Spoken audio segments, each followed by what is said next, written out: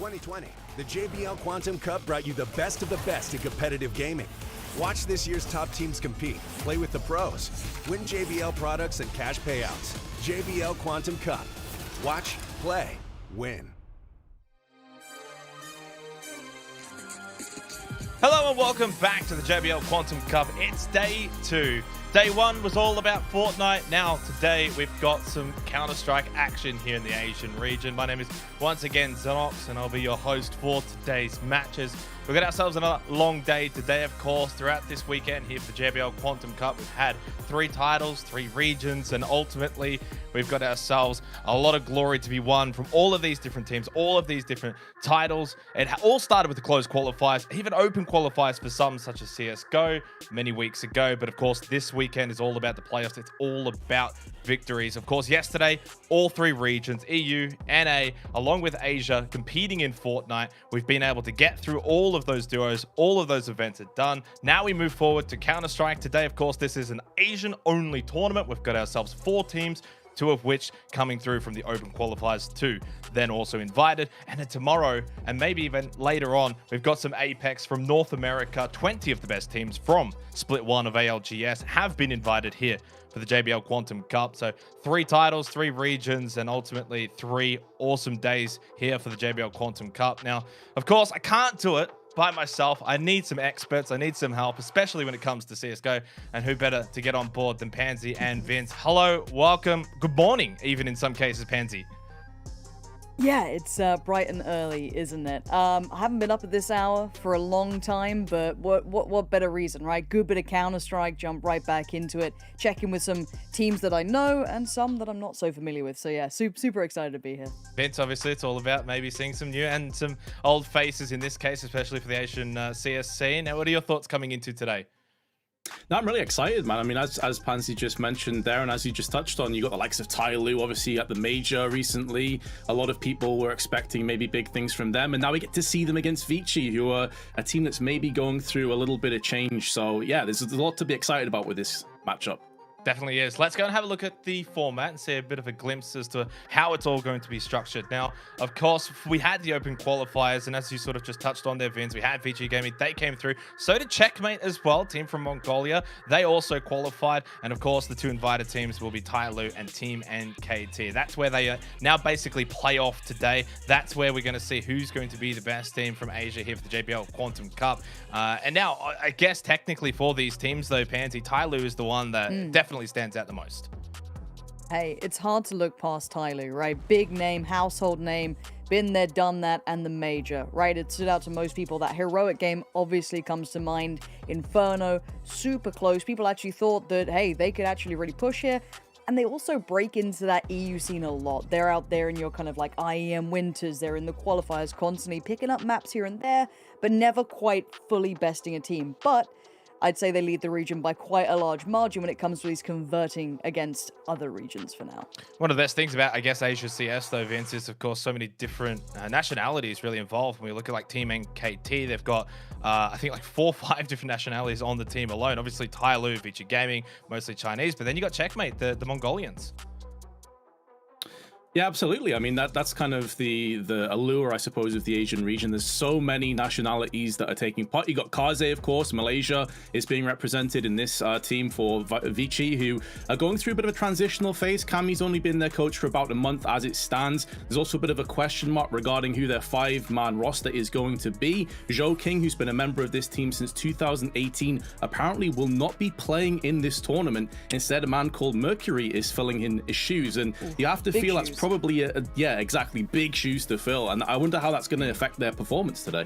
Let's go and have a look at the bracket. So we'll look at the prize pool first, actually, and see what they're going to be playing for. That probably matters a little bit more to some. Of course, in USD format here, $25,000 overall here for the Counter-Strike portion of the JBL Quantum Cup. Now, first place, they'll be taking home $12,500, and then it kind of scales down from there. But at the very least, the best thing about this, though, Pansy, is that at least everyone walks away with something. Yeah, you know, the participation awards. No, look, genuinely, you're right. Bit of cash in the pocket is never going to go astray. And honestly, it's very hard to see, I'd say below Tyloo, where you put everyone else, because bear in mind, Checkmate coming out of those qualifiers did super well. I think they bested Vici in that 2-0. So, you know, that second, third, fourth, maybe even first could be anyone's game. So yeah, it's why I'm excited for this now. Well, let's go and have a look at the bracket and see basically how it's going to stack up for today. Of course, single elimination, best of 3. To put it as blunt as it is, you don't get too many chances. It is, I guess, for all intents and purposes, Vince, meant to be a quick day when it does come to Counter-Strike terms. Oh, absolutely. It's kind of a blitz of a tournament, and that's what we love to see. I mean, Asian Counter-Strike often can throw a few curveballs in. I think it's safe to say. Yeah. I'm expecting to see quite a few of them today, but if nothing else, it's always entertaining, especially when you have teams like Tyloo taking part. Of course, Tyloo and KT, the 2 teams invited, they'll be going up against the 2 open qualified teams in Vici Gaming and Checkmate, respectively. Now, of course, in terms of the prize pool and the winnings, it's not just money that the winning team does get to take home. They've also got themselves a new nifty NFT JBL Quantum Trophy, first of its kind. Now, this is for all first place finishes throughout all tournaments here on the weekend for the JBL Quantum Cup. So that's not just CS, that's also for Apex, that's also for all of the Fortnite that we had yesterday as well. They all get to take this home, which this is very much, I think, a first, Pansy. I've never seen this before, an NFT in an esport competition as a reward for the winners. Hey, it's a whole new world, right? Like, you got to embrace it. I'm still learning, okay? I look, I'm old. I'm a boomer. I don't get it, man. I don't get it yet. But I'm learning and I'm trying to pick up on it. But hey, what a little bit of, you know, icing on top of the cake. You walk away in that first place. Why not have a little bit of something to remember it by as well? Yeah, just quickly as well, we've also got Harvey Norman on, and they're always fascinating to have as a sponsor. You can watch, play, win here as a competition, of course, to get involved as the viewers at home. I think it's about $15,000 share prize, which is quite significant. Of course, if you do want to get involved, jbl.com.au, and if you're over across the pond in New Zealand, jbl.co.nz. I think they, of course, like to be a little bit special over there in New Zealand. Moving forward, though, we'll now bring to our first matchup, Tyloo versus Vici, Vince, which I think this is definitely a matchup that could be the match of the day even. It certainly could be in terms of entertainment value, but I think in terms of how close it's going to be, in all honesty, I think Tyloo are the firm favorites. Some of what Pansy just mentioned before, Tyloo are consistently playing against some of the best teams in Europe. They only narrowly lost against G2, by the way. I believe that was 16-13 at IEM Winter. Yep. They then got knocked out by OG 2-0. So you look at Tyloo, you think this is a team that's consistently playing against some of the top teams in the world, and they're actually holding their own. Vici, they've barely played in the last couple of months. Yeah, I mean, Pansy, obviously, I think even the regulars globally should know Tyloo. Oh, 100%. They should be a household name. They were, even when I was regularly casting Counter-Strike, even stepping back, coming back in now. Good to see they're still posting results. If anything, actually posting more competitive results, which is excellent. You know, just as a quick eye test, you just look across it, I still see the same names who are still delivering. No lack in performance there. I mean, Summer Attacker, all these names, Dan King. These guys have been, as said, you know, top of the pack for a long time. And I want to see if anyone's caught up to them, if anyone's starting to push them. As I said, things get a little bit funky when it's, you know, around the regions. Everyone knows each other a lot. They prac against each other, I'm sure. So it's always interesting to see if maybe that can close a gap here and maybe give a bit of room because, you know, Vince said it. That game he just brought up, that was on Mirage. Again, you know, where'd you go to? That Inferno game up against Heroic. There's a lot of good results internationally across the map pool. It's not like one cheesy map works for them. They've got a lot to work with here. So good luck to whoever faces them. Well, as you said, Pansy, obviously Tyloo, a team that's probably a household name when it comes to CS, but Vince for Vici Gaming, well, they're just straight up a household name when it comes to esports. Oh, absolutely, 100%. And even though we're painting a bit of a bleak picture here, they do have tons of talent on this team. Yes, they're going through a transitional phase with Cammy stepping in and Mercury playing over Zhao King, which will definitely be a big loss. I say that, not much is known about Mercury. Maybe this guy is a hidden gem. Maybe he is just going to pop off and really turn a few heads here. But you're looking at Kaze and Jamyong. Typically, these are the two guys. Kaze is the AWPer from Malaysia. Very, very good, individually skilled player. And Jamyong is just a rock-solid rifler. So I feel like if Vici are going to stand a chance, these two need to pivot off. And I'm really curious to see what Mercury has in his locker for us. Definitely feels like if Vici had to go all the way, it's going to be the hard way, of course, going up against Tyloo first in the semi-finals. I guess that does now bring us to our next discussion, which will be map vetoes, as it typically is for Counter-Strike. And I guess in some ways, Pansy, is this where we start to question as to where we're going to be going? Is there any insight here? Sure. Anything that you want to add to this? I look for where Vici can close the gap, right? Because as we said, internationally, we've seen good litmus tests for Tyloo consistently now. I don't know where they find that edge. I don't know them well enough. Maybe there's a map that they can depend on. Maybe they can... I don't know. You take away Inferno, you still leave things like Mirage open. You leave a lot of the kind of just fundamentals that sit well with them. I want to see what they come in with, because they have to be hyper aware of their opponent. They have to know these teams so well. They should be able to do their prep. Maybe they found a little bit of room, but I'm worried it could be a 2-0 potentially, unless there's something in that veto that they can identify quickly. Well, what we'll do is we'll get the map veto up, and then that way, Vince, you can have a bit of a glance, a bit of a look. You can get the easy job here. It's going to be Vertigo from Vici Gaming, Mirage for Tyloo, and if needed, Inferno. Yeah, I think the problem here, as Lauren was touching on there, is that Vici really don't have that much in terms of data out there, which we can really go off. What we do know is they like to play Nuke, and they have a 100% win rate. Problem is, it's Tyloo's insta-ban. Every single game they ban this out. So even within the map pool, you're looking at this and you're thinking, man, it does not look good for Vici at all. It's hard to see which of these maps, Vertigo and Mirage to kick things off, that really get things going. It was against G2, as Lauren mentioned. There was a very close game on Mirage, and that's going to be the second map. Vertigo is also a map that Tyloo have played 6 times, 83% win rate. Good luck, Vici. Pansy, I'll give you, of course, a little breakdown of the videos here as well, now that you've gotten a glimpse of them. Yeah, that Inferno's worrying me too. You touched on the first two there, Vince, and I see it, right? I'm like, oh, maybe... I was looking at Vertigo, I was like, oh, maybe there's a chance here on that. They've only ever lost it internationally as well, like, once they've gone outside of their region. So, again, that still sits with them. Let's say it does go to a third, Inferno.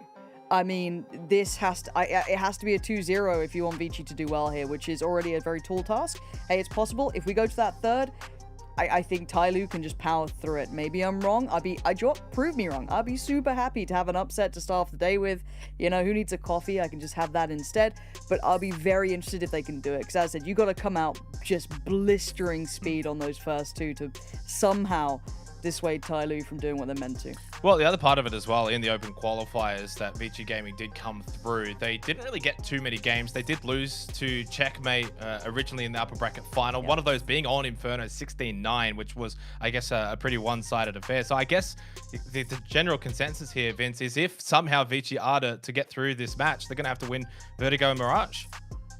Exactly. Yeah, I have to echo that. Inferno is a map that Tyloo have been good on for the longest time. And as Lauren completely correctly pointed out, this has been a roster now for quite a considerable amount of time, especially the core of this roster. So you're looking at these guys and you're thinking, if it goes to 3, if it goes to Inferno, this feels like it's a done deal. And even when you look at the first 2 maps, not looking good. However, as I said before, one thing that the Asian region is not lacking on is individual talent and ability levels. And sometimes, if I'm to try and play devil's advocate here, Tyloo's tactics are questionable. They can get a bit too aggressive. They can get punished. Maybe that's a way for Vici to get themselves in this. Just a little Do you bit. mind if I jump in on that? 100%. Just quickly, because Take it. I think just, looking through this, if we're going to try and sell a picture where, Vici somehow find that room, right? That's what we're looking for, is how can we go on the hopium train? I would say at least there's a whole lot of tape on Tyloo. You've got a lot of games to go through. You know their absolute best, because they're not going to sandbag anything internationally. You get to see the full look of what they bring in. I don't know if they can identify maybe some tells coming through. But again, if you want to best someone who's, got the target on the back, right, that #1 team from the region, at least they have that to come in with, right? They have the opportunity to get all that homework done early, look over the demos, look over the VODs, try and pour through it all, get something, because I think we said it a fair few times already, but it holds true. Individually, incredibly skilled on the Vici side. I don't think many people were going to question that. Tactically, and their approach is where we're going to kind of maybe think, that's got to go Tyloo's way. But maybe they can navigate around that if they can just get enough of that homework done. But I'm clutching at straws here. I'm trying to find that little bit of silver lining. Yeah, I mean, obviously, we'll be clutching at straws here for a little bit. We are just waiting to get into the first match, obviously, so we'll be a little bit longer. But I guess that does give us more time to continue to break this one down. Obviously, Vince, any other sort of, I guess, anomalies or questions maybe coming into this that Vici Gaming need to overcome going up against such a powerhouse like Tyloo? Yeah, I think one of the problems, one of the terrifying prospects about Tyloo is how evenly spread out the firepower is. It's not as if there's really that many weaknesses or glaring problems when it comes to skill level. You know, sometimes in some of these top-heavy teams, especially as Tyloo is, I would say for the most part, many people would agree, the best team in Asia right now, going through to the major and actually doing pretty well, beating Sharks, if you remember, also taking a map against Movistar in their decider matchup, so they didn't just get blitzed out, they didn't get crushed. You have Slowly, Danking, Attacker, all of these guys are 1.1 or higher rating, and it's not like the other two in Summer and Somebody are down at like 0.9. These guys are 1 to 1.05. There is no weaknesses when it comes to skill level within these 5 players, and I'd even go out on a limb here and say, if we're talking individual mechanical skill, these guys are up there with some of the best teams in the world. That's never been their problem. Their problem has always been tactically focused. Yeah, I think obviously right now it's been a picture that's painted quite convincingly that it's going to be Vici Gaming that have a lot of work to do here. But is there a chance maybe Tyloo come into this and look, I don't want to say that maybe they have their minds elsewhere, Pansy, but is this the kind of tournament where maybe they might ease off the pedal a little bit, not quite go into top gear? Hey, there's a world it could happen. Let's say you've been focused internationally, been doing all your homework and prep, focused towards that. You know, when you're coming into these, you know, the major maybe still on the mind, you know, that's where all that focus went to. Maybe. I don't think so, though. These guys, you know, they work hard, right? They're no slouches when it comes to it. So I wouldn't put that towards them, but it's certainly a theory we could look at if they come in and look a little cold. Maybe harder to be motivated against a regional team once you've, you know, gone past that potentially. You see it a couple of times. Teams that make it out of their more kind of, I guess, local regions go into national. Once they come back, they ease off a bit. You know, well, we're building towards the bigger picture here. But I don't see that being the case with them. I was honestly considering, you know, maybe Ancient coming out or some curveballs maybe coming in for Vici to try and find that edge, find that little bit of room to work. Obviously didn't opt for it, went for a Vertigo instead that Vici don't have a lot of reps on, but again, it's kind of pretty hard to tell, you know, what they feel like in pracs from that. But yeah, I was kind of interested to see that they didn't go too out there with the veto, but again, you know, you can't always come in just thinking you're a complete underdog, right? You got to try and play it like, you know, you have a solid chance in this, which they absolutely do. Yeah, definitely so. Of course, we've got a lot more to sort of break down, but for now, we'll go to a quick break. Of course, when we do come back, though, we will kickstart the semi-final. When I'm in an important match, my JBL Quantum 1 headset delivers the 3 things that I need the most: sound precision, communication clarity, and total comfort. I can hear my enemies reload, planting the spike, their footsteps, and even more. Echo canceling makes sure you're heard loud and clear to rally the troops. Active noise canceling eliminates outside noise so that my team and I can keep our heads in the game. Premium memory foam ear cushions, perfect for intense gaming sessions. JBL Quantum 1, sound is survival.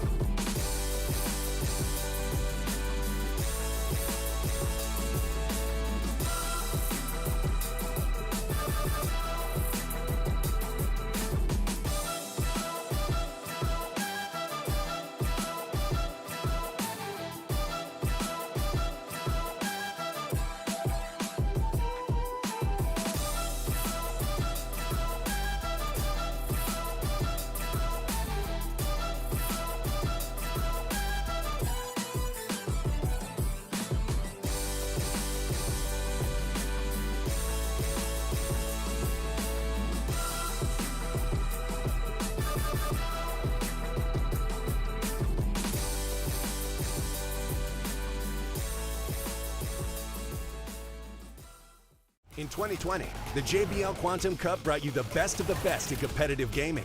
Watch this year's top teams compete, play with the pros, win JBL products and cash payouts. JBL Quantum Cup. Watch, play, win. Well, not too far away from getting into our first semi-final matchup between Tyloo and Vici Gaming. Thank you, everyone, for sticking around here for the JBL Quantum Cup. Well, the game is just about ready, so we'll do very much final thoughts, final predictions. Pansy, you can go first.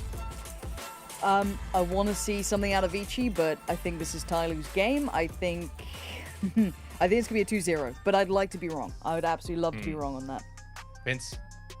I think I have to echo those statements. You know, I want to be here and thinking it's a close game, but in all honesty, I came into this thinking it would be a 2-0 from the veto. My opinion hasn't really changed, to be honest, but maybe Mercury is the hidden gem. Maybe he is something truly special. We don't know much about the guy. He could be the ace up the sleeve.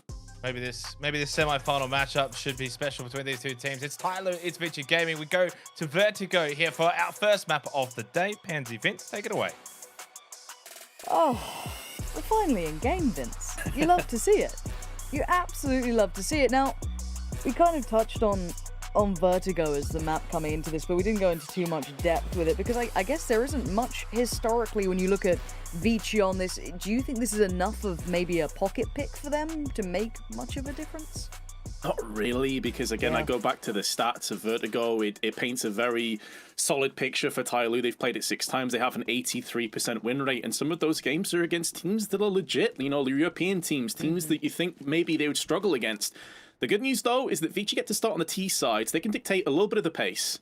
And Tyloo's defense will be tested. Attacker stuck on the B side of the map by himself with the USP, and is just playing for sound cues for the time being. But Vici are taking their sweet time. They're not quite pushing just yet.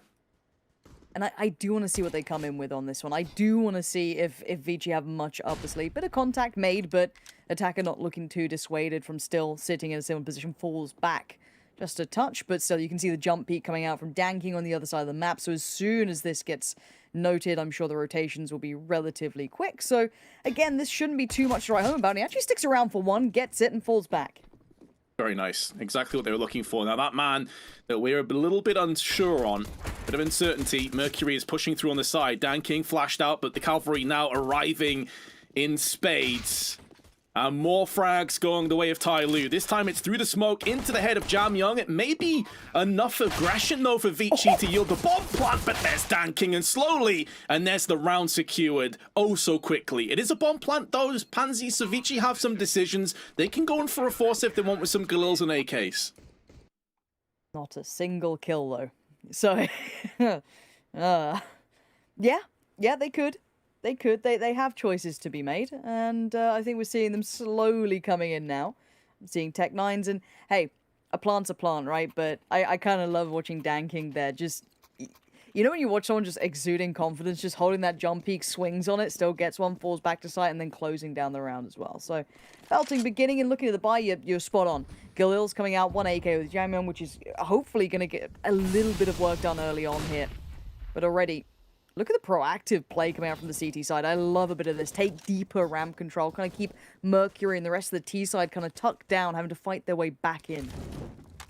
Yeah, especially considering now they're hearing Molotovs thrown out, they must have a very good idea that this is a full-on full buy. And the downside of going for the firepower is it leaves you very low on utility. Only a flash, only a Molotov alongside it, and they line up for somebody to spray down comes into fruition, and just like that, Vici have been repelled on middle. They still have control over the bomb. That is the only silver lining overhead. They have been shut down so far.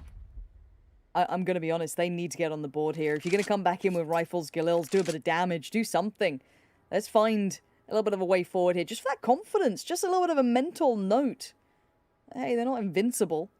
At the moment, Tyloo look absolutely rock solid. Somebody, though, gonna have to be a little bit more cautious, down to 29 HP. It's not the end of the world. But already gonna start exploring. Again, keep your eyes on the rifles. Mercury, the player that you've kept your eye on, and I'm gonna join you on that. I want to see what this man can do. As I said, big shoes to be filled. Clearing as they go, and slowly has found the other rifle that was still on deck, and this is not looking good, Vince.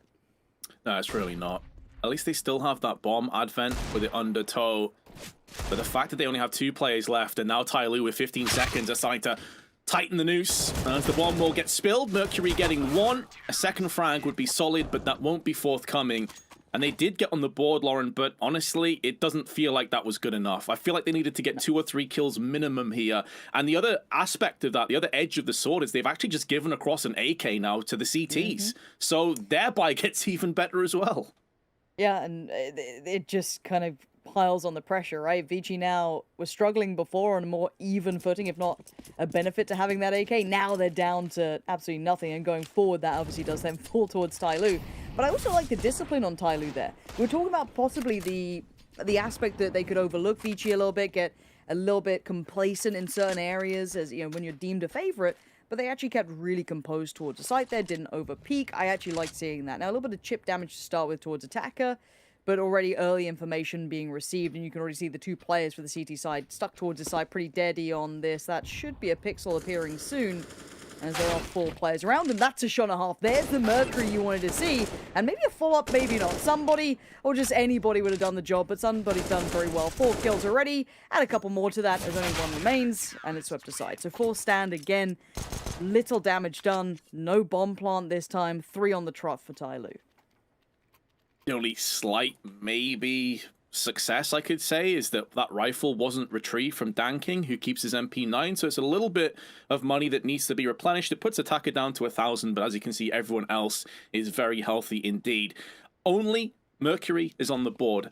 All the rest of the players on 00 and 3. That is going to have to change here very quickly indeed. Vici need to start putting some pressure down. Good flash, but there's no follow-up damage. Alman's been absolutely destroyed, and Attacker comes straight through. Alman gets finished off by the grenade. You felt that flash was going to yield so much for Vici. How is Attacker alive? 18 HP, the perfect flash. Yeah, the mid-pressure's done for. And Advent's there, but gonna claim 1. Is there any more to be had? I'm still baffled that Attacker got away with his life. Completely blinded. Still managed to best. And now we look at what's remaining. Advent and Mercury. Bomb not to hand yet. And once again, I look at the discipline of Tyloo. Do they start tucking in a little bit? Do they start being a little bit more cautious? Did Danking catch a glimpse? I don't think he did then. And Mercury's got... oh, he had 1 shot at it. Gonna have to now give that up and fall away. Snatched at the opportunity. It's going to be able to retrieve the bomb, though, so that will keep Tyloo honest. They can't get too aggressive, knowing that Attacker is low on HP. And even if complacency maybe could have crept in, obviously that $12,500, the bragging rights, and Tyloo wanting to make sure that they keep at the top of the pile of Asian teams. Attack a bit of an off angle, reaps the rewards. Big headshot onto Mercury, will get traded out, but also does damage to Advent. So he's done so much work in this round with his 2K, and slowly will pick up the pieces. Tyloo off to a brisk 4-0 lead. That was a nice little off angle as well. That was actually kind of sweaty. I like that. But again, I have to just credit the spacing on Tyloo. It felt like there was never a chance to kind of spiral that momentum, a couple of picks here and there, no instantaneous trades, but there was always that player close enough by. And I just need a little bit more from Vici. Hopefully they're going to feel out the game. That quick flash worked really well. Maybe they could kind of work towards that again, just kind of popping through, see if maybe they could capitalize towards Attacker again, maybe close down on what they had. But Danking's been solid on this position. It looks like they want to test this again. Nade could do a whole lot of damage, and it does. Oh no, the carpet bomb. Mercury, though, as ever, on the prowl. 3 kills to his name. Still 3 players to get off the mark here for Vici. Maybe this is the round they can steady their nerves a little bit. But good flash and smoke, a forward safe passage for Summer, and slowly to get out of the sandbags. And now as they're just up against pistols, you fancy them to hold this one down. A 3rd player has moved in additionally. So this A side has been bolstered significantly and slowly. 7-0. Just shy of 100 ADR as he passes yet another bullet through the head of Alman.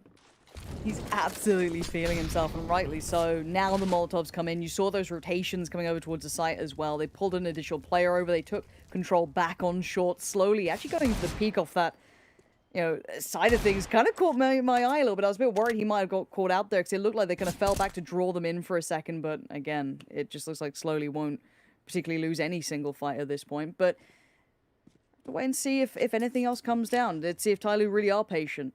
Flash to hand. Maybe a swing off the back. And once again, that creep towards ramp. Still jump spotting, still getting the information. Somebody, there's the flash we were waiting on. And only a 1-for-1 trade out. Mercury still delivering a fair amount here. 2 kills in the pocket, a rifle recovered, and he does have armor. So there's still a little bit of danger to this round, Vince. And Advent's joining him as well, but it will be all upon Advent now as he tries to spray down. But there is Summer. And there is a 5-0. And look at the money here as well. It is built so solidly for Tyler. Yes, they're going to have to replenish some weapons. I'm curious if they are going to pick up their first AWP. Indeed, they will, in the very capable hands of Dan King. And that was almost the other element as well here, Pansy. We were seeing a complete and utter savaging from Tai Lu. Well, one of their star players hasn't even got his favorite weapon in his hands. Now he does. It's about to get a whole lot more difficult for Vici. I don't think you're wrong by any means. I'm a bit worried. And again, if I'm Tai Lu, confidence just brewing, just spilling over the top. Gonna go for that first pick. Doesn't get too much of a reward, but pressure across the map now. So can't hit that early rotation. Mercury once again looking to thread the needle. This time Summer's got his number. Maybe a little more aware, maybe starting to read out Mercury, what they'd like to get up to. And look at the adjustment towards ramp as well. Slowly sitting towards kind of construction side, a touch more. And again, no punish maybe on those early flashes that were working so well for them. And again, you now know that Dan King is prowling around with that AWP in play. And say his name, and you'll see him in the feed. So already going to best his opposing number. And it's a 5v3. That's so terrifying as well, because I was thinking to myself, yeah, Dan King's got an AWP, but so does Kaze. And Kaze's a very good player. Make no mistake, the guy is very capable. 0-6. Like, never even saw anything with his AWP in this round. Jam Young, one of the other star players in terms of the stats, is going to show us why with a brisk headshot onto somebody, but there's no follow-up available as Attacker will take him off the table. Advent last man standing, 1 frag, nearly turns into 2. But Tai Lu, well, they seal a deal for a 6th time, and Pansy, this is getting out of control. It's spiraling. It's 6-0. We've got a couple of players not on the board yet that need to be. I don't really know what to do with this one, and I think Vici are in a similar position. Keep in mind, this is their map choice, right? So you got to sit here and think to yourself, this is the one that's got to be the closest, right? Because then you go into Mirage, which fundamentally I still feel is Tai Lu's. Even if the map is close, I'd still feel they close. And we don't even talk about Inferno, because that is, you know, super one-sided in any way you want to cut it. I don't really mind which team you're a fan of, but, you know, just logically thinking. So Vici need to find an answer, and fast. I don't know if the timeout's going to provide much. Maybe they can try and devise something from these early rounds, but already that ramp lockdown's been looking spot on. Not seeing too much of a weakness on that. Again, that early flash did catch a little bit of the aggression on the other side of the map, so maybe they could build from it, but I'm seeing nades, I'm seeing mollies. This is a fair investment coming out from Vici. Yeah, fair investment, and of course, full round loss bonus, so they'll have a good buy into the next round as well. Gives them something to work with, but it's been, as you were touching on there, the nature and how easy these rounds have looked from Tai Lu. Sometimes at a 6-0, it's pretty close. You know, there's a couple 1v1, 2v2s. That's just not been the case here at all. It has been a bloodbath. They're looking to try and close the gap, though, up on ramp, but there slowly with 2. Could become 3 as well. Indeed it is, and he still has enough bullets in the ammunition and HP to just dart away with 44 to his name. Grenade up and over, and a Molotov, and Advent has to press forward into the arms of Slowly. He's got a 4K already, and Jam Young is the last man standing. And you know what? I'd have tried to paint you a picture of hope here, but look where the bomb is. It's not to hand. It's not within touching distance, and they're so hyper-aware. Summer, as the angle has surround, 1 kill again is all they're going to get, and Vici, this is the round that timeout should have been for, right? The buy coming back in now. They need something. I need to see some of these key players making their appearance. We got people on James Bond right now, and that's just not going to be good enough at this point. Slowly just teeing them up. This guy is going to be just exuding confidence now. I need to see that wake-up call, Vince. It has to be now, or it might just be never. Oh, absolutely. And he typically is their entry fragger. You know, you're looking at Slowly to get the aggression, and you're seeing that on ramp. 12-0. T side, he's not going to slow down either. He's going to be very successful. Actually, in a lot of maps, he's better on the T half. So another element, I suppose, you're looking from Vici here is when Mirage does come around the corner, Mirage can be a very solid T-sided map. It's definitely not a super CT-sided play, and I think Tai Lu are better on the T side. Somebody, we've seen him get a couple of frags from this position before, but a well-placed Molotov forces him away. Okay, let's see what they do with this now. I need to see the theory. Vici, paint me a picture. What's the intention behind this? As slowly, it just seems like the immovable object, right? I don't think he's yet to die. Summer, similar scenes. Maybe depending a little on the AWP here to be the can opener towards his site, which, hey, they could do with something. And Dan King, other side as well.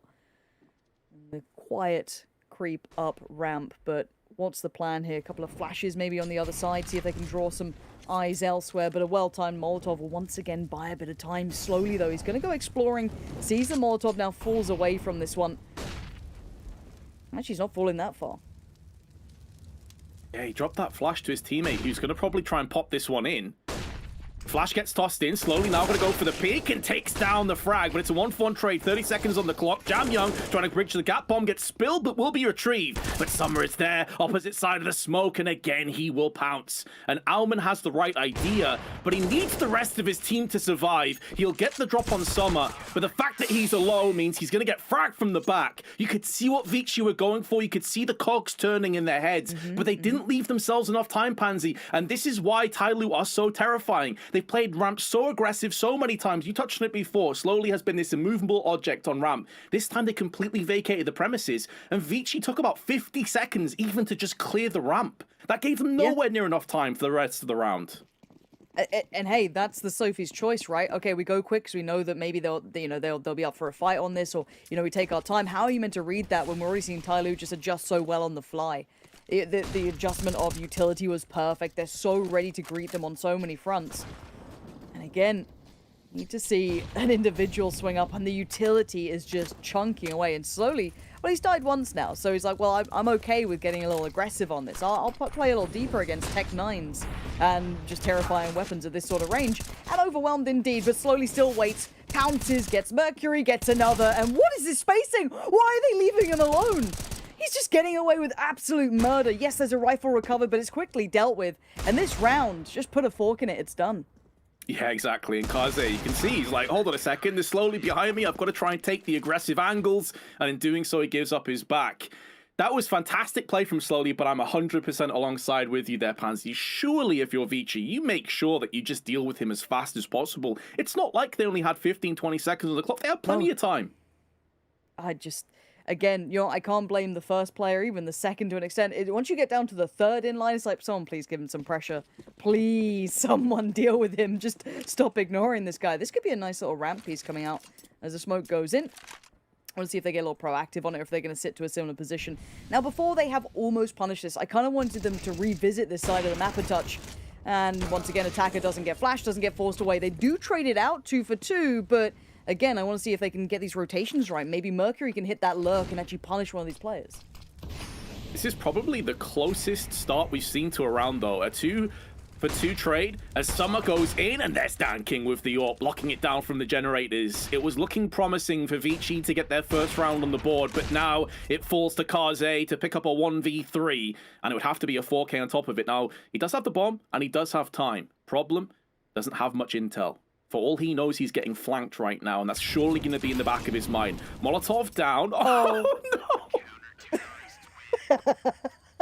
Bro, what have you done?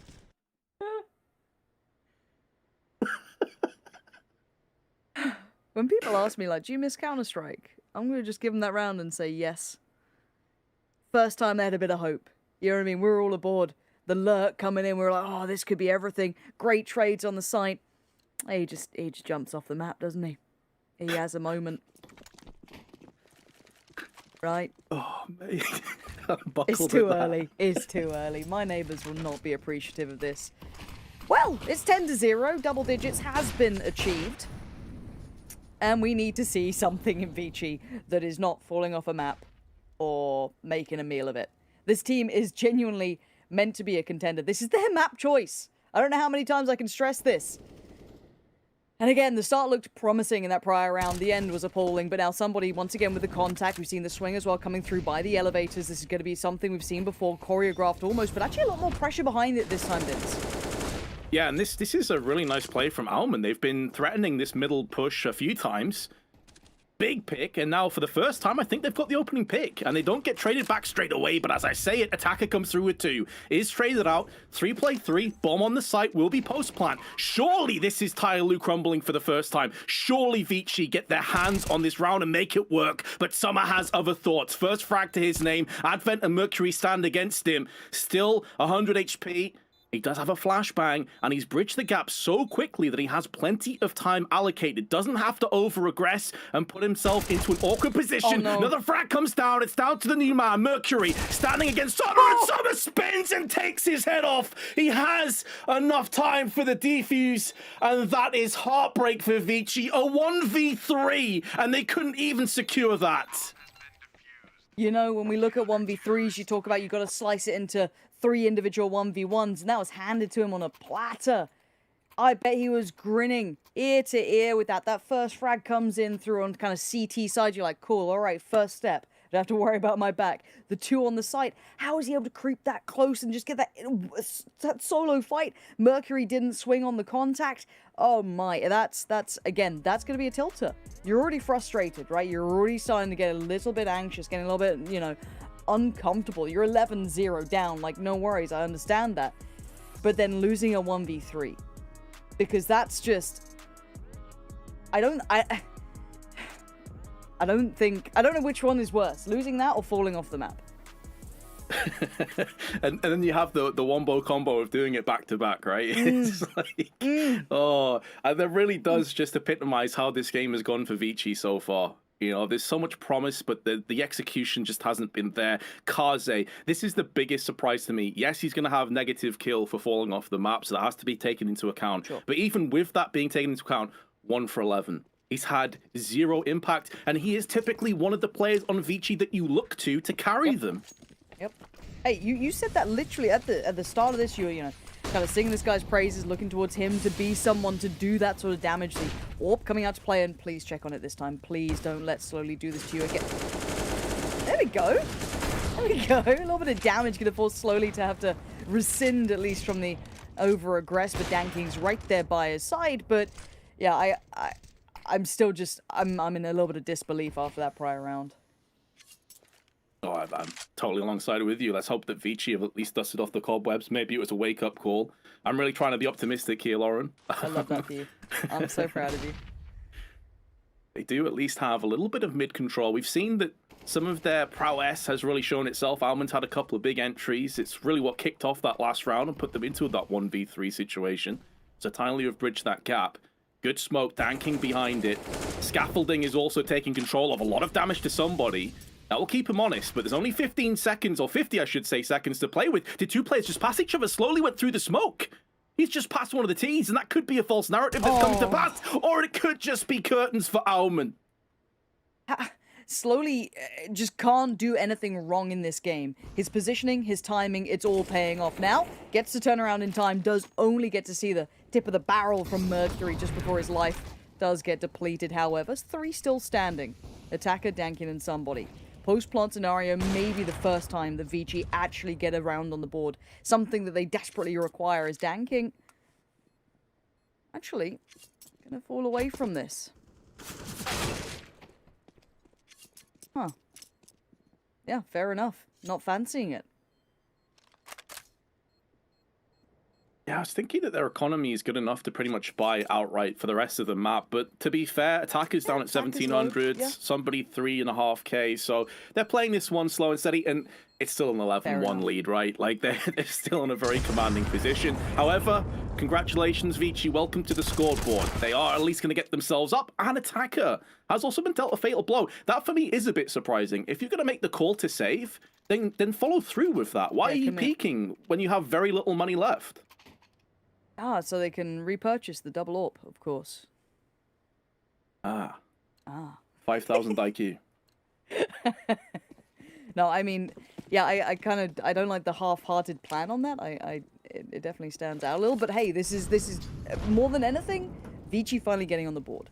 So maybe there's a little bit of life in them yet. Maybe this could be the springboard. If they close out the rest of the rounds, hey, that's a little bit of wiggle room. It'd have to be pretty flawless, and they're trying to creep that smoke, but on the other side, there is 2 players, and Slowly, again, just doesn't seem to lose. Oh, a free AK. Not that free, though. Danking on the trade out. And it's a bit of a bloodied affair over by ramp. Neither side really coming away cleanly. Danking is going to have to respect that molly eventually. He's still going to get one with him.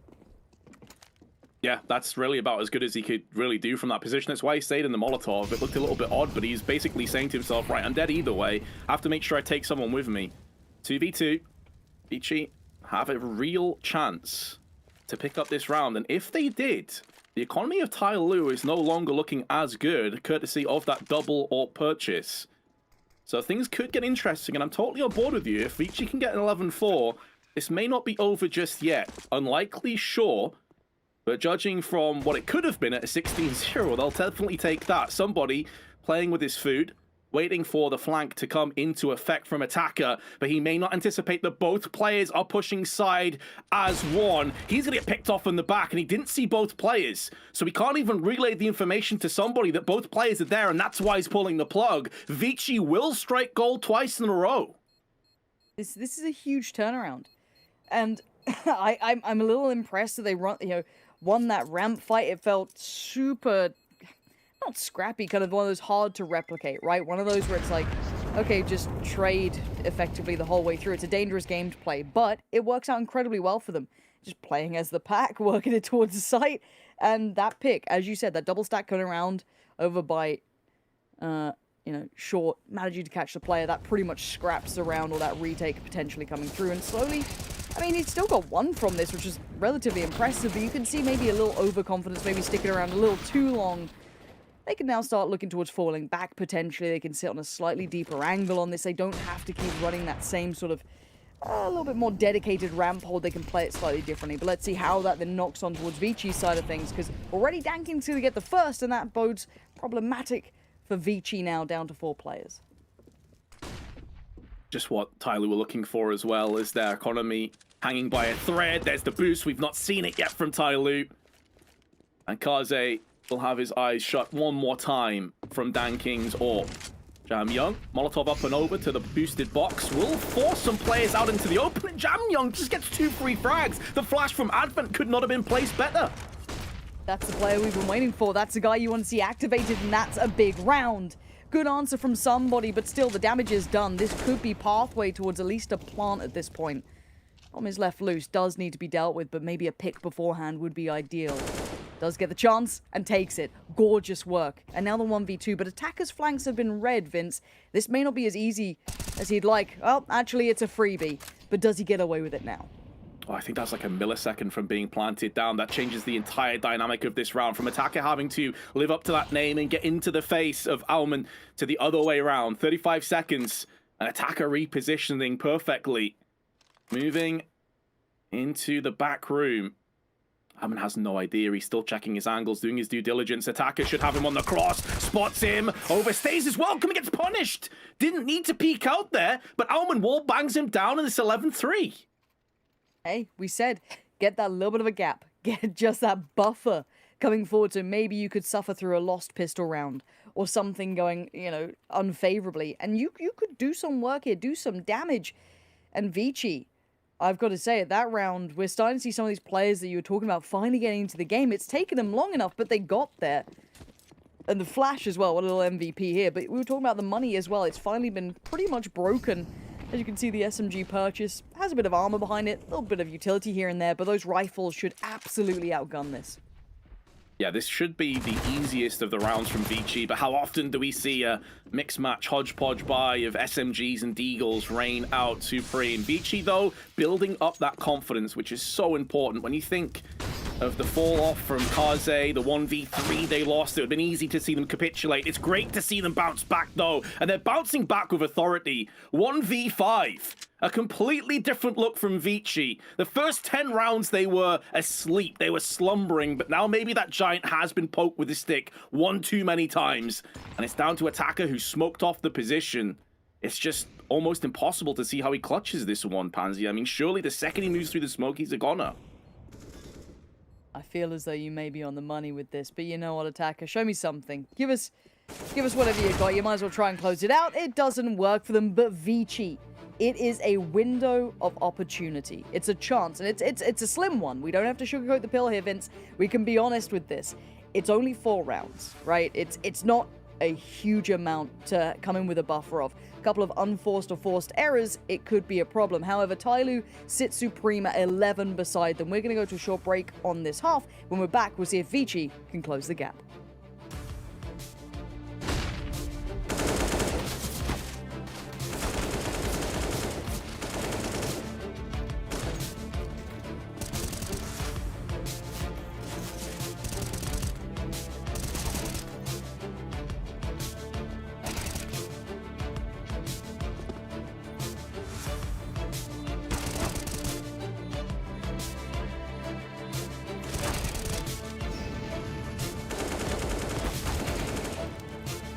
JBL presents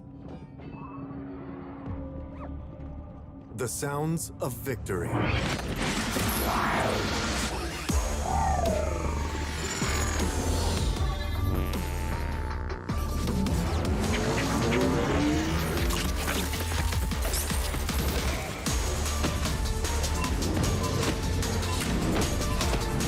JBL Quantum Gaming Headsets.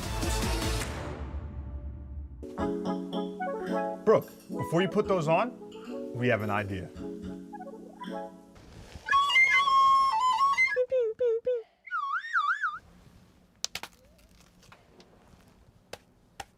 Behind you. Oops, never mind. You lose. Where were the footsteps? Should we leave? Yes, go. I'm sorry, Brooke. Go.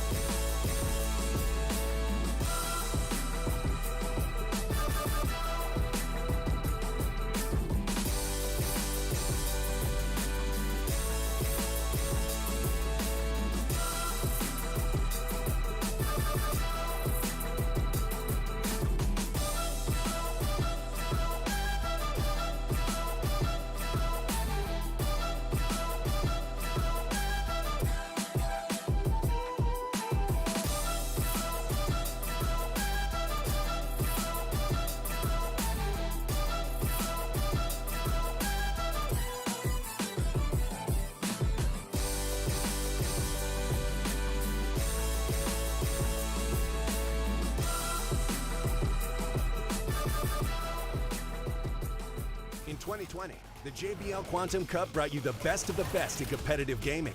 Watch this year's top teams compete, play with the pros, win JBL products and cash payouts. JBL Quantum Cup. Watch, play, win.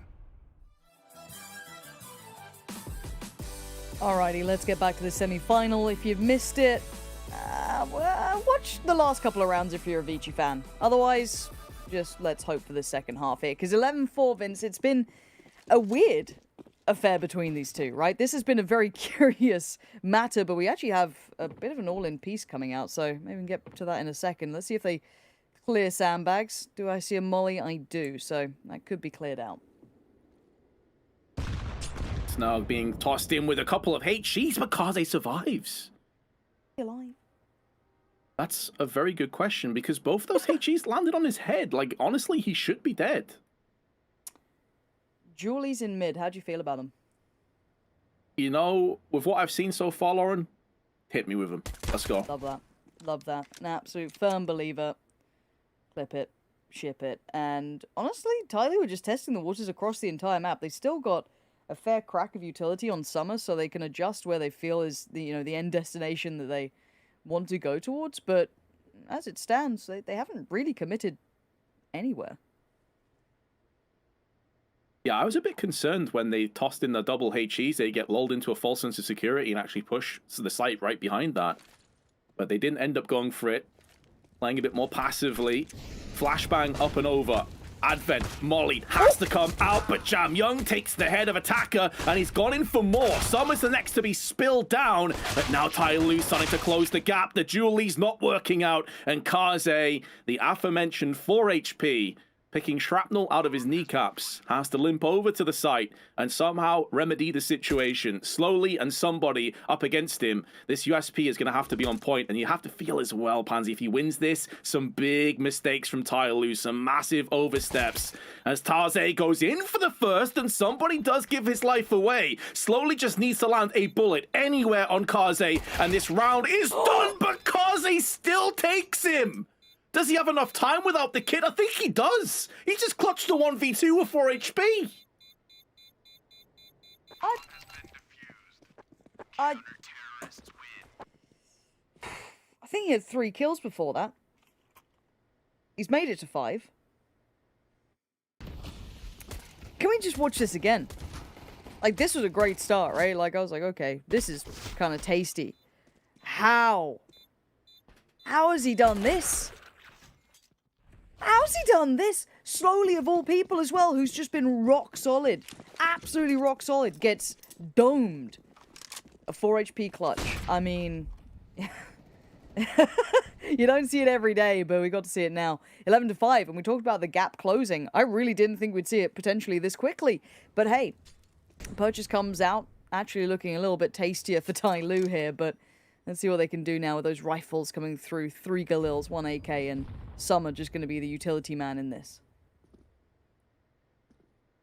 Slowly on 19 kills. Typically the man that's going to be cracking open a lot of sites. It's called upon to go in. But Kaze with the MP9 off angle neutralizes him. Doesn't want to extend out and pick up that AK because for all he knows, there's more T's behind Slowly's corpse. But now that he has the backup, he's going to be going in and picking up that rifle. Excellent start on Vici. 5 rounds in a row, if you carry over from the first half, could very well become a 6th. And at that point, Tyloo's economy is broken down, and we have a real game on our hands. Yeah, spot on. This suddenly can spiral away from Tyloo, and the gap just gets, you know, really chunked in on a couple of key rounds that Tyloo would have to look at, you know, economy-wise, be able to pull it back. Otherwise, Vici are going to be actually able to do something about this. However, we wait and see. It's still not over in this round just yet. Smoke's going to start coming in. Going to ring the alarm bells and pull a couple of rotations. As Danking and some of the first 2 to really step forward. Sight now going to be gone, at least by somebody. Putting his body on the line here. Steps to Smoke, and Mercury just puts him right back to bed. And again, down to 3. Aggression's the name of the game, at least to pick up that kill and deny the plant, leaving just 2 alive. Only 10 seconds as well. They need to get a shimmy on here. They want to try and win this round. They may pull the plug and just save these 2 Galils. I know it's a bitter pill to swallow, but the alternative is you get killed after time, and that economy is even in the dumps that little bit more. So they will hold on to the rifles, and they also put Advent down alongside it. And with 2 safe guns, I think they may have to force here, because you're looking at Attacker and Danking down at $350. It may be a case of going again. Very curious what their decision is going to be. Yeah, I'm seeing Eagles coming out, bit of armor. Ooh, and a late purchase from somebody as well. That was just on the wire there. A couple of additional bits and pieces, but it's not looking too healthy, this purchase, is it? But they are going to buy up around the Galils just somewhat. Maybe a little mid-burst is something they have in mind. Really, there is only one on this. But Kaze's been waking up, slowly but surely. A couple of key moments, key clutches. And spots out the first. Needs to not overextend here, maybe call for a little bit of a peek, and the nade does very well against Slowly. Yeah, Slowly down at 15. Be feeling that one for a little bit. Advent with the smoke up and over though, but there is a timing. The window has been opened slightly ajar as the CTs rotate away from the site towards the ramp, but now they decide better of it. It feels like that window may be about to get smashed in the face of Tyloo. We're slowly making their way over all 5 players, totally giving up and sacrificing any kind of map pressure or control or indeed intel. And they need to rattle off a couple of headshots, you feel, with one of these Deagles. That is their golden ticket into this round. But when you see the CTs moving over so quickly, and also Mercury going for an intel play, this is looking so dicey. This should be a bloodbath. And Jamyoung, once again, just shutting it down by himself. Advent comes to the call, and it's going to be very straightforward for Vici. A 7th round now. 7 in a row. Yeah, no utility coming into that piece either. They were just down to as you mentioned, Tech Nines, a couple of Deagles. It didn't have much leg to it, but have a little watch back having to come in like this. You're hoping for maybe a trade, and 0 of that was allowed. The spray, the timing, lovely push and pull between Advent there as well. Just swings out at the right time. Good little pick up on the punish. Now, we do have a purchase coming back in for the T side, but look at what's behind it. Absolutely no utility.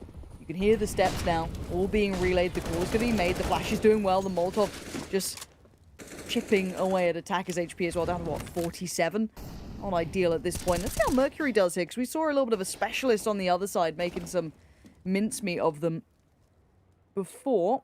Mercury going to hold the line well enough here, and again, this puts a great deal of pressure on that one smoke that Summer has. That's all they've got to play with. Yeah, precisely. They went for raw on firepower. If a couple of those players with the AKs dropped down to Galils or even Mac 10s, we could have had a ton of utility, but they decided against that.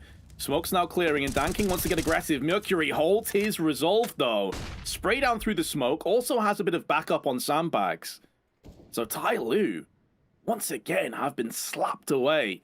And Vici taking a lot of map control early on. A totally rejuvenated team from what we saw for those first 10 or so rounds of the map. And now Mercury in tandem alongside Orman. They're locking down ramp with ease. And again, I want to start looking at Tyler's run on this map in the past, because this T-side so far, look, their money's been in shambles, but Vici have come alive. And looking at Vici's history here, it's been pretty limited. Unless I'm missing something, they have not had a deep run on this map against international teams. I haven't seen them, really leaning into this heavily. But Tai Lu, I know this isn't a map that they particularly shy away from. It's a perfectly reasonable map for them. They've actually done well internationally. They got, I think it was like a pretty decent run against Movistar Riders, if I'm not mistaken, in Stockholm. So, and that, yes, it was a loss, but once it was regional, I don't think they've lost this map. So to see them now getting closed in on like this by a team who doesn't have that many reps on here, that hasn't looked anywhere near this solid, is certainly garnering my attention. However, that pressure felt towards middle, as are the T's. So the molly goes in, buys a little bit more time, slows that clock down even further. This 3-2 split isn't quite having the start that Tai Lu would have wanted. Definitely slowing down the pace.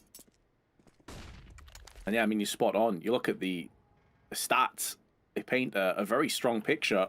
They've only gone double digits against them one time against Checkmate. Everything else has been 16-8, 16-5s. But you also mentioned it yourself, Lauren, in the pregame. One maybe glimpse of hope for Vici is that there's a lot more information out there to counter-strat, to go through demos. Cammy coming in as Vici's coach maybe wants to try and really pave the way for some success, but hold on to that thought, because we're about to have a little bit of aggression. Good counter flash, though, is going to keep them at bay. Now Kaze opens up with the M4, and players fall by his wake. However, somebody is giving them a lifeline. With this Desert Eagle, getting one frag. I think he's bypassed the player just behind him here, but he's stuck in the smoke, so they're not really getting too aggressive, and they knew that had so many guns pointed in his direction. Again, if you've just joined us, Vici have now won 9 rounds in a row. What is this game, Vince? Because, I'll put it out there, right? It's been a minute since I cast CS, right? So I'm coming back in. I'm excited to have a little look to see what it looks like. Is this something I should be expecting at this point? Hell no. it's Two not. mad runs. Like, essentially Tai Lu just dropping 11 on the board and then Vici doing 9. Okay. Fair enough. Early fight, though. Early scrap. Somebody gets bodied by Advent. They hold on the ramp as well. Success on both sides of the map. You couldn't ask for a better beginning. No, it's just a phenomenal passage of play. Now, good news for Tai Lu is Danking, for what feels like the first time in this half, has actually got a pick. So it brings them back to just a 1-player deficit. I have to see if they can try and extend this a little bit more. Flash up and over towards the ramp. Going to be peeking behind that for Alman. No one's there, because the smoke is still in their eyes. If they continue to push down here, though, and that smoke dissipates, then Danking will be favourite to pick the frag. And Summer actually takes it down. Slowly was also waiting there. So that's multiple gunshots they've heard from different locations. So even though Vici have lost the player, they at least have intel. But with a minute left on the clock, that intel does have an expiry date. I was kind of expecting maybe one player to hit a rotation by this point, but Kaze going to have all the pressure put towards him. He's going to do well to deliver on one side, but you can see maybe why they don't want to hit over rotations, because Summer's gone exploring. He can take deep CT control, kind of push his way past the gens. This could be so important and allow that time for Dan King to get over here with that bomb, get that down. But Summer's not going to overextend. Obviously, we know that no one was here for a fair bit of time, but unaware. And Summer reads it well. Good adjustment. Smoke goes up, and we're into a 2v2. Very, very viable. What do they have for the retake, though? 2 flashes on Advent, and there's the last piece of utility invested by Tai Lu. Kaze is a little bit low, however. Could be a problem. A flash up and over. Dan King takes the speculative shot. Nothing forthcoming. Looking for a flash from Kaze. The pop up and over. Doesn't really do anything, though. More just stymies Vici, and when you look at the fuse on the bomb at this point, there's way too little. At this point, Vici should be getting the hell out of there, and Dan King is going to neutralize Advent on the way out. It looks like Kaze may survive just about, and Dan King may go down with the ship. He's going to be close, but does survive. So Tai Lu finally putting an end to the rot on their T side. Well, they make it to 12. Now they just have to string together more rounds. I don't know how to characterize this, because I feel like we're seeing night and day sides, right? Like, sometimes we'll see Vici looking super slick, nice spacing, good aggression, winning fights on both sides of the map, and then you'll see them, like, maybe being a little careless with the timer on the bomb. I mean, some mad stuff going on, and hey, I can't even look away from Tai Lu, who were perfect at the beginning, and then absolutely fell to pieces. However, we go again, a Mercury. Oh, he's ahead of that smoke. He's super deep on this ramp side as well. He can keep this space. That's gorgeous from him. As long as Kaze can keep a little bit of their attention turned, he should be able to capitalize on this. Maybe ease a rotation as well. Maybe let one player kind of hit that rotation towards the other side if they fancy it. Nade gets posted. Gonna force Kaze away, but Mercury, he's still lingering on this smoke, man. He ain't gonna fall away from this. Or maybe he is. Just gonna sit there and spam away. Fair enough. 3 players behind you, doesn't fancy it. They've wasted a lot of time so far, Vici. And they've also landed a shot, a parting gift onto Dan King. So 45 HP remains for the Tai Lu AWPer. Mercury with an incendiary just to try and stall a little bit more. But of course, it was a very similar situation in the last round, and Vici overextended and over-rotated and gave up their backs from Tai Lu. That was at the cost of multiple lives, though. When you have 5 players all healthy, no reason to rotate over. So Tai Lu are going to have to force that respect out of Vici Gaming. 40 seconds on the clock. Time running very dry, and they still have very little to really work with. Tai Lu slowly's been smoked off on middle. They'd love him to wrap around the back and start to put some pressure down so there's less eyes looking down on the ramp side, but it just feels like they may have been choked out for too long. Smoke over onto side, and they're only just starting to push in. Slowly gets neutralized by Kaze, who can hold his position. He could be coming through with more, perhaps not required, because Alman elsewhere is putting down the pain. They're just looking to try and draw out these shots, but there's not enough time. You've got to get in there, Tai Lu. 7 seconds to play with, and slowly finally shows his hand through mid, but it doesn't matter. The round is done. What?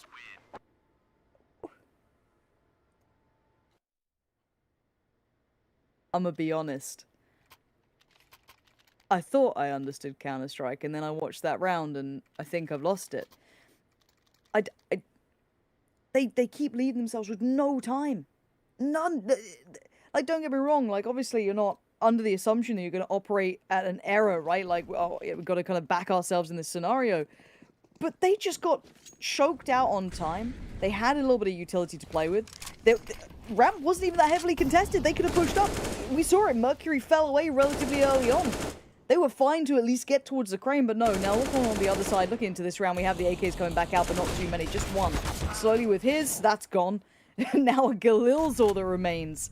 As Advent can just sit here if he fancies it, buy some more time, keep a position, play off the back of that flash, has a little check, doesn't quite see the final player, but still cognizant of the fact there could be someone down there. I think you're just starting to see some of those weaknesses that Tai Lu have had for quite some time. No one ever doubts their individual prowess, but it's their tactics, their strategical element that sometimes lets them down. Mercury, it was a target-rich environment. He tried to spray them all down, and in doing so got nothing. But it damaged, but that was it. However, there's no molly for the sandbags. Ormond's position here is so powerful, and Jamyung is keeping them off the scent. Oh, that flick to attacker is slick. And in doing so, buys up time for Danking to start to rummage around the back, but the timing couldn't have been worse. And Jamyung is so fast on that trigger. He's just flicking left and right and taking bodies with it. Somebody opens up a little bit of room over on the B side of the map, now has the AWP as well, so Advent has to tread very carefully. If he falls down, this is a winnable round. The flick up from somebody who gets multiple chances, but can't stick the landing. And Vici draw us back to just a 1-round deficit. Talk about discipline and patience. Thank you, Tyler, for the timeout. You've just been absolutely choked out in this map. I need something out of you because, honestly, Vici look like they're brimming with confidence. You just saw them fly in there. Yeah. The AWP's been picked up. Now, let me just jump through from mid. No worries. I'll be fine. Like, they're taking every fight. They're feeling themselves. And the turnaround from Jamyung is mad. He was kind of doing very little in that first half. That one clutch comes in. A couple of big key rounds, he's just propelled himself like an absolute beast, and the timing on him then rechecking as well was just unreal. Look at that little glimpse back. Danking just gets his head removed. And again, the confidence is starting to brim, and I can't blame them. You've just got 11 rounds, basically, not even just back-to-back, but pretty much. And Tyloo have been completely stopped. And this is a team that goes to majors. This is a team that pushes heroic. And right now, they can't even work out a round. Yeah, it feels like all the confidence has been absorbed from Tyloo to Vici, and now it's Tyloo that are lacking that killer instinct, as the Observer expertly showed us as well. There's a couple of HEs down in the spawn, one of the perks of now being able to drop across those grenades, of course. So if things are getting a little bit too hot and heavy, they can fall back and try and throw in a bit of ordnance to stymie the push. Attacker, though, getting 2 kills by himself and significant damage to Mercury. You cannot ask anything more of the man than that. But where was his team? Where was the trade? Oh yeah, Attacker, we're just going to expect you to probably deal with the entirety of ramp. We'll be back down here, though. We'll get there eventually. It wasn't like there was like a molly or a smoke or too much. I think there was a nade eventually thrown down, but they just left Attacker on an island. Like, credit to him to still get 2. That's impressive work. But this is certainly still recoverable. Don't think it isn't.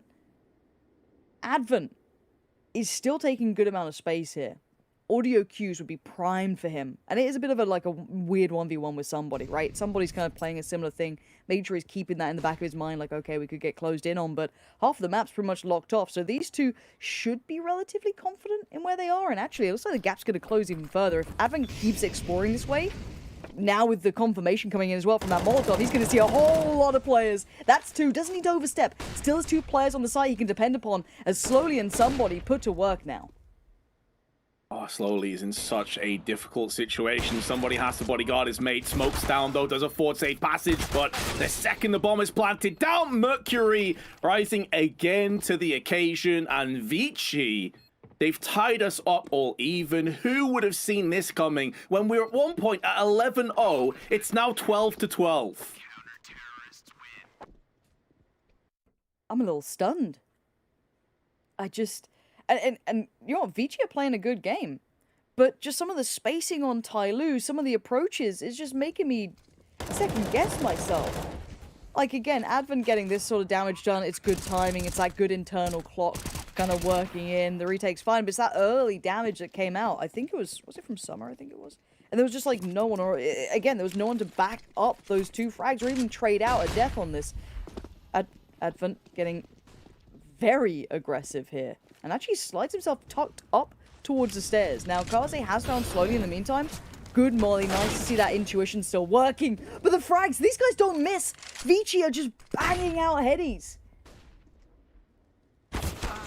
Vici are playing exceptionally well, but I am so perplexed as to what the hell Tyloo are doing. I've got to be honest. Like, this is such a head scratcher for me personally. Maybe somebody and Danking can remedy the situation, but Mercury's there, behind man. them. Yeah, this is over, and Vici will be taking the lead. But Tyloo, Pansy, they're running around like headless chickens. It feels like there's no predetermined ideas of what they want to accomplish in rounds, like what the plan A, plan B is. I don't know what I'm witnessing, but this is a Tyloo that I feel like as strangers. You know, you go back to what we saw at IEM Winter, you go back to what we saw at the Major, like, this doesn't feel like it's the same players. No, I'm with you. Because they, as I said, they fight as one. They've got this great style to them. Not seeing it here. And this is no discredit to Vici. They've been given an opportunity and they've taken it with both hands, right? They're like, absolutely, you're going to give us a window of opportunity. You're not going to keep hammering this down. We will absolutely pull this game back. But I just didn't expect that from Tai Lu. I think anyone who's watched CS wouldn't sit there at like 11-0 go, yeah, well, it's going to be Vici's game. Like, this is something else. This is one for the books. As Kaze is going to be sat in the perfect position, probably for, I feel, at least one, maybe gets forced off by a flash. Jump Spot's going to at least reveal his position. Decides to not stick around too long, doesn't want to kind of play that dangerous game, but there's that pop flash, and there's the build towards ramp. But again, nothing to really dissuade the CTs. Timing on Kaze is perfect. Commits deep towards the ramp when they have Tech-9s and Deagles, though. That's a brave way to do it. An attacker will lap that up. Gets an AWP for free. Summer gets a rifle. It's a 2v3 now. HP on attacker, who continues to press forward by himself and gets picked off from the side. Summer is nowhere to be seen. Can't really help his teammate out. They had plenty of time. Summer now smoked off. Does have the bomb. Another smoke. Yeah, this is looking very grim for Summer and this 1v3. They have picked up, obviously, clutches in the past, but that feels like an eternity ago, a completely different plane altogether. Summer now moving in. May have been spotted from that jump shot. Summer takes down Jam Young, but there is Mercury again, who's played very well, to be fair. Yes. As I said, coming into this, didn't really know much about this guy. I haven't really seen him play before, but I've been impressed. Hey, we said it. Big shoes to fill, right? Walking into this roster, coming into it. Like, we know Vici, but, we don't know the new look of this man coming in. And a quiet start. Hey, it was not a pretty look, but credit to the man for keeping that composure. Not kind of, just instantly kind of getting emo and kind of falling off. Coming right back in, 22-16. That's actually pretty solid work. 4 plays stacked this time, and a pop flash, and Mercury's away. He's trying to get in their faces, and this time he's going to get checked on. Nice work from Summer, being diligent about that, ensuring, kind of understanding Vici's plan. Those flashes coming in that deep smoke kind of gives away the intention, and you're seeing Tai Lu capitalize on it finally.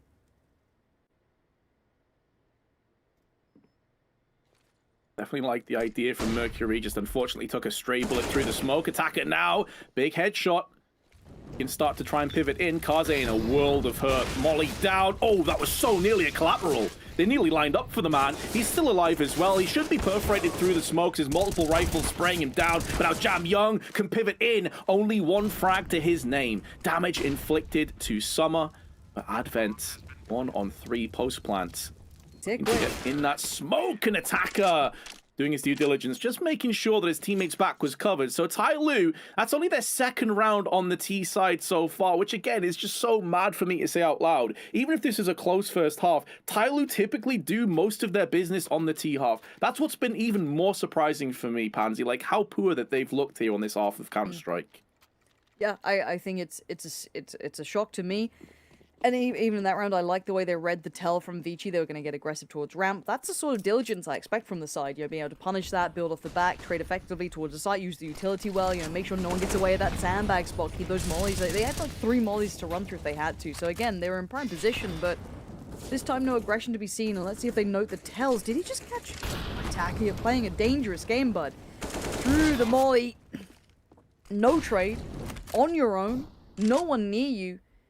You try to make a bit of a miracle run, I get it, you're mollied out, but once again, you're playing at a player disadvantage. It's still above 1 minute. Yeah, no more pressure really over on ramp allows a rotation for Vici. At the very least, they don't need to over-rotate away from this B site. The problem could be forthcoming, though, because Advent is still alone here. So well-placed flashbang forces him away. And that's where the Stampede, the Tsunami of T's, could just crash against this site. Molly's tossed in. Pre-Daning.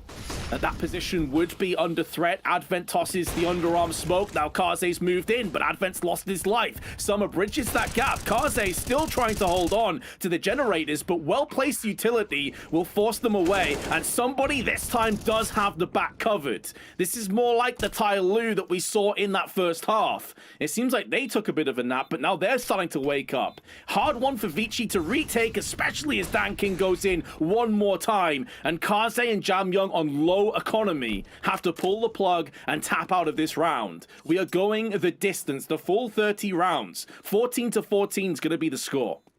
Hey, they were down a player after that ramp look, right? And I'm starting to get worried.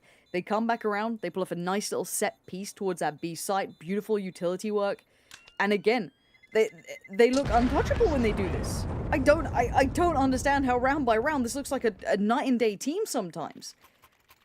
Gorgeous work, consideration towards the flank, danking even back in towards the feed. I felt like I hadn't seen him on the right side of the kill in a moment's time. But there he was, having impact. And Vici, there was no chance for that recovery then. They were locked out so quickly. It was down to the 2, and you're right to mention it. The economy's been just chipped away from them. They're down to very little. Probably what this timeout's for is to discuss how do we then approach this. What do we do with what we have remaining? Do we try and get something out of this round? What do we want to approach this with? Because options are going to get super limited. And Tyloo, I think you're right. They look like they were napping. How have you got set pieces like that up your sleeve that you've just been hitting your head against ramp for the last, like, 6 rounds?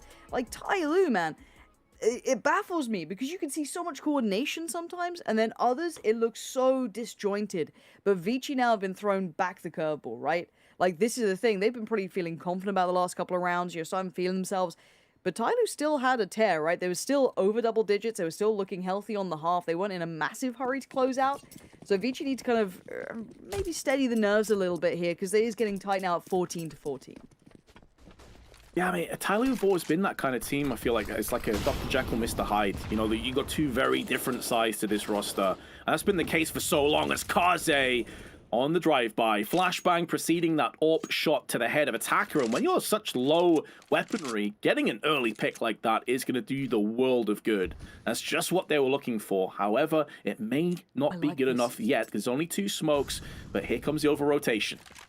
I want them to be proactive, try and bring that AWP into the places where it can work. Now they're going to at least confirm that somebody's there. Great. Use them as an early warning system. Maybe they can still bring that AWP into the right place. So I don't mind it, but they are going to give up space for it, right, Vince? This is the problem. Now mid's wide open. They're going to be able to kind of slip through this, but Mercury seems aware of the chance of it. So this is a good time to check back in. Slowly, quick shot.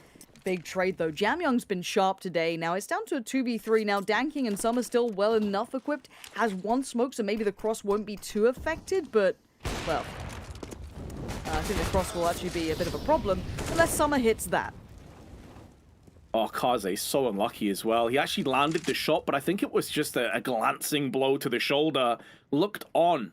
I thought that was sent to mass, but apparently not. And now a 2v2 at such a crucial, integral moment in this map, in this best of 3.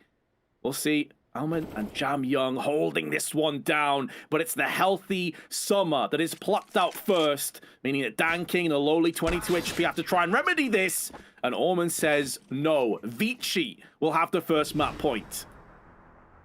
And hey, again, Kaze loved what he was doing there, trying to work around the map, being super versatile on that CT side, trying to get varying positions. Good pick here, then leans over towards the other side, gets another. That's great work from him, and considering he wasn't really turning heads on that first half or too much in that regard, that sort of round, he's basically kept his team in this and now pushed them to map point. He has been essential in this, and that's a good nade though coming out from Tyloo, and they're gonna have to respect that mid presence now. More shrapnel and Molotovs burning and expunging the HP bars of Vici. Affords them a bit of safe passage here, Tyloo, but what we've seen a couple of times is that they're not on the same page. A couple players push in, the likes of Attacker. No one's there behind, and this time it's Danking. They get stuck in middle, but a drive-by from Slowly. What a shot that is. Minimum damage inflicted, just a third evaporates from his health points. And Vici now get caught in 2 minds. They were looking to try and pull away from the site, and Summer takes that initiative, gets the opportunistic moment, pushes in, frags out, and now this site is ripe for the taking. The double swing in mid, though, still has a little bit of potential to it, but it is going to be a trade out. So a 3v2, and look at Summer's deeper position. This will at least allow safe passage for that bomb to come on over. Mollies and flashes almost giving this concept that he's not that deep, but Jamyoung seems aware of it. He's like, no, I'm not falling for this. I know someone's around, but can't make much of it, and it looks like OT might be beckoning in this. Advent now, a 1v3 presented. Maybe he can make a believer out of me, but not a flash to hand, not a smoke to play with. Just that gun. by his side, and that's going to have to do some heavy lifting now. A flash at least maybe could come through and facilitate one of these across maybe, but somebody's surely going to sit this out on site, play this smart, play the time. Advent gets a shot at it, but no, somebody denies. And of course, it's 15-15. Oh, we go the distance. It's going to be the overtime, and who would have seen that at an 11-0 score? However, we're going to cut to a break before we reach our conclusion of our first map.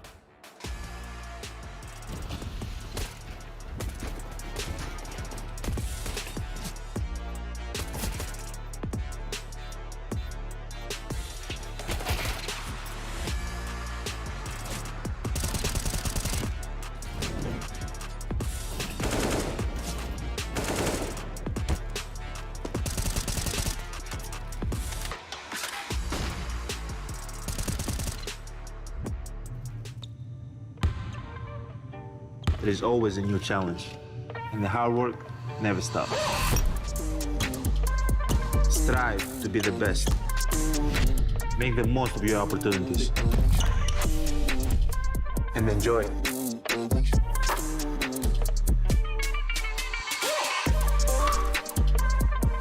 Introducing the JBL Freak Edition wireless headphones, designed by Giannis. James, I have to tell you how I feel. I love you, JHB. I know it may sound crazy, but I can see us living together. Well, your silence says everything, James. Goodbye forever. James. Sorry, I couldn't hear you. I was wearing these awesome JBL Quantum headphones. Look, it's me as a cat. The nose and the whiskers. Isn't that cute?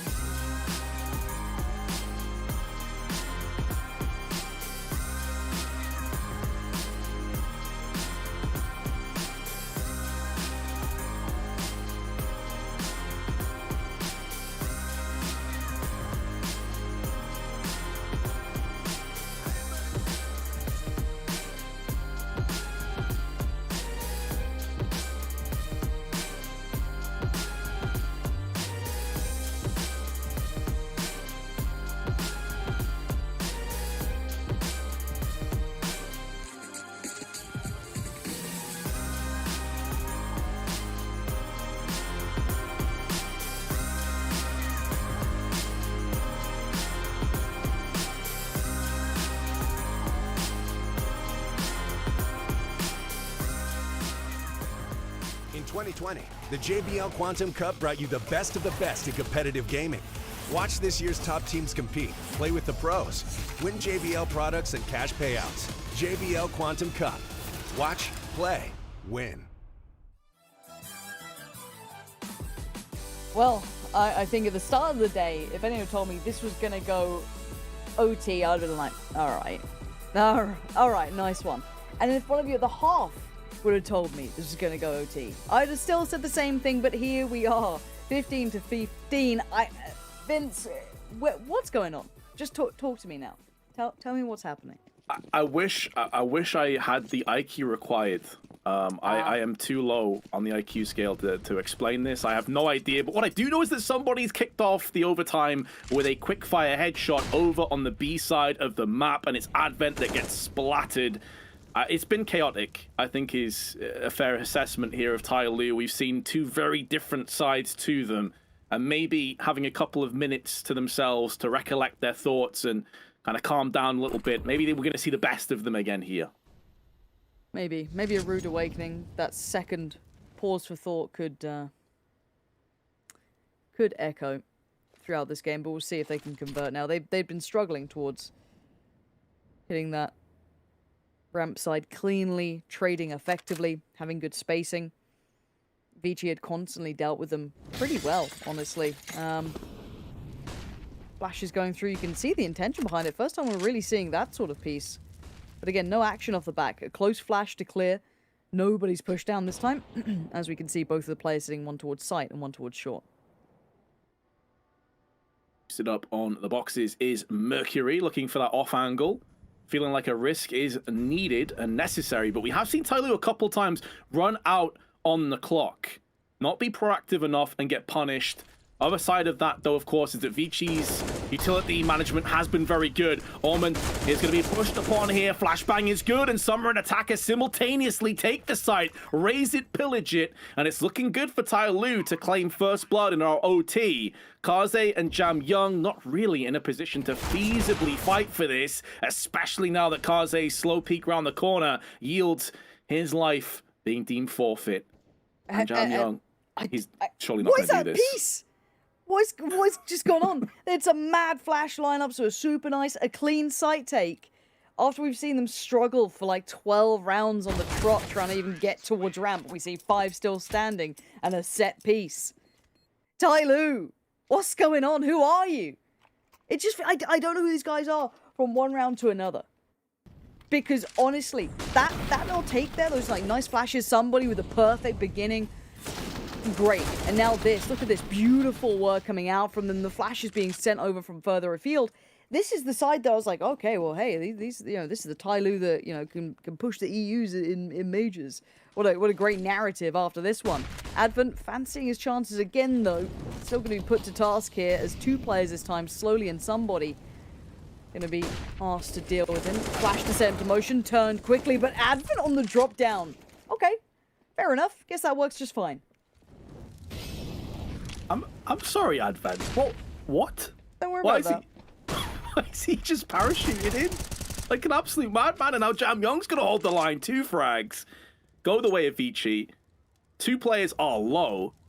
And it is confirmed damage at least. Tai Lu gonna try and make a move up ramp, but they need this frag onto Mercury, and they get it. It's a great cost, though. Attacker down to a quarter of his HP, and Dan King hoping that Alman maybe gets overzealous with this peak. If he peaks any further, he could have the frag here, neutralizes the player over on A, and that's now going to start to open up a little bit of business, but Kaze is wrapping around the side. We've seen these flanks come into fruition multiple times. They've been very successful. Kaze is going to go one better, spills the bomb as well, and that's going to play so much hell with Tai Lu. Kaze goes in again, an attacker on his 21 HP. Surely not long for this world. If he pushes forward, it's into the arms of the very capable Jam Young, who's on 30 kills. That's been outright an absolute beast for Vici. And if he pushes back down the ramp, well, he knows there's an AWP there waiting for him. What he doesn't also realize is that Advent has joined his AWPer and will be holding down that angle. Also, Attacker doesn't even have the bomb, so even if he did take down Jam Young, the time itself was working against him. Okay, back all even, of course. Why wouldn't we be? 16-16. You have to put the kettle on after this one. It's been a bit of a run on map 1. And again, love those rotations from Vici though. Right there, perfect timing, gorgeous flash as well, just to keep isolating these players. And the timing on these flanks has been absolutely mad. 2 players instantly behind them as soon as Tai Lu start trying to slowly build that ramp control. Quick flash and maybe a quick peek, but it's going to be Dan King again, still looking for a pixel out of place, but nothing presented early. Mercury with just, you know, the traditional spam through the smoke, trying to get everything right, just kind of going through the motions here. And I'm looking for a player to make a difference, do something a little out of the ordinary. And slowly could be that player, but Kaze still holding down this mid look, so I don't think he's going to get much out of this.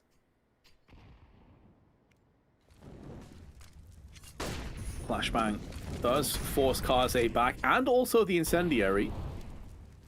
Tai Lu winning out in terms of that trade. Now some of those smokes beginning to fade down on the ramp. Dan King taking the initiative, wants to try and go in for a peek. Is definitely slowed down since that first half took shape. Molotov up and over onto the side. Flashbang alongside it. So at least Tai Lu are being more proactive. They're poking and probing this defense of Vici. But as of yet, they haven't really got much real estate alongside it. 50 seconds left. No casualties on either side. Tai Lu looking in trouble again. I guess the small silver lining is they still have a bit of utility just being committed now, but keep your eyes on the other side of the map. This is all but a ruse, but again, that Molotov coming in will keep Advent pushed back for now, but where's the follow-up? Where's the pressure? 30 seconds, you've got 2 flashes, and I guess a couple of kills will do the job. 1 on either side as well. It couldn't have been better, but Kaze is here, and Kaze's been a problem in the past, but he might not be this time. Maybe a deep smoke or Molotov. They've got bits and pieces to play with here. They don't have to just keep going dry, and somebody just swings it. Gonna be traded out, and Kaze keeps going though. That's 2 quick kills, and suddenly this round isn't completely impossible. but you need that final player to find a little bit of footing. Otherwise, it's all for nothing. Not impossible, but certainly improbable when you look at the positions of attacker. He surely neutralizes Orman, who tries to go in. There's the pop flash again. Kaze gets aggressive, but Summer is there to swat him out of the air. A valiant attempt from Kaze in that round, definitely showing us what he's truly capable of. But Tyloo will be leading going into the second half of OT. And remember, it was the CT side where they posted up 11 rounds in a row. Their T side was shambolic. If we're being completely honest here, Pansy, it was pretty dire. Their CT side, though, other than the last 4 rounds, was looking rock solid. Vince, are we forgetting that Vici fell off the map a couple of times? True.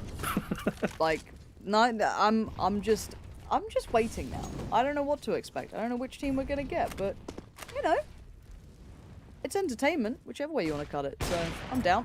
Ooh, somebody, not a good miss, and he actually double dips on it.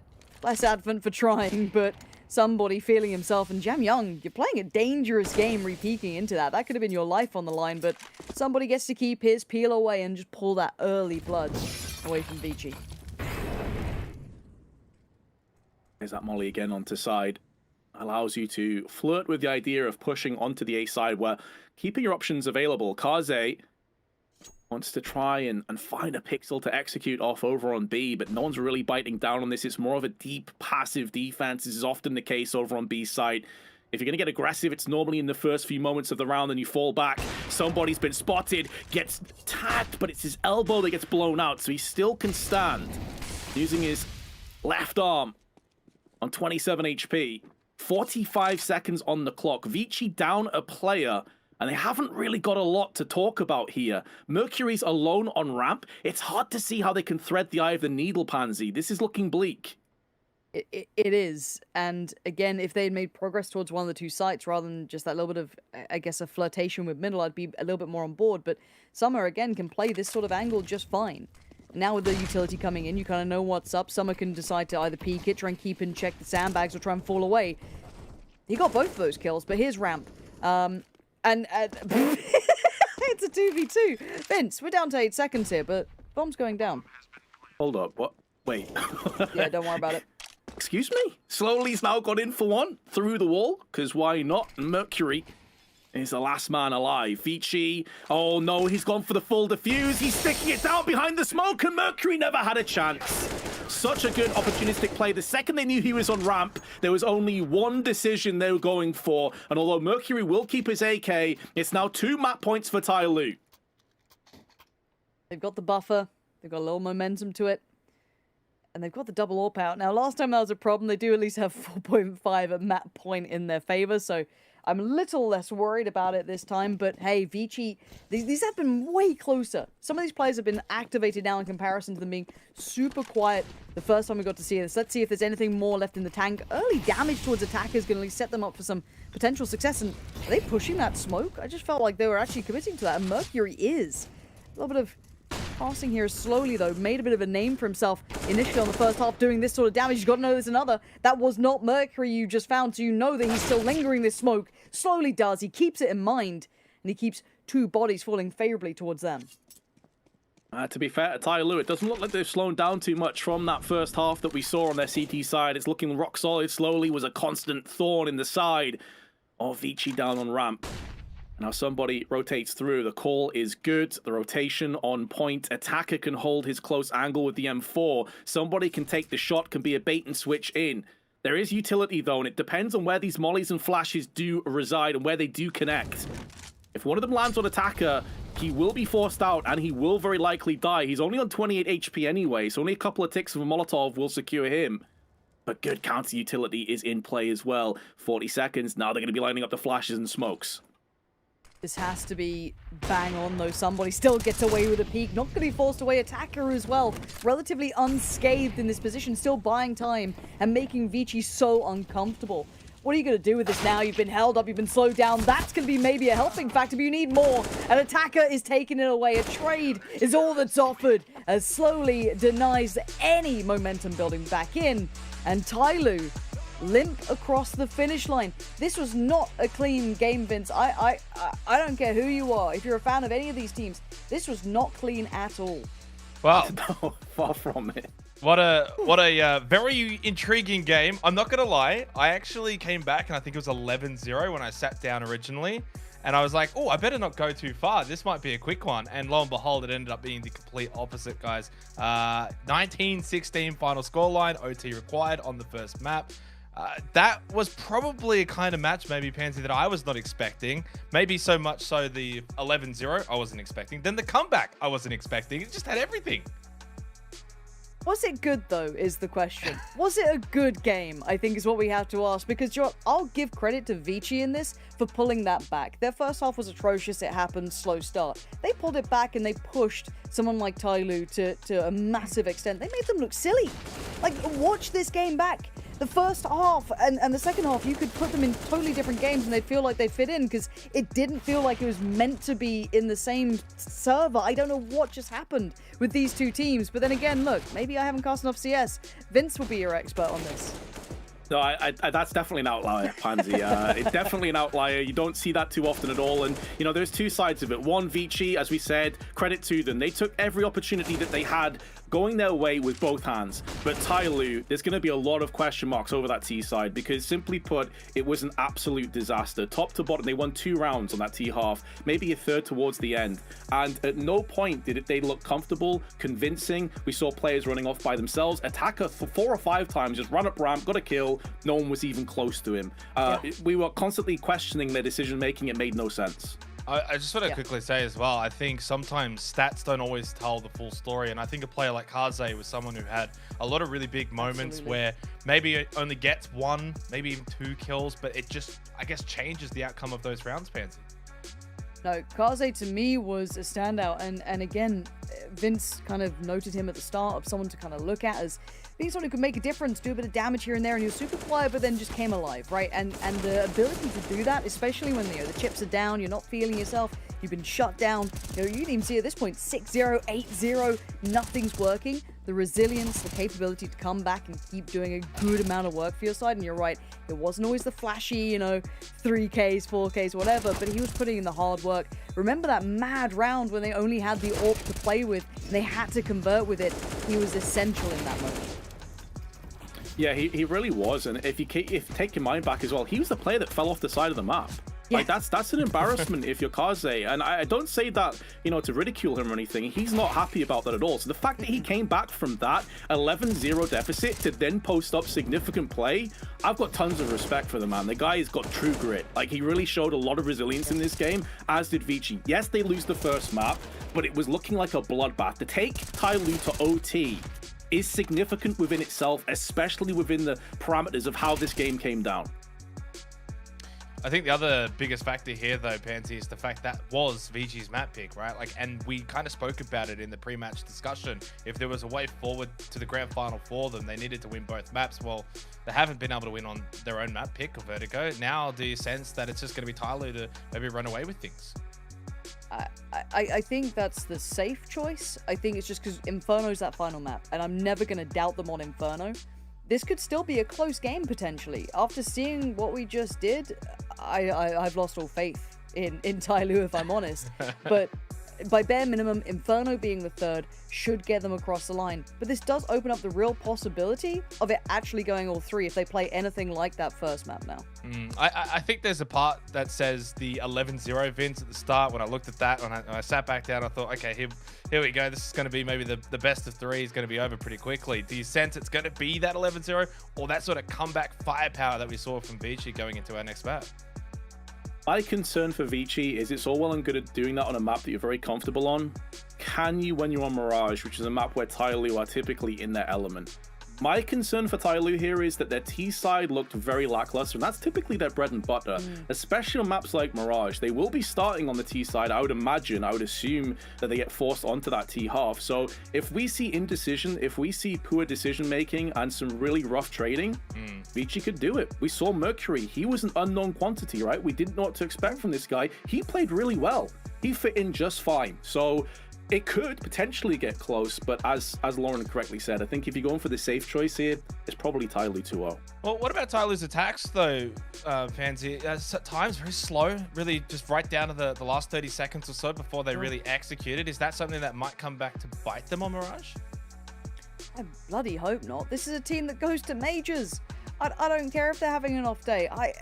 You can't exist in both spaces in my mind, right? It's you either get those fundamentals down, and we saw it. OT, a couple of the rounds towards the end for Tyloo. Beautiful executions, great spacing, really nice intentions behind it. You saw that look of Tyloo that makes you go, yeah, of course they can do this. But then, as you rightly pointed out, we saw rounds where they left the clock way too late. The spacing was atrocious. The trading wasn't there. We saw night and day performances, even just on that T side. So you're bang on. I am a little worried about Mirage, but this map just plays to fundamentals, man. Everyone should have that down pat here. This shouldn't be a problem for Tyloo, but neither should have 11-0 lead on map one. Just quickly before we do go to the break, again, a reminder here, you can take home the Sound of Champions with up to 25% off the latest JBL Quantum range. You can shop at jbl.com.au or jbl.co.nz as well for those over in New Zealand. For now, though, that's map one here for the semi-final. Go to a quick break, come back on the other side. It's Mirage.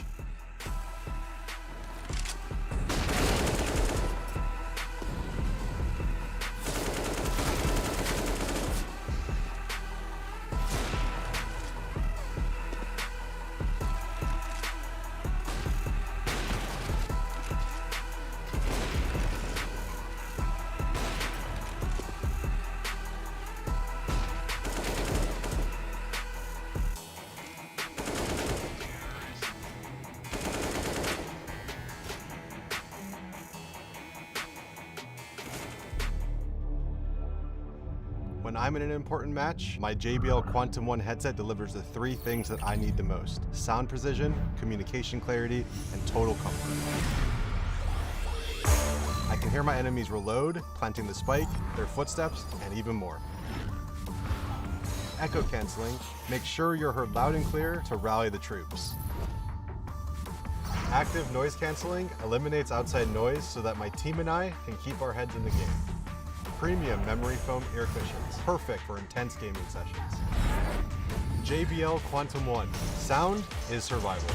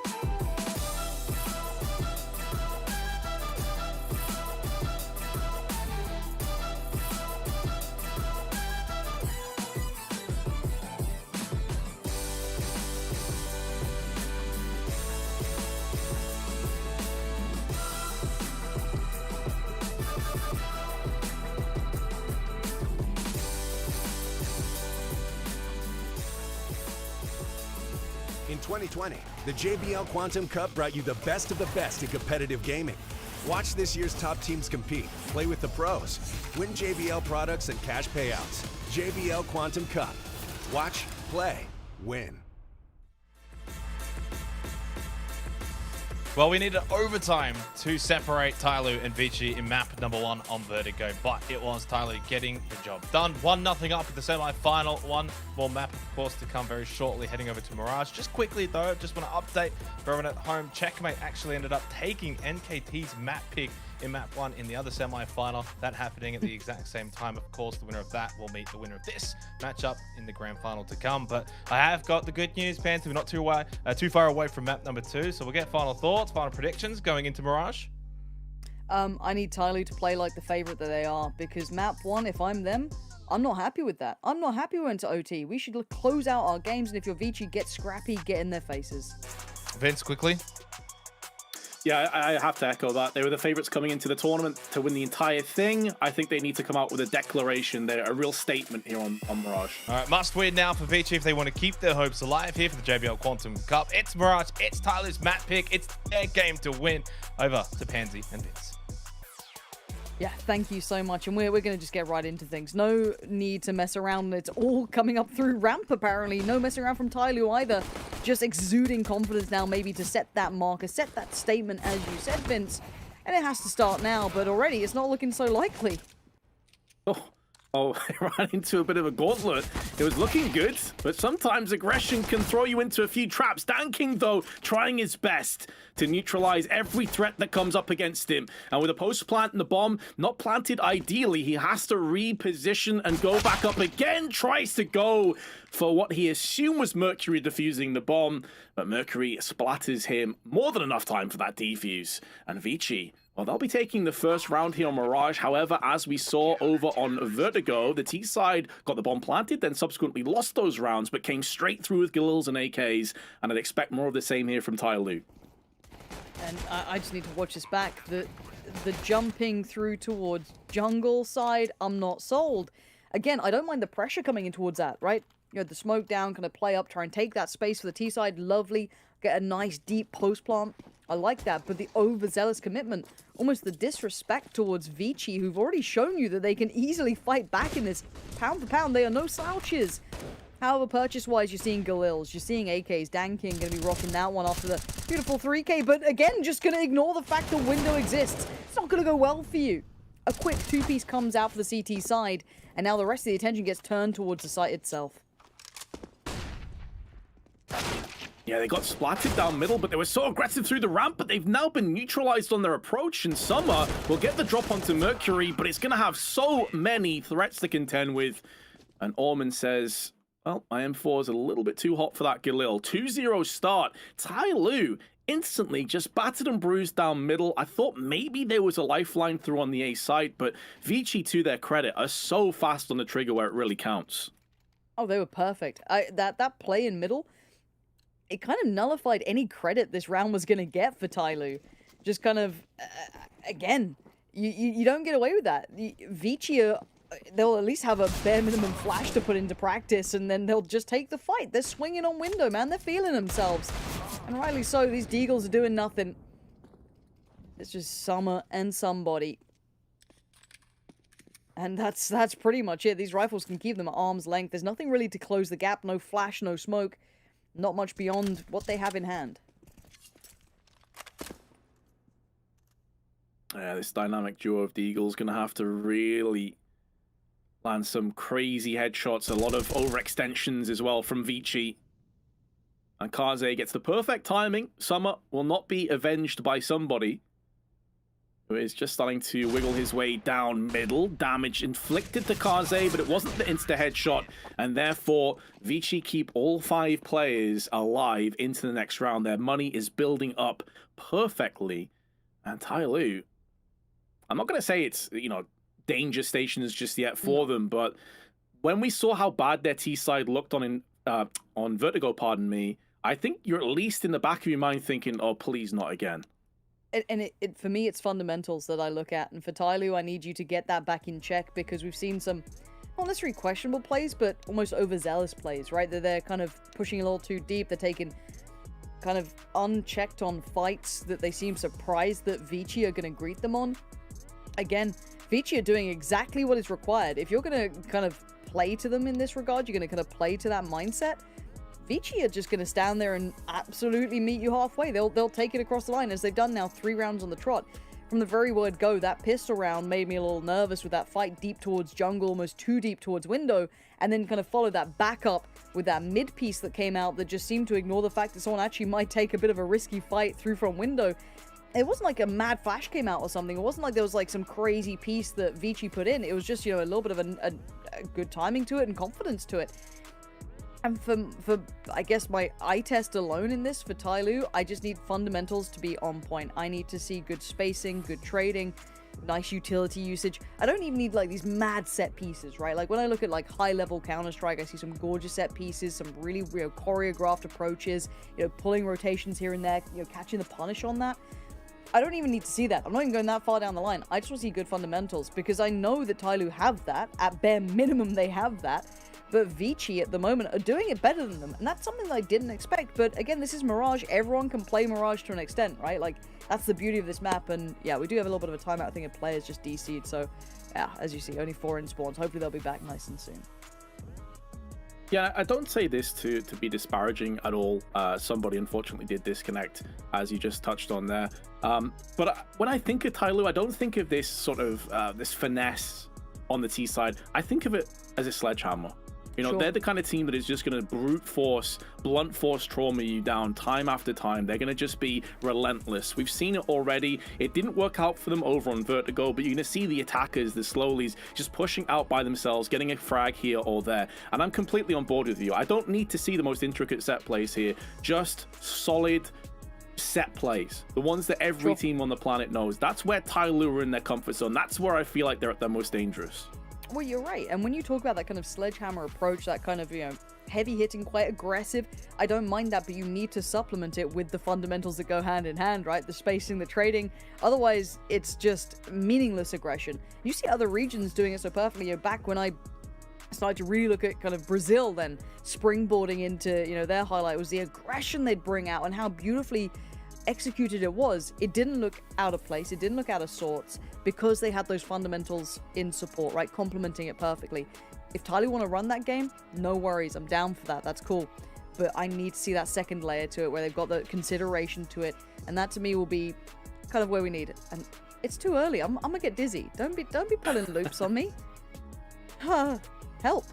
But no, again, for Vici though, this is part of the course. They're happy. This is playing out exactly like Vertigo did. In their minds, they should be confident just with this beginning. They're sitting going, okay, well, if this is the plan again, we know how to play this. No worries. We haven't had to adjust too much. We can play out our game.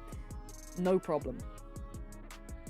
And they also have the luxury as well, if we're being completely honest, with Show King obviously not being in the roster right now. He's been there since August of 2018. It is a significant change. They're Kami coming in as their coach. This is a team in transition, and not many people, ourselves included, didn't really expect to see much of them. We all kind of thought this would be a fairly straightforward 2-0, wouldn't even be that close, especially when the maps came through. We kind of, I don't want to say that we wrote them off necessarily, because we always have to keep open our minds that it could be a close game. But if we're being honest, we probably didn't think it would be. So the fact that they've even made the first map that close, have taken Tyloo the limits where even some European teams have struggled against Tyloo when they've been brought down to those very murky waters, that in itself is a bit of a moral victory. They come out of that first map, if I'm Vici, with their heads held high. And now anything at this stage is just a nice bonus on top of it. It's like we were even saying coming into this map that it's more like Tyloo need to make a declaration of intent. They won the first map. That goes to show just how good Vici's position currently is. Yeah, you're on the money with that. And again, I just get worried for Tyloo. And you're right. And there's something that you said there that's very true, is that there is a state of, I guess, change for Vici in that regard, right? That they are in that state of transition. We don't know quite what they are. So more often than not, when you're in those positions, you go with what you know, right? You go for the safety consideration, which is, well, we know how Tyloo play. We know that they can, you know, do deep runs, or not necessarily deep runs, excuse me, but they can push European teams at, you know, big tier 1 S tier events. So that's the safety of it, right? That's the what you know. That's where you can lean your, I guess, intent towards. And Vici is just, hey, let's see what you can bring out. Can you surprise? And again, I think Inferno will always sit very favorably towards Tai Lu. I'm not going to be taking that away from them, even if Vici have elevated. I don't think enough has changed for me to change my opinion in that. But if, again, Vici can keep finding these kind of areas that they can find holes in Tai Lu's approach, if they can come into this very cognizant of their opponent, which they seem very aware of, this is fantastic. But again, Tai Lu on that set piece team, right? It's not like they're running set pieces that have, certain tells, or we're seeing like anything being super read by Vici. It's just been this aggressive meeting between both of them, which Vici are winning out more often than not. Oh, certainly, and the other aspect of this round as well, as you can see, some of these players have AKs. We did have 5, but unfortunately has dropped again as we went through the Invisible Man back on the server. They will have a buy into this round, so there is a bit more impetus and importance put onto this one, that if they can win this first rifle round, proper full investment round, then maybe there's a way forward to break down that economy. But the play that I've been most impressed with here, and I did touch on him in the pre-game, Kaze played well, don't get me wrong, but Jam Young, his aim has been so on point. Like that M4A1S on the CT side, he was flicking left and right. I feel like he's going to be an integral part of this Vici roster once again. He was just unreal on map 1. Like, again, I think, you check out the sides coming into this, you look at the individual players, and he definitely stood out, but I was like, oh, I wonder how it fares, right? How deep does that go? Was that just a couple of good performances, or is this, repeatable success? And it certainly looks like it is. Now, again, we are in a timeout, so life is pain, Vince. I don't know, man. Like, I find it really hard to read into upsets potentially, or kind of get overexcited even by like a 3-0 start, because I always just think pedigree will show through, because more often than not it does. But there is a world where Vici just keep going. I mean, it looked like once they had the wind under the sails, they were very hard to deny, and it got all the way to OT, and it's kind of hard to take that away from them. So I am interested if I'm on board yet. I wouldn't be opposed to a third map, because I think Inferno to me would be the biggest tell. But speaking of tells, because there's still 4 players, we're going to go to a short break. So hopefully everything gets back up and the Tai Lu player can rejoin us, and they'll be back up to 5 and we can get this game cooking. So guys, do stick around. JBL presents The Sounds of Victory.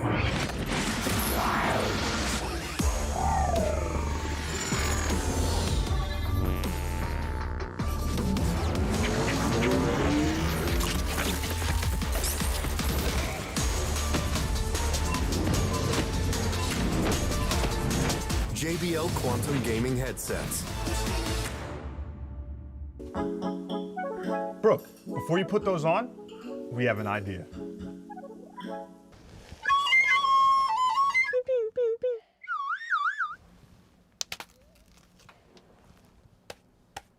Behind you. Oops, never mind. You lose. Where were the footsteps? Should we leave? Yes. Go. I'm sorry, Brooke. Go.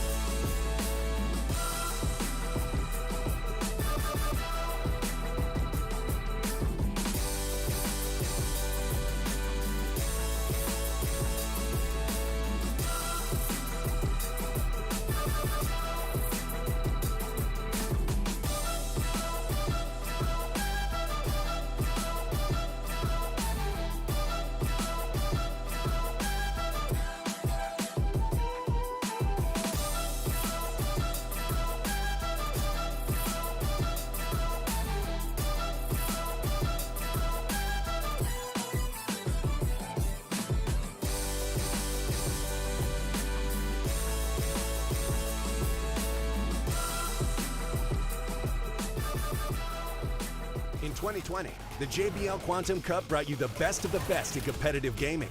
Watch this year's top teams compete, play with the pros, win JBL products and cash payouts. JBL Quantum Cup. Watch, play, win. And I feel like I should apologize. I know people are enjoying the song. You can still hear it now. We just left it for a little bit. Just a little tease. But we are going to have to get back to the game. Took a little bit of a music break there, but no. Luckily, the player is back with us. Hopefully that retains and there's no further issues. But thank you for your patience. We can jump back in. And, well, if you're a Tyloo fan, I don't think you're that upset anyway. It was 3-0. And we have to see if there's anything in the tank, because this would be a pretty rough ride as a beginning, right, Vince? Oh, absolutely. But it's also a bit of a combo breaker for Vici, because they steamrolled to a 3-0. Long, lengthy pause, a lot of time, going off the boil perhaps, just cooling off. Could be great news for Tyloo, all things considered. However, if they do come into this round and come out second best, Vici post up a really solid round, things start to get a little bit scary. Well placed smoke, as somebody tosses in the HE. No real damage. Jam Young up on the perch, and also playing the bait and switch alongside Orman, who tosses in a grenade of his own, and they're also trading out. So they're doing a really good job of actually stalling away Tyloo, but Tyloo deciding they actually want to take a bit of mid-control as well and put a bit of pressures down here. Yeah, that's what we like to see. Smoking off towards connector, one towards window. Molly goes in. 3 players going to work their way up cap, but it's just going to be kind of Mercury forced away. Kaze as well going to have to relent at least the peek through window, and that's going to be the side piece coming through, but no pressure really towards the back lines of the site. A little bit of a flash, sure, but they're just fine. So Dan King, an attacker, you're still smoked off. You're still kind of screwed here, and there's trades everywhere. Dan King now in a 1v4 left with 1 Molotov. Position already noted. Maybe you can get a little bit of a timing on one. Eats the flash. You can see it just net closing in. Tag comes out and say goodnight. This was just clinical from Vici. They looked so unfazed by anything Tyloo was trying to do. Yeah, precisely. I mean, I was kind of trying to build it up as though Tyloo maybe could have cooled off Vici with that lengthy pause, but it just seemed like it was Tyloo that was slow at the gates. Every single trade on the approach was comfortable and convincing for Vici. A great shot from Jang Young. And we were just talking about him before that break kind of kicked off, that he has been so impressive. When he can flick across left and right like that, there's very few players on the planet who can really stand toe-to-toe with this guy. He's insane. He's very much on the radar now. You can see a little bit of set piece towards 8. Similar scenes on the smokes, nothing crazy, but that shot's going to put them on notice now. That should at least allow them, I don't want to say a plant, but I'm looking at the bomb in the hands of Summer. Should be able to get a plant down. Looks like they're going to be planting for mid somewhat. I guess it's complementary towards ramp as well if they want to go for that wrap. Eventually, it could be the case, but the smokes are still going to prevail for a second or two, and 1 more left in the pocket of somebody. Just going to be invested now. We'll play smoke. Flash also available. Somebody tosses that in. They're going to look to try and stampede over on the connector side. Jam Young, in the meanwhile, though, making the most of this. Good flash tossed in. Jam Young lighting him up. And suddenly all the T's fall where they stand. It was looking good for a few moments, but dire straits now for Dan King's Deagle. And Alman, just in the nick of time, takes him down, and there's enough time with the kit for the full defusal. Vici off to a 5-0 start. This is going so right. They have everything going their way. Now, okay, Tyloo, I guess, gets the silver lining of a plant, but it ain't much. It's not what you're going to be really all that pleased with, bearing in mind that somebody and Slowly both unable to make it on the board yet. They're still struggling to get off the starting blocks. And, hey, we go back again. Now the AWP comes out for Kaze, which looked fantastic in his hands on map 1. Early mid-aggression as well. I'm looking at Mercury going to be pushing up, and Slowly's in trouble. He is indeed. Confirmed. Signed, sealed, delivered. Mercury can back away. He's done wonderfully already. Just the cleanest of opening picks, and there's another one. Mercury just re-peaks the new kid on the block. 7-1, 2 huge kills against a full rifle round. It's not as if Tyloo were limping through with Tech 9s and P250s. This was a full investment, and they've been sent packing so easily. Dan King now up with the AWP, hoping and praying he can get a pick, but no one's home. Vici are playing this one passively. They don't need to peek. They know that all of the cards are facing their way to their favor, but Dan King plucks out Alman in mid-air. Maybe an opportunity has arisen. Looking at Advent, though. Get a flash or something to play with, but he's just hoping for timing, and Summer just better on it. For now, Mercury, this guy's chomping at the bit, man. He wants to try and swing this, but has to maintain patience. Kaze going to work around towards CT, and no deep commitment. Yeah, that bomb's still in towards Apps. Flash, not quite on point, but the spray is from Summer, who doubles up. Jam Young gets one in return, and now it's down to Kaze, who's so often been the last bastion of hope, and so good on that vertigo performance. But Summer, brisk 3 kills in the round, and Tai Lu have finally stuck the landing. Their first round of what they'll need to be many in a row. They have brought the economy down on a couple of players, but they're still well and truly up against it. This spray transfer was beautiful. Both of them headshots. That really was the sledgehammer that we were talking about before, just crunching through the door of the A site. Yeah, now they just need a little more of that. And kind of surprising after that mid-aggression worked out so nicely for Mercury. I'm sure he's going to dabble with that again, but this time going to be quelled and kept in check, at least by a Molotov, forcing that smoke to come out. Gives Tyloo a safer beginning. They have to kind of cross the T's, dot the I's, and go through the motions once again. Attacker just going to be slowly clearing through as well. We'll see if Mercury maintains this patience or if he gets a little curious around that corner.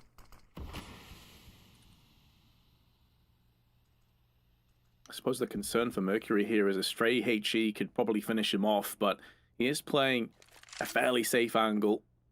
A nade would have to come from the underpass where he does have eyes, but simultaneously he can also watch on the short side. Now that smoke is dissipating. Second player comes over. That'll be Kaze. They forfeited window control, which has now been smoked off anyway.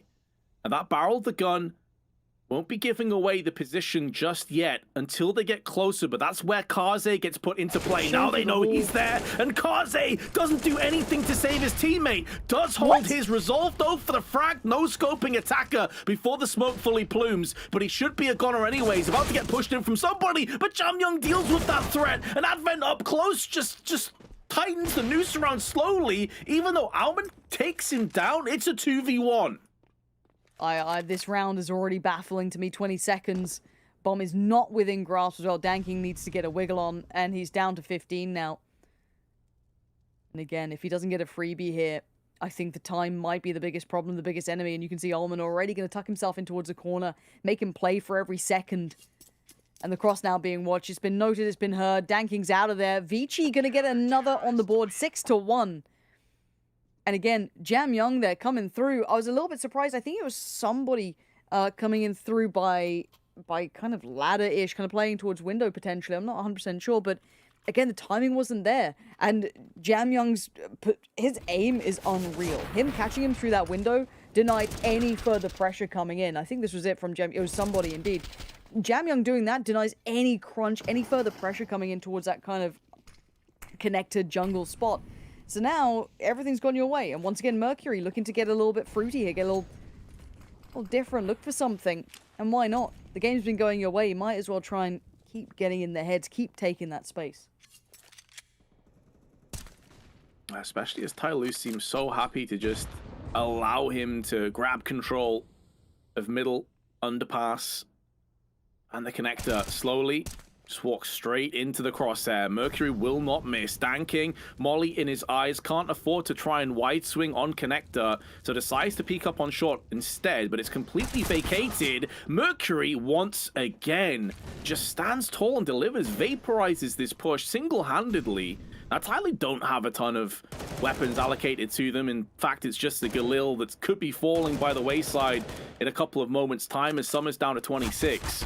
But the way that Vici have been repelling these pushes, when you consider that Slowly is on 0 and 8, like somebody's not a bad player by any stretch, but Slowly is one of those guys that in terms of stats, raw fragging power is very high up there in the Asian region. He has been completely and utterly silenced this game. He's had no impact whatsoever. That is so surprising to see. And look, on map 1, I think if we're being very honest, it was partly Tai Lu losing it and partly Vici winning it, right? It felt like Tai Lu made so many mistakes, but I'm going to say in this time, yes, there are plenty to look at here, but Vici have been playing substantially better. They have really elevated. I love this aggression from Mercury. We've seen 2 looks of it now, 2 different looks, showing a bit of variety in the way he approaches it, and it may be a little bit more cut and dry this time from Tyloo, not really coming up with too much variety. Somebody still toying with the concept of mid-presence, but it is only him. The rest, obviously, of the T side over towards that A site. And to put it in perspective on that first map, Slowly was second highest rated player on Tyloo with a 1.16. So he's really cooled off. And most of that, as you touched on, is Vinci's doing. They have been sublime so far on the CT side. Slowly, speak of the man, maybe he will start to deliver. He is one of their aggressive components on this machine of Tyloo. Mentioned how it doesn't have to be intricate, doesn't have to be particularly fancy. Keep it simple, keep it steady. That's typically where Tyloo will be at their best. And Slowly, because he landed the shot onto Advent, the Molotov will finish off what he started. Great headshot from Mercury, though. Summer survives only because of it's the M4 against him. But at 10 HP, has to pull a plug. And Kaze gets aggressive. Attackers spilled the bomb. I'm in pieces. What's going on? They're stuck at ramp. Yeah, okay, somebody's on B. Brilliant. Jam Young's already heard it, I'm pretty sure. So that's going to be relayed. That makes no odds here. They could hit a rotation now. I'm already looking at Alman kind of leaning that side. Okay, somebody can maybe hold the site. Maybe. Does he have any utility? No. So if Alman decides just to go walkabouts, which would be pretty risky to be fair, but surely you'd clear this. They must have heard something, a tell that gave it away, because gone back for a second glance. Now they might have a good idea. This could be a good way to punish those rotations. I'm also keeping my eye on Summer, who's going for that late lurk over towards A, maybe try and catch some of these players in the heels. But a lot of the pressure falls down to somebody to keep them back. Same with Dan King. If they try and save, they might get closed in on by Summer, but how much would you want to push that? You're against 3 players. If it's the 3v2, it becomes very possible. Oh yeah, they're pulling the plug. They want to save the AWP, these 2 M4s. They're playing for the bigger picture. They're 7-2 lead. They know the importance and how quickly the economy on the CT side can vaporize if it starts to go against you. So I'm not completely against the idea of Vinci, as you say. I think Orman getting a bit too aggressive for his own good may have cost them dearly, but even in a 4v3 retake on the B site, it can be very difficult if you've got angles that have gone against you, and Tyloo with AKs and an AWP in their hands. They're going to be happy to just tap out as well, because their money definitely has not built up to a position where they could really argue the case to go and throw a couple of AKs away to hunt down on Vinci. So it ends up a bit of a stalemate. But it is 7-2. Tyloo do have a little bit of wiggle room back into this, and if they can win this next round, maybe there's a way to break down that economy of Vinci. That is their next mission, should they choose to accept it, but we'll have to wait a little bit longer to see if that happens, because we do have another match pause. Hopefully, it's not going to be too long, but I do see there's only 4 players on Vinci, so unfortunately, I think it is going to be a case of another tech issue. Now it's 3 players. All right, we're losing them very quickly. Oh. It's 10:30 in the morning. I want to get a little brunch on the go, maybe, you know?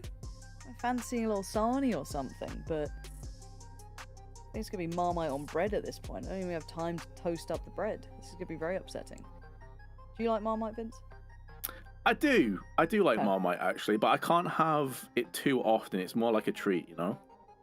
God, your life just sounds atrocious. How can Marmite be a treat? It's a staple. Well, it's like I'll treat myself to some butter today. Really push the boat out. As those words left my lips, I realised how sad that sounded. The Marmite sodium's as a treat. a little high, so I've got to really watch the intake.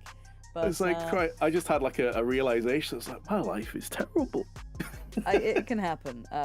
The second tech pause. You know, when you see a 3v5, you start, you know, the emotions get a little downward in trajectory, but we can bring ourselves back up because, as said, we've got a 7-2 scoreline. It's kind of surprising at this point. We'll find out if we're going to go to a break. Hopefully this gets resolved quickly. I am seeing a player already back in, so hopefully this is just going to be a nice, quick, like, you know, jump back in. Not too many issues, but 7-2, though. Have I just been underestimating Vinci this whole time? No, I think you've been fair. You've been fair with your assessment, and you know the stats speak for themselves. I think the problem is that Tyloo have just looked a shadow of themselves, and I don't mean any disrespect to Vinci, because they have played very well, and the plays that we expected to see really shine have shone. They've looked very sharp. Mercury's been very impressive, but I think even the most staunch Vici fan, if they're being honest, knows that this is not Tyloo's A game. Far from it. They're in like second gear. So yeah, I think it's a case of Vici are playing about as well as we could expect, and Tyloo haven't fully shown up just yet. Yeah, I think that's actually a pretty fair assessment, considering this is Tyloo's map choice. Yeah, I didn't expect to see the scoreline like this, and as soon as we get updates about what's going on, we'll let you know. As we can see, this time it isn't Tyloo. They've got all 5 players chilling out. Oh, the Observer's having a good day. There we go, threading the needle. Well, have had a little bit of an update, and production feels so sorry for Vince, they're going to give him some time to potentially free himself to a little bit of Marmite. So we're going to go to a short break, and hopefully things are back and all fixed up and the player rejoins, and no more issues will be in front of us. So guys, stick around.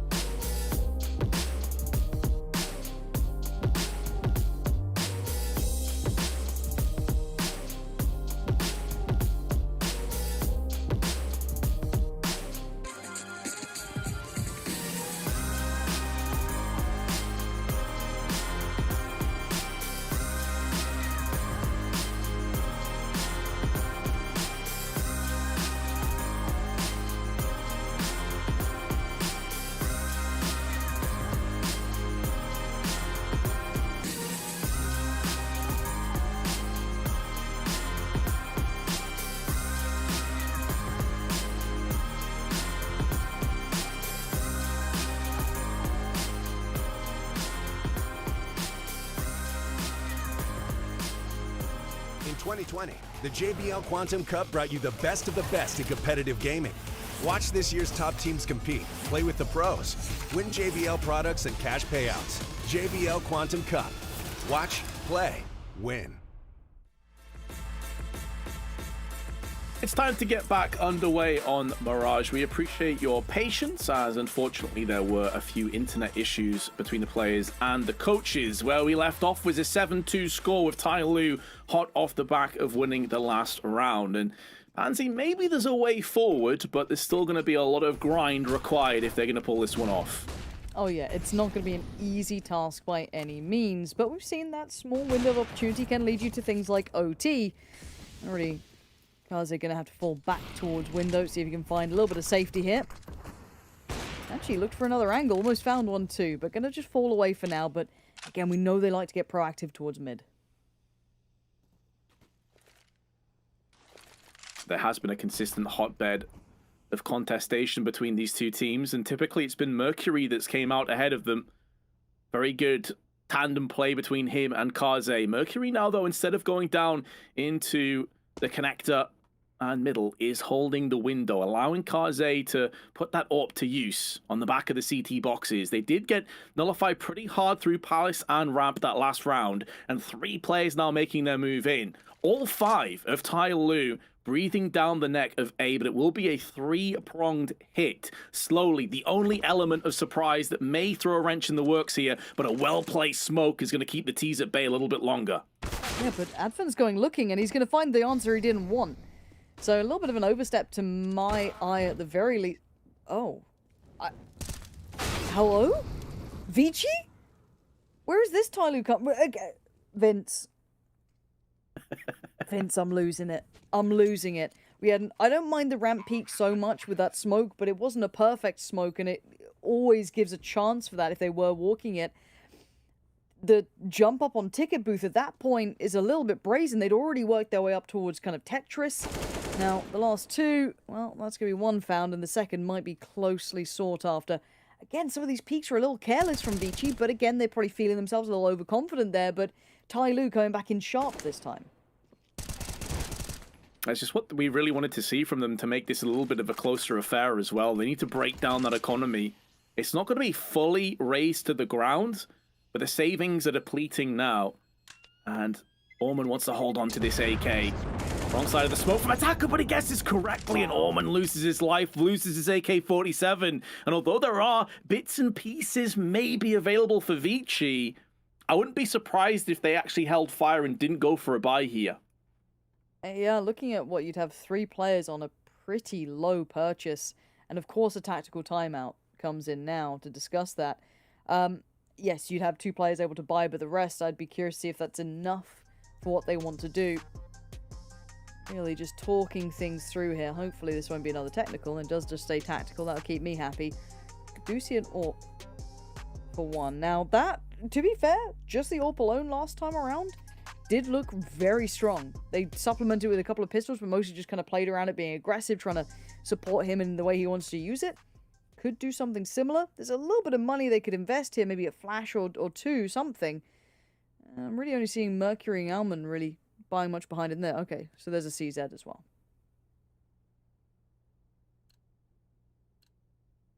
Yeah, so an interesting kind of like hero AWP purchase with enough moving parts alongside it that maybe they can make this stick with like a CZ up close, or one of these Deagles can really rattle off. However, there is going to be a run boost through middle.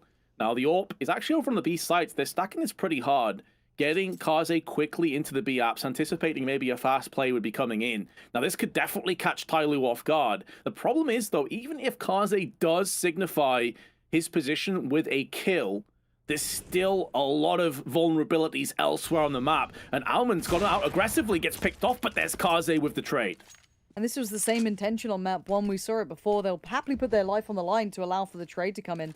It's worked well enough that you'll imagine that Tai Lu will quickly look towards that A site. So maybe a little readable, but let's see if Mercury, or maybe even Advent, could do something to dissuade this hit coming through.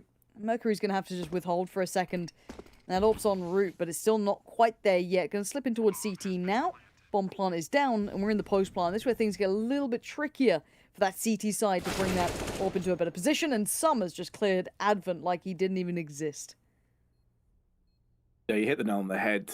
This kind of composition of weaponry is pretty good at taking down a player or two on the approach, but as soon as you're in a post plant, it really falls off the edge of a cliff. And at least Vici realized that as well. They're already pulling the plug on the AWP. Yes, it's only Jam Young with a Zeus, but he knows that some players did get fragged down towards the upper staircase, so he's going to pick up the AK-47. This is a good save. All things considered, you got a frag. Yes, you lose the round, but that was anticipated anyway. The more important thing is you've held onto an AWP, and you've added an AK into the mix as well. Absolutely, that's fine.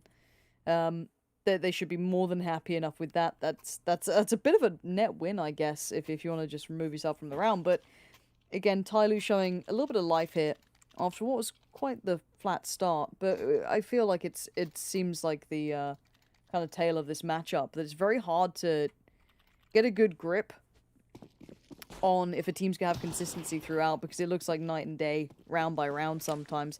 I do see this A-lean once again, but Mercury this time looks a little bit more dedicated, a little bit more posted up towards it. But similar scenes this time. No one playing towards middle. And actually, Mercury's going to aggress way further now. Actually, pretty much vacated B entirely now. A slew of smokes and mollies being traded out. Mercury blinded for 5 or 6 seconds. Finally pulls back. Surprised he even survived down into the sandwich, but Kaze missing a shot will cost his teammate his life. At least Kaze, though, can get out of through the smoke and seek sanctuary on the CT boxes, but it will see his team a player behind. Smoke starting to dwindle. They deny the bomb plant. That's huge for Vici. Yeah, that was through smoke. You'll take it every day of the week, but it's not something you can depend upon, but maybe you can.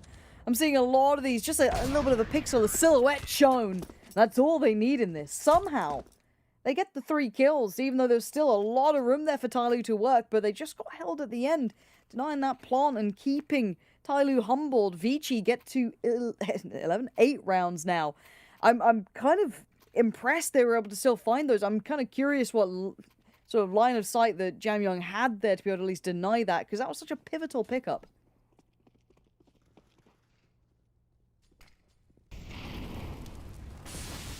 No doubt, I'm right alongside with you. I thought the start of that round was looking very good for Tyloo, but it quickly shifted. The dynamics went against them.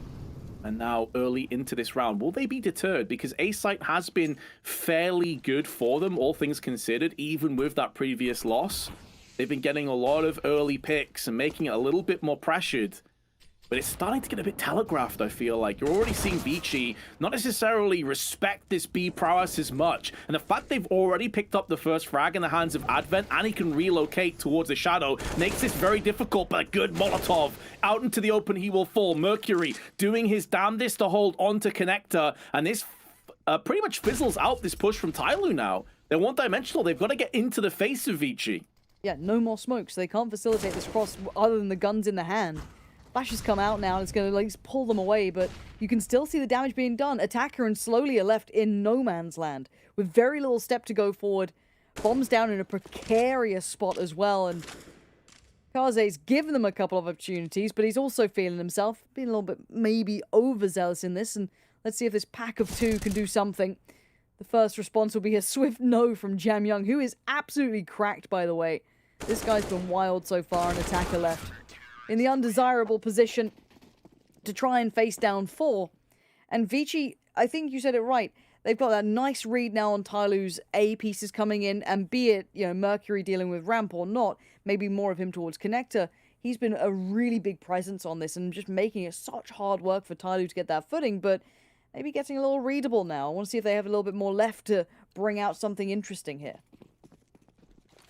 And this is one of the issues they struggle with Vertigo as well. When plan A didn't work for Tyloo and Vertigo, there was no plan B, there was no plan C.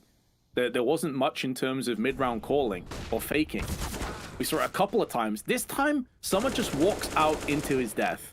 Now, maybe they can bite down on this fake, but the fact that Jam Young's already got an incendiary and a smoke behind it funnels away Tyloo from quickly replying and retorting back onto the site, but the timing was off and Danking punishes him. Alman goes down the same way. This will be a post plant. This is winnable now for Tyloo. Yeah, it really is, and look at the weaponry that's now being collected. Somebody gets himself the AK. Did that get noticed? I think it did. little bit of respect now shown as that fight doesn't feel so favorable. This could be the goer though. Flash in, push towards short. Didn't quite get what they wanted still. Somebody's going to be kept busy, but the other two still have plenty more on the plate. Somebody trying to buy some time, but Mercury does well to find slowly. Oh, wait, what? How is this getting down to this scenario? But time is of the essence, and they're running low. Somebody desperately trying to hold on, and the defuse just about comes in, and Vici pull it back. Double digits achieved, and Tai Lu looking rough around the edges. Yeah, again, it's Vici clasping and just grabbing onto any opportunity that is afforded to them, but Tai Lu just seem lost. This is not the team that I was expecting to see today. These are fundamental, the meat and potatoes rounds we were talking about before that they typically just grab onto for dear life, and they're very hard to shake away. Vici are doing a great job, but Tai Lu, not a single player on double digits or higher. Meanwhile, on the side of Vici, you have 4 players hitting that mark already. And I said before that there's no weak links on Tai Lu in terms of their fragging. Well, I mean, the fact is that no one's really kicked off just yet on Mirage. We've seen glimpses at best of Dan King, and that's pretty much it. Looking pretty one-dimensional in this Kaze. Light work towards Dan King. That's simple stuff. Every day of the week, they'll take that. Now, yes, slowly did at least get across towards the top side and maybe able to close the gap a bit here, but they haven't had great deals of success towards Connector. Generally, Mercury's been bang on with this. Kazi's still going to show a little bit of presence, but is going to eventually give that spot up, move away a little bit, maybe sit towards window, slip even further back and kind of shuffle the position, allow Alman to kind of pick up the slack there. And keep my eye on the bomb, slowly leaning towards that B side. I am seeing somebody kind of tending to go that way, but would I want to go towards Jamyong? Absolutely not. This guy has been off the charts so far. Oh, yeah. 10 kills, but it feels like every single one of them has been so impactful. And keep in mind, he hit well over 30 kills in the first map as well. In some truly dire positions, he still was getting multi-frags.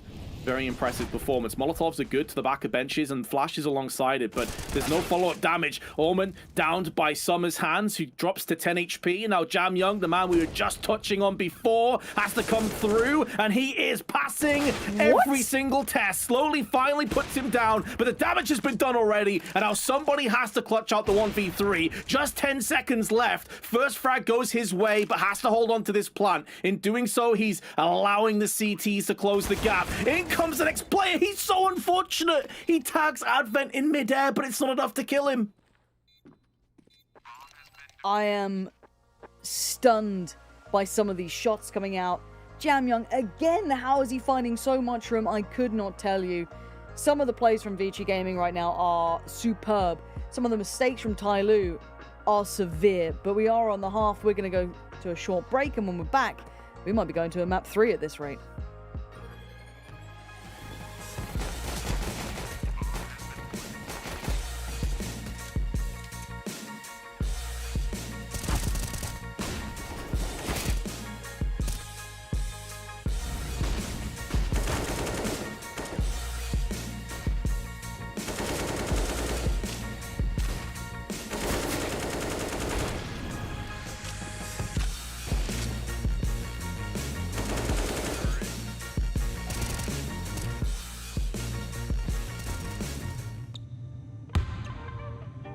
There is always a new challenge, and the hard work never stops. Strive to be the best. Make the most of your opportunities. And enjoy it.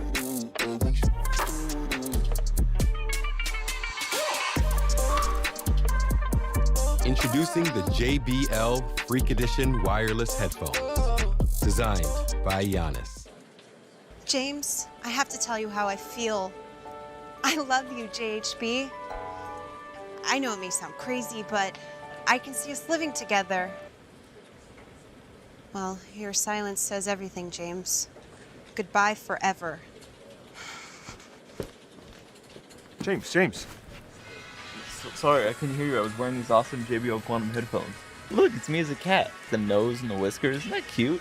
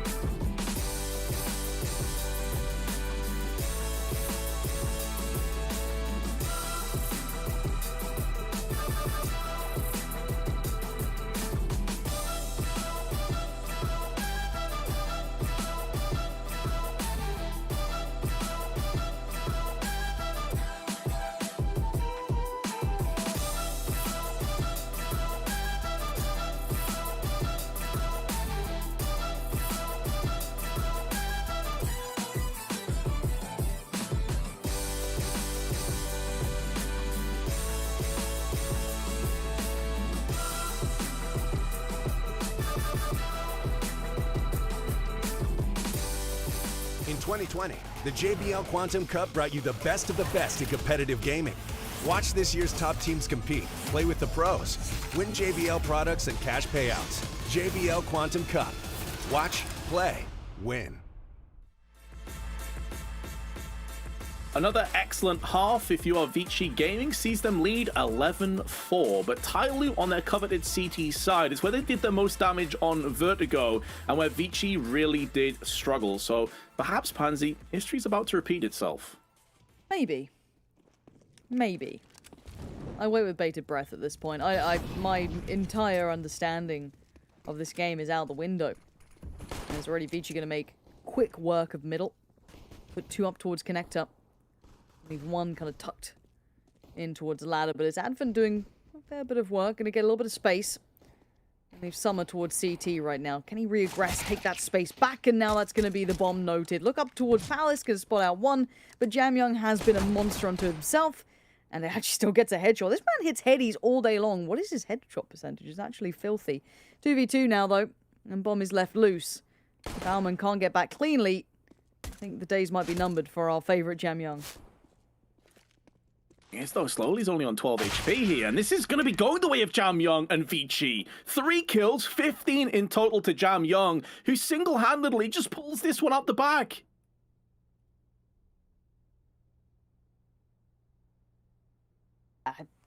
Still kind of stunned here, because again, you know, you come into this with expectations, you look at the previous results. Okay, they faced Vici, Tyloo, obviously. Let's talk about, you know, their previous results that caught our eye, that made us think, hey, Mirage, yeah, it's a tricky map sometimes, but they should be fine. Well, they pushed OG 10-16. Still a loss, but 10 rounds on the board. G2, big name, big team. Got 13 rounds. They've made 4 here. Bobby Star Riders, they bested them. 16-7. Even the last time they met Vici, twice. This is going back a little bit of, you know, fair time. They won both times, and Vici mainly made 8 rounds or 5. That is it. These guys on Tyloo are deemed the favorite for a reason, and we are seeing very little of that right now. Vici have come out and given no care for any narratives that we may have had or any statistics beforehand. They have come out and absolutely shown diligence across not only map 1 here, but kind of following into map 2. Now, this round, they've invested behind it, Tyloo. This is a fair crack of the money put into this. But again, you've got Galils and everything you need on the other side, and that first pick as well. Yeah, a bit of damage done in return, and now Omen has been put down slowly with the Deagle. He's going to get traded back. Kaze, 34 HP, looking to try and limp his way towards the site. There's so many targets for Slowly, and he's putting the bullets down range. This is why we were so surprised when we started 0 and 8, because he has this in his locker, and he's starting to finally bring it out. Advent tagged from left and right. 41 HP remains to him. He is doing a lot of damage in return, however. Vici will be conceding the round, and it's Dan King that puts the final nail in the coffin. Finally, Tyloo showing us what they're capable of. But it's individual. I want to see them win as a collective. And maybe I'm being too fussy, maybe I'm being too picky, but show me a little bit of that. But with teamwork, with coordination. I know that these guys can go off individually. We know that by now. We know this narrative. We know that concept. I want to see that collective approach, because Vici have it in them too. Jamyoung has shown that this guy can go toe-to-toe with pretty much anyone. Absolutely insane player in this series. Now, the money has been quelled, at least to a fair extent on Vici's side. Eagles, Tech 9s, Galil or 2, a little bit of armor, and not much else. Looks like just a little bit of a mid-crunch. And not really going to reap many of the rewards from this, as Dan King still being quite passive, playing quite safe, doesn't need to overextend here. Precisely, especially when you know that Vici's money and or lack thereof is going to yield a very rough buy. Summer over on middle has just struck onto Jamyoung, so one of those heavy hitters, one of the talisman has been sent packing for the rest of round 18, and Dan King's going to try and make the most of that momentary weakness and actually wrap around the back of Vici. He's getting a lot of information, smoke down now to try and funnel away the oncoming T's, and every step that Dan King takes towards that B-Apps is tightening that noose that little bit worse for wear on Vinci's side. They could potentially, though, just explode out, especially as Dan King's actually checking the T spawn, so he's not going to be getting around the back of the T's anytime soon. He's making sure that they're not hiding outside of ramp. There is a way in for Vici here. If they explode and get the first pick, there's a way forward, but they've been swatted away from Slowly and somebody. And Orman, although he has the Galil, and maybe can thread a couple of headshots here, it's very unlikely they actually get this round. I maybe spoke too soon because Advanced Eagle's doing a lot of the talking for them. And even though Vici have conceded this round, they've kept the economy of Tyloo honest. And there's still a long way to go for the CTs to make this one a comeback. Hey, it is a arduous road, and again, you've got to kind of play the percentages. You need the money in the right place if you're a Tyloo fan, if you want them to do well. They can't get kind of held back. They can't get the money ripped away from them. You're already seeing Slowly having to relent a little bit of the control, but he probably knows the money's not in a perfect place for Vici, so they're going to have to relent eventually on their side of things, so you should be able to get a little bit of a farm round going for themselves. But for Tyloo, you've got to be flawless almost at some of these points, because Vici are finding those moments here and there. They're finding the cracks to exploit. An attacker 5 to 15. Bit of a shocker for him so far. Good damage, or chip damage towards Mercury, but mid once again given over. But look at Slowly taking the space over by Apartments. I like this. If you're going to give up mid, take back some of the control somewhere. That's I always like to see. Very important as well that they get 3 kills without any response, because a lot of the issues with the economy has now been bypassed. We were concerned that maybe it'd start to be ruined. Ruination was on the horizon for Tyloo. Vici with just Deagles. I think I had 1 Deagle and like 4 Glocks. Didn't get anything done. Very good news for Tyloo, but now Vici have another chance. They're going to go in for Galils. This is not going to be a great buy. 2 Galils. Jam Young may be in a similar situation as well. Actually has the AK-47, but they will not have the AWP. And we've already seen that Kaze with an AWP on that T side can be so dangerous. Yeah, I don't think that's a bad assessment. Again, we still have Slowly the old SMG. Now this stack could be in danger if they do eventually look towards underpass. For now, it's relatively safe as they're still doing this kind of heavy B-lean. A little bit of damage, not much. Somebody again going through the motions, going through his regime over towards that B site. He knows what he likes to do with this utility put down. He has to fall away, but it is just him here this time. The triple stack towards connector could get exploited. A lot of utility coming their way, but no commitment off the back. Now this could send alarm bells ringing, but I'm looking towards Slowly. Can he still read this correctly? He spots one towards... Oh, wow. Slowly getting Mercury down is mad. Yes, it's traded out, but the effectiveness of that is big. It kind of shows there wasn't full intent behind this B piece, but where's the rest of it going to come from? Especially considering it was an MP9 versus a rifle. He actually managed to go for a 1-for-1. However, they lost the piece that was in the window, which was Dan King, and now puts way more pressure on the rest of Tyloo. Somebody with 1 dropped down to 57, but knows that there's a ton more Ts on the horizon. Attackers now moving into position as somebody goes in for seconds, double dips, and actually gets the better of multiple players. And now Summer can make the most of that chaos. Clarity has now been cemented in, and Tyloo looking good to pick up yet another one. Maybe Jam Young can make this quite costly, though, with this AK-47, but he's taken a dink round the side and finished off from Summer. However, the hero of this round is somebody. Without his 2 frags from Get Right, that round would have come crumbling down for Tyloo. He was so necessary to pull off the win. But we still have to keep our eyes on that money. It's getting me a little worried here for Vici because that gap is going to close up pretty soon. Again, if they go for a buy here, they can get maybe like Tech-9's bit of armor or a Deagle if they prefer, but it's still going to be far from ideal. Only 1 flash and 1 smoke. Okay, a little bit more invested around it now. We're seeing a little bit more come through them. So they could pressure this B site. Maybe they're feeling that, oh, there's only 1 person here. We can kind of pour in towards it. Well, there was before, but there's not now. Now there's 2 players on the site. Somebody being 1, and I think Slowly in support as well. Perfectly flashed up, though. Great damage of the nades and every piece of utility from the CT side. But the frags go towards Vici. They'll at least get a step on the site, but can they get the bomb down? They must realize that these last 3 players are very low, but it's unconfirmed damage. Molotov down, HG behind it, does finish off Alman. That's huge. Now, although post-plant comes in, it's a 3v2. Yes, you have an AWP, not the most mobile of weapons, but this is where Summer and Attacker, they need to lead the charge. Once those smokes clear, there's plenty of time left allocated. Needs to be some rapid headshots, but it is that man. It's Jam Young, still alive with Mercury. They don't check all their angles, and they lose 2. And now it's down to Dan King's AWP. He decides he needs the automatic spray of the M4 to clutch this one, and we'll take the first frag of Mercury. Has no idea Jamyoung's position, and this pistol round actually comes out and wins. Out of nowhere, Pansy, Vici have stamped their authority one more time. That was a shaky one from Tyloo as well, but you're right. Recovering those rifles, those two players, and I love that little kind of bait in. Mercury was in a bit of a one and done, right? It wasn't going to be a position you get much from, but Jamyoung was happy to put a little bit of risk on it, spraying towards the smoke, kind of showing position. And as soon as Mercury got contact, swings on the door as well. Lovely little synergy between the both of them. That's the fundamentals I love seeing. Making something out of nothing. And now we have the AWPs out on both sides, and actually double AWP coming back in for Tyloo as well, so big reinvestment this time. Oh, they need to bounce right back into this. They know the importance of this round. So much rests on this. They lose this point, it's a fulcrum, and it heavily swings in Vici's favor. That pendulum looks like it'll hit a map 3 of Inferno. But if Tyloo can hold on, could reset the economy of Vici, could get them towards double digits. And that's where the pressure begins to swell. They've got the first pick, and it's Jamyoung that goes down. The heavy hitter has been doused for the time being. And not really anything in return. 1 health has been lost on Tyloo. They still have plenty of utility and very good positions as well across the map.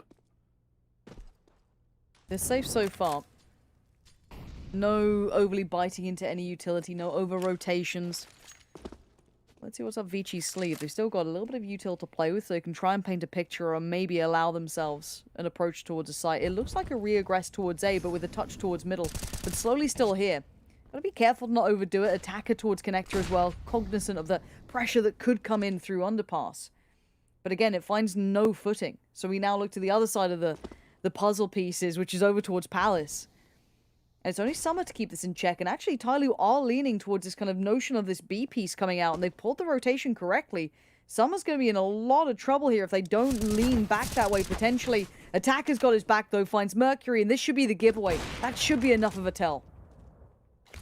Kaze's been stuck, 10 seconds left. Jungle gets mollied out, but there it is. Summer hit the nail on the head there. Pansy, he was always the ace up the sleeve. As time was beginning to dwindle down, the good news with Vici, though, is it looks like they will hold on to this AWP. Not bad. About as good as they could have really hoped for, considering that was, what, like a 2v4, 2v3 towards the end. So they do still have that firepower. We know that Kaze, with these hero AWPs, has made them work consistently. So this is one of those situations, again, for Tyloo. You look at their economy, not great. Attacker, $100. No one's over 2.5k at this stage. If Kaze can just thread a couple of frags, even if they lose this round, that could be good enough for the bigger picture. That could still get Vici into a commanding position come the sort of end game of our Mirage performance here. Yeah, I want to see what they do with this, and I'm glad they've taken a timeout now, because they've shown such diligence and creativity in these rounds, especially with that AWP left in play. Seen a couple get so down to the wire. They can definitely buy a little bit around it. I want to see how much they can get out of it, though, right? A little bit trickier maybe on the T side to bring that into those sort of positions where you're willing to kind of like bait out for it. And again, still coming up against a double AWP too. There's a couple of trickier factors now coming out, but again, don't write it off just yet. We've seen stranger things in this game. But Vici need to keep their minds in the right place, because yes, it looks close. If it's not over the line, it's it's certainly not done just yet. And looking at the pace of this from Vici, they're not slowing down by any means. And we'll see where Kaze heads towards. Looks like he's trying to punish any sort of mid presence, but again, Tyloo saying, screw it, you can have mid. We'll play the sites. We don't want to mess with this. We've been doing this the whole time. We don't need middle.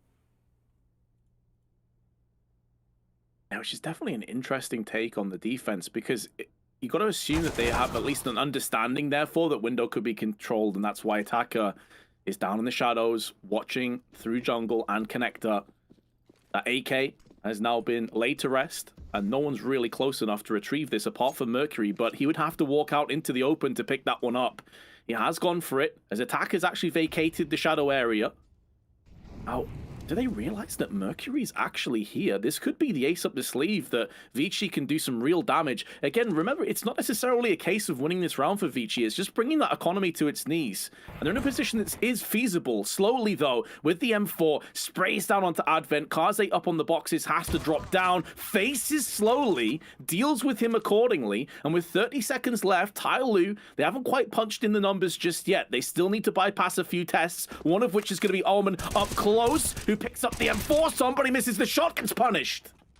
This is a disaster in the making for Tyloo and something dreamy for Vici.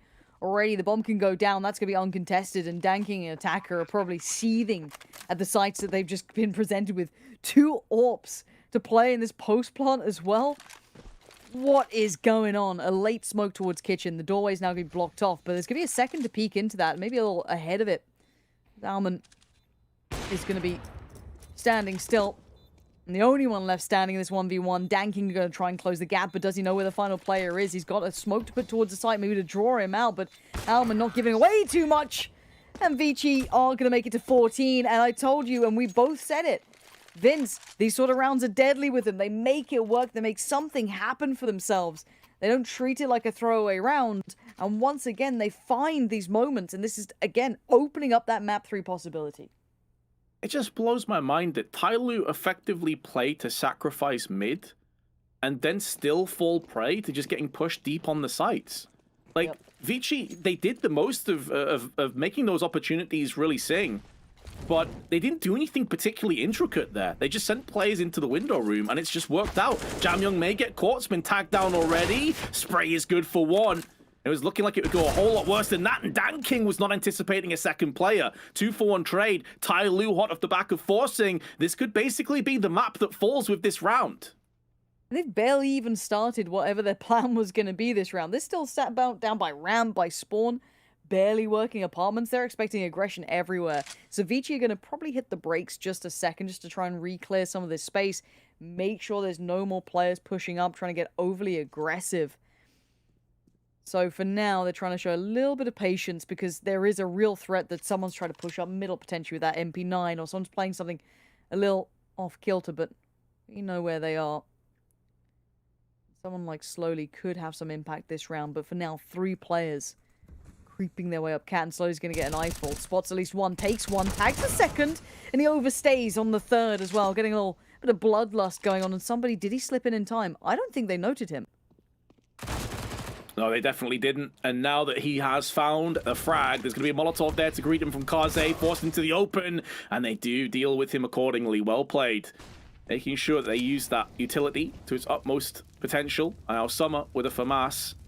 It's not even like he's got 2 super weakened targets to try and pick off here. This is going to be very difficult. He spots the first player, drawn out into the open. He knows where both of them are, but Kaze is too fast with the AWP.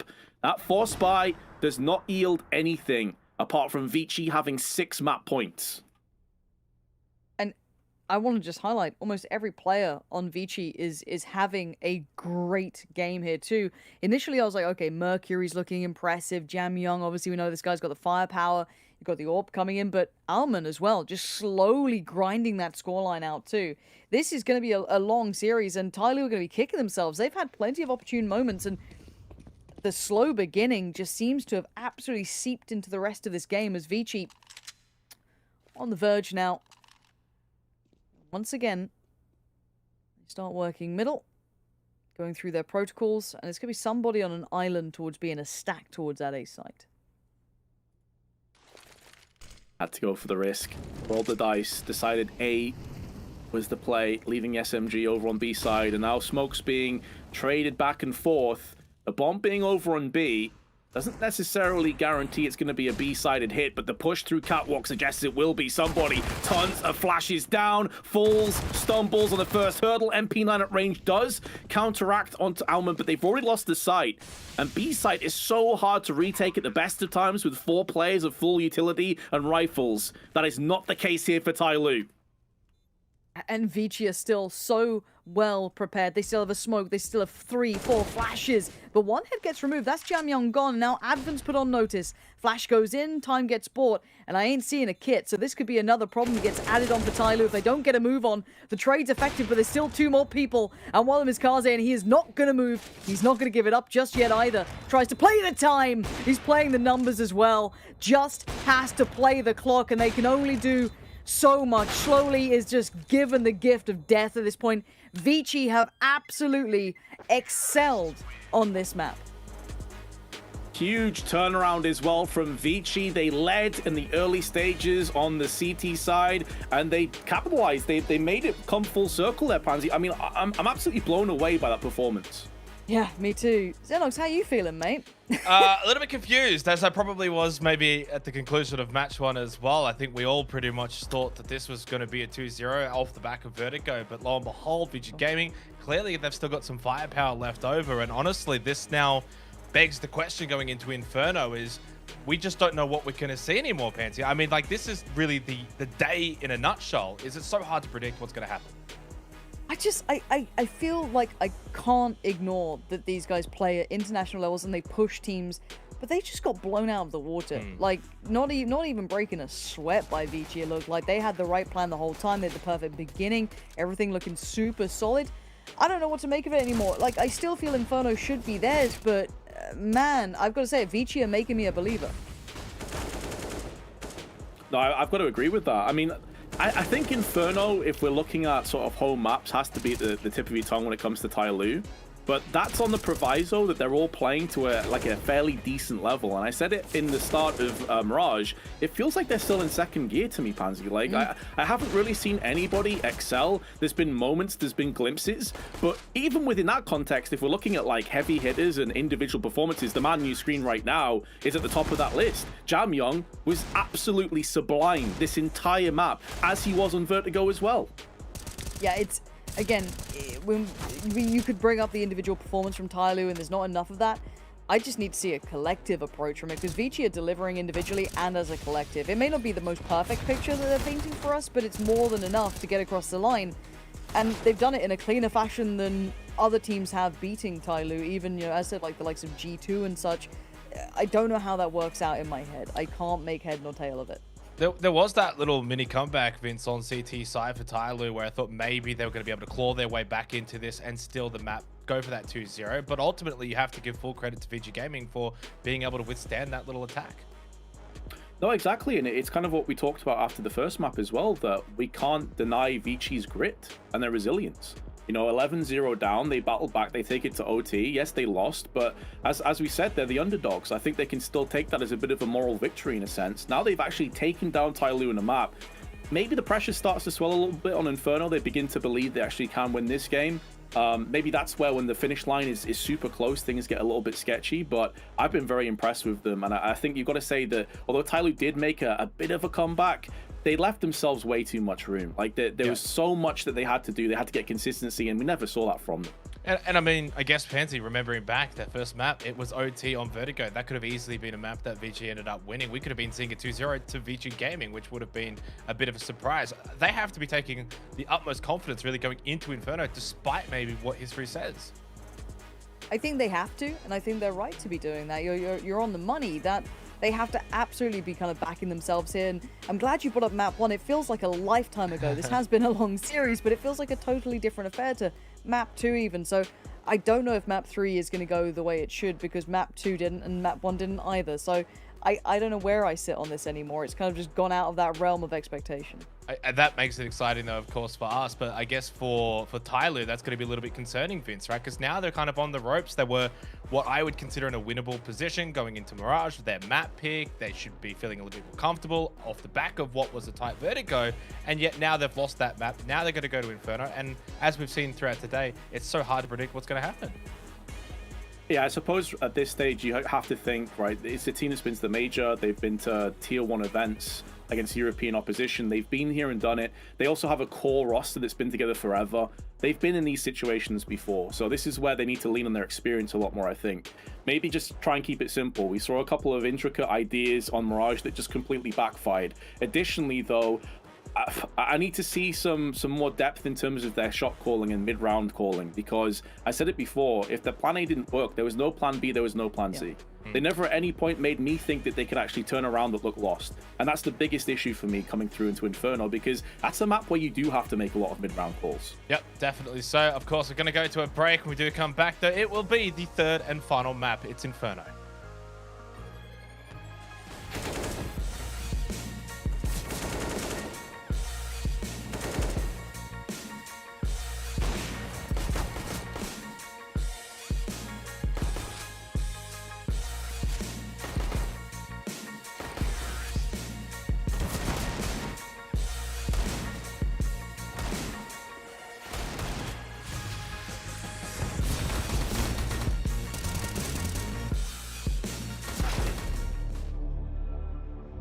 When I'm in an important match, my JBL Quantum 1 headset delivers the 3 things that I need the most: sound precision, communication clarity, and total comfort.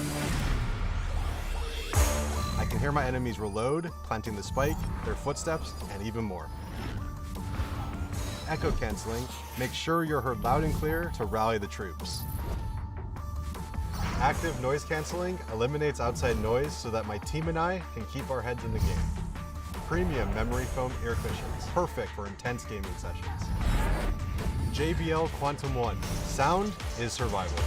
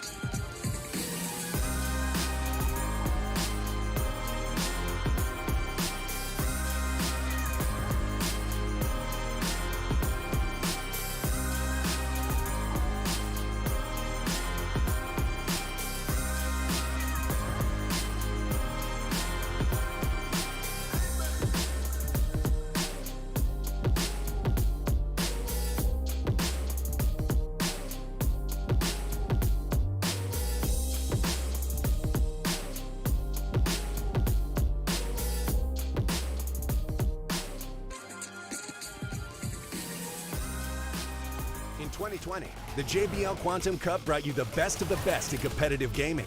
Watch this year's top teams compete, play with the pros, win JBL products and cash payouts. JBL Quantum Cup. Watch, play, win.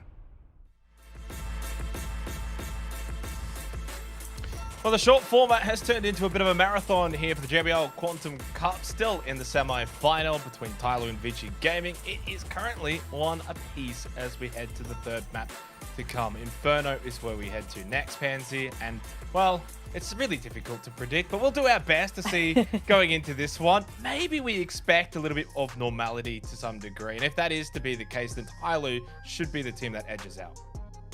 Spot on. It's very hard to find a narrative, excluding the weird last 2 maps we've seen, that you give it favorably towards Vici. Now, they are playing outside of their means, right? They're playing above their station, and I love to see it. But Tyloo have real reps on this map. This is one that should sit comfortably with them, but who knows what state they're in after the last map. Vince, obviously we're not privy to that in their mind state, but I guess surely history and just generally speaking, Tyloo in itself, they should be able to get the job done here on Inferno, surely. Yeah, I think if you just took this at best of 1, Tyloo are like 95% favorites to win this game. You have to take into account the last 2 maps and what we've seen, though, because that paints the picture of what the current form is looking like. Off that basis, I think you look from maybe like a 90-95%, maybe to like a 60-65%. Yes. I can't overlook the likes of Jamyong. I can't overlook the likes of Mercury and Kaze. These guys have all been playing very well. They may be playing above their means, Tyloo playing well below theirs, and at the end of the day, that's what really counts. What we do know, though, is Tyloo have been backs against the wall many times in the past, and they've came out and landed that KO blow. They can do it again, absolutely. Well, the best thing about Counter-Strike, Pansy, is in its beautiful, rich history, the amount of times we've had upsets. And for them to be upsets, it's generally us on the desk that's sitting there saying that, oh, that's not going to happen. This should be what's happening. Well, this is that perfect storyline that is now being developed for Vici Gaming to push through, find victory here 2-1, make their way to the grand final. If that does happen, they would actually be playing against Checkmate, the other open qual team, as they did, in fact, take down NKT. So I think it's actually set up perfectly for a Vici run here.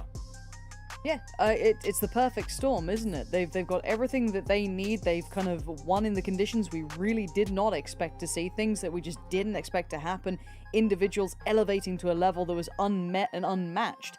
Now, whether or not it works on Inferno, we're yet to see, but I'm down for it. If this is what Asian CSGO is going to be like for me, you know, just at an eye test, it is hard to predict. It's hard to kind of categorize and really build that concept around, but it does allow for excitement. It allows for individuals to shine. So hopefully they can have a little bit of that here, Vici, because I'm kind of rooting for the underdog now. I don't know why. I kind of like the idea of them upsetting here. Maybe it's because I'm on the desk. A little bit of that Aussie underdog favoritism that we loved out under. But Vince, obviously underdog and upset and Cinderella story, all of those things aside, this is where we would probably be almost hoping for Tyloo to actually just get the job done. Come on, you guys are a serious team. We've seen what you've been able to do on the global stage. You cannot be dropping this one. What are the sort of, I guess, win conditions here, I guess, for Tyloo coming into Inferno that they need to probably bring to the table to get the job done? I think if they can win the pistol and bypass the first sort of force spy round, especially on their CT side, that's going to put them in very, very good stead. I need to see more from Dan King, though. I've got to be honest. He's a player that you typically look at over on this Tyloo side to have a lot of impact on Inferno. With the AWP, he is going to be very prevalent on both T and CT sides. Obviously, you can see right now the knife round is kicking off. This is pretty important, though, in all honesty, because what we've seen so far is that Vici in that last map over on Mirage posted up very good, solid CT showing. So winning the knife there, I think that puts them in pretty good position here on Inferno to kick things off. Does that maybe sway your thoughts, maybe going into this final map, Pansy? My thoughts are out the window. You know, head empty, no thoughts at this point, man. I'm just here for the ride. I don't know what to expect. As I said, it feels like every time we outline something, we're like, oh, but with this start or this, you know, piece coming into play, this could really pay heavily in their favor. And it just goes astray and it doesn't matter, and suddenly you get this mad scenario play out in front of you. I think this is anyone's map. Vici are unpredictable and hard to kind of pin down right now, and if they play like that, they could absolutely best Tyloo, and Tyloo are going to be kicking themselves. There's no two ways about it. Well, Vince, you were the one that brought up sort of the statistics there. It was just 65% or so, winning that knife round for Vici. Does that give them an extra 5% in your books? I think it does. Yeah, I mean, listen, if they can get a good CT start and they can stranglehold, they can get AWPs in play as well. Cars, they go for double AWPs. That's something they sometimes do on their CT side. Then I can see them getting 6-7 rounds pretty fast here, to be honest. So I do look at that Mirage performance and I think, okay, if some of that carries over starting on the CT side, that does give them a little bit of wiggle room. However, they need the pistol, because as good as the CT side can be for you, man, can it be brutal on Inferno if things don't go your way. Take it away from here. It is the final map of this semi-final.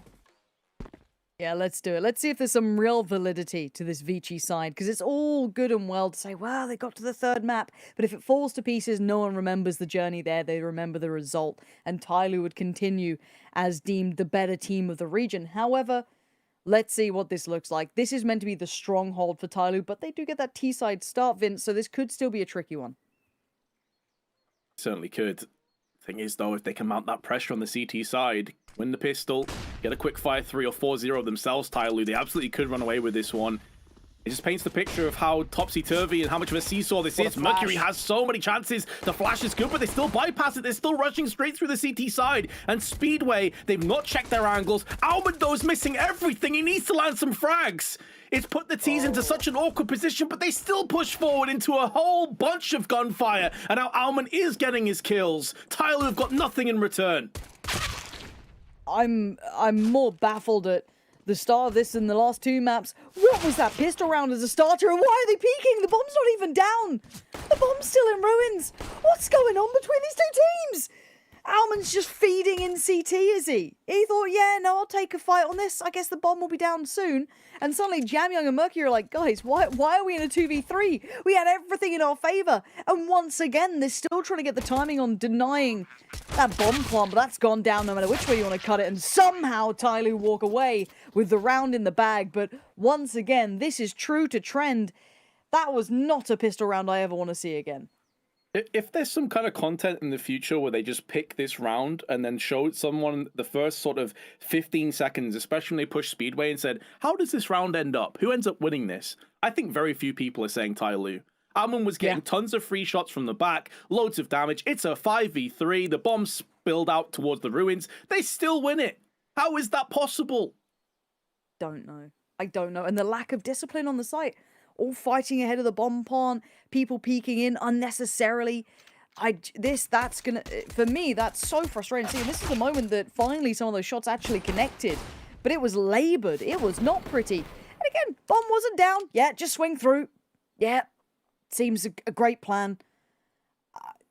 Some of the fundamentals here, man, are getting me really questioning what's going on, because Vici had such a good grip on that, right? Like, even, let's say they let the bomb go down. Sure, that's fine. You still have control of Banana. You could still build back in through ruins. Like, those two players tucked on site, they wouldn't have had good post plants. You had numbers. And Vici let it slip, and Tyloo will take that with both hands. There's no way a team wouldn't absolutely lap that up. But we go back in, and we look at the buy coming back out. It's pretty lacking from Vici, of course, having to just suffer through on the lighter buy here. Still a fair amount of utility, hopefully, to work with. Tyloo still need to tread lightly, because we've seen rounds like this, even within the confines of this best of three, quickly slip away from them. But make no mistake, as you touched on, firepower is significantly in their favor.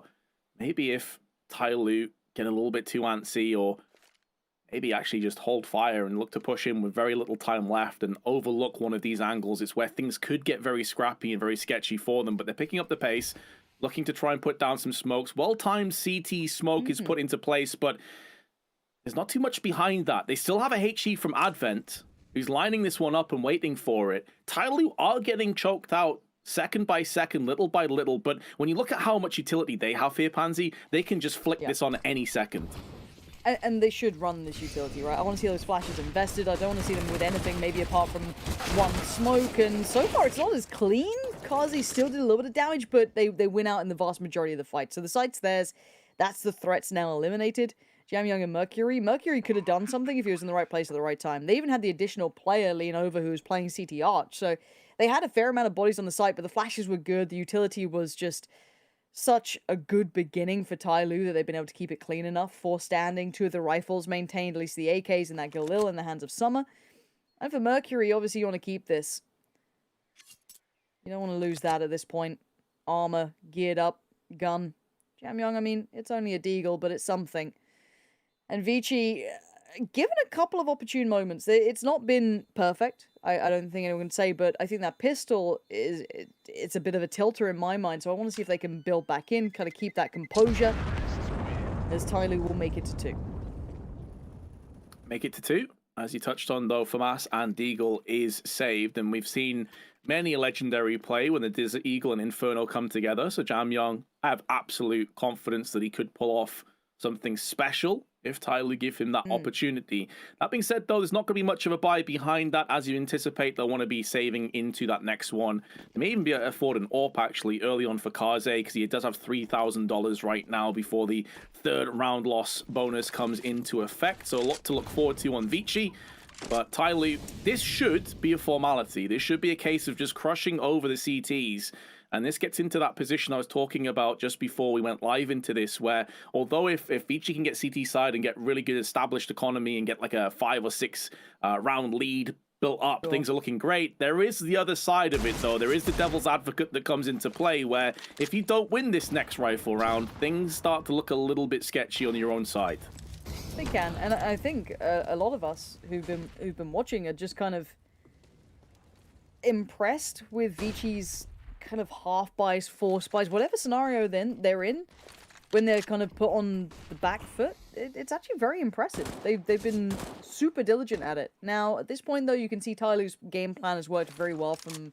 They do, let's say, continue towards that A side, but I think they maybe fell out that Mercury's over towards that side, so they don't really want to be going towards that one rifle that is within hand. So maybe continue forward towards this B site, and they have pulled that additional player back towards CT Arch. Advent quickly handled, and the site's there. So actually a very diligent approach from Tyloo. That's what I want to see, though, is this very, very smart approach. Keep in mind to clear this out, try and feel out where that maybe remaining rifle would have been. It's perfect stuff. So again, for the CTs, not much really here to do. Bit of damage if they could get an AKOA would be lovely, but Kaze, this is ambitious. And it might just work out. A little bit of damage on one. And that's the AK. That's what would be the prized possession here. And well, he's done very nicely with Alman in this. I thought they were going to get a third kill there for a few moments. And the thing for Summer here, he has to get out of there right now. Dan King's been tagged. The bomb may finish off both these players if they don't vacate the premises. Dan King has to push forward. And in doing so, may give this AK away. That's exactly what happens. This is a great outcome. Mercury's got the FAMAS. He has to try and watch the back right now. And then AK will be picked up from Alman. It doesn't get much better than that. They have lost Mercury, but they will retain possession of the AK-47. Mate, they're so good at these rounds. They still find such value out of them. Even in the losses, they'll still make it pretty reasonable. Like, they actually still chip away a little bit. It's not perfect. Like, don't get me wrong, the money's still fine for Tyloo. But when you look at Silver Lining, you got to say that Vici, especially in the last two maps, always put up a little bit of something in those sort of rounds. But now we see the op coming out. Let's see where they position this to start with. It looks like kind of a more traditional start. Not going to go for that instant look down towards Banana, so just a little peek down towards mid. Sees nothing super early on, but going to respect the utility that's probably going to be coming out and the slow build from Tyloo. That slow and steady approach. Kaze watching eagle-eyed, trained onto Archer's well-placed flashbang, forces him away, and a smoke behind it as well. Slowly is making moves up. We are already seeing that Tyloo's playbook is so much deeper on Inferno. Their smokes on point, flashes sublime, and Kaze is being choked out in library. HE's firing across, Ordnance is on point, and Tyloo taking up so much space already on this fourth round. Not a pick coming in yet. Jamyong's still alive. Still sitting okay. There's the first one to fall. That's going to be Advent called off, trying to maybe garner some information through from CT Arch. But look how close by these players are. They've hit the brakes for a second, and surely that paranoia is building with Vici, thinking, well, they could go B. We literally have no one here, but confirmation of attendance. Jamyong now needs to come up with the goods. Only one. This time, good trade for somebody, even a better follow-up. And again, that's going to be a confidence builder. They worked against a site that was pretty much rife with CTs, and they walk away with potentially 4 alive. This will really stabilize that confidence for Tyloo, and obviously send Kaze way off to try and keep hold of that orb. Yeah, they're a step ahead. They've read the script. They know exactly what Kaze wants to try and do here. If Kaze loses his orb, it's looking pretty grim for the next round. Good shot. Somebody will be punished. Because they lost a few players in that previous round, the economy for Tyloo is not quite as good as you were hoping for in a 3-0, potentially 4-0. So Kaze could still do some work. He could still make this one sting quite a bit for Tyloo, but there we go. Dan King from the back on the garden will sprinkle out the final remains of Vici, and Tyloo will be up at 4-0. Money, they could scrape together a buy, but I doubt that they will. I feel like this could be a case of shooting your own feet if things go alright. More of a half-buy situation, I would think. Somebody there playing out beautifully. And look, if Jamyung's still alive, I'm still going to pay attention. Right player to be in pit. You can see him just being that turret for the side, but for now, going to be kind of forced down to the eco here. A little bit of armor, so it's not without a little bit of something to it, but again, you got to be looking at small margins like that. So Kaze finding Summer is not bad. Now, is the rifle recoverable? No. But is it a body to be added to the tally? Absolutely. Pop flash ready if they do step closer, and maybe the swing from Almond could work out nicely. Kaze with a quick rotation too, so maybe reading into this B piece. I have a good idea as to this one. Plus, Tai Lu may feel stubborn. Like they want to hold on to that rifle that's been dropped down, so they're going to stay around the area. Alma gets splattered by Slowly, eviscerating as they look to pillage onto the site. Still 2 more defenders remain. Advent and Kaze in tandem with 3 kills. And now they trade up to some rifles as well. Slowly to try and retrieve this, remedy the situation, but this poison has been ingested so deeply that Tai Lu likely will fall on their sword in the most unlikely of rounds, but however, Slowly is still in with a shot. Doesn't know where the player on the B site currently resides. Stands to reason, if he's not coffins on new boxes, probably the backside, but Kaze still takes the head and makes it his. Great round for Vici. Look, Vici are absolute god tier at these, like, weird buys. If they're down on, like, a couple of deagles, maybe a UMP or something, suddenly they're, like, God's gift to this game.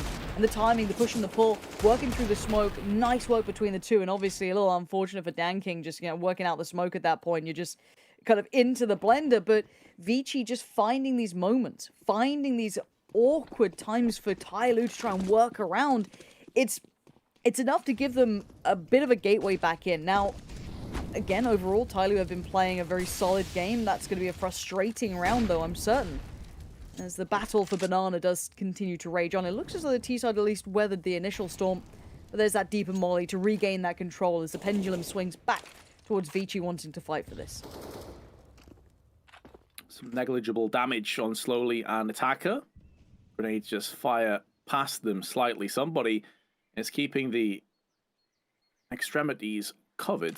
This is an issue that they did have on Mirage. It felt like they were hitting A so many times that at one point Vici were just stacking 4 players A site on the CT side, and the 5th player was just on catwalk. They weren't even watching the B apps.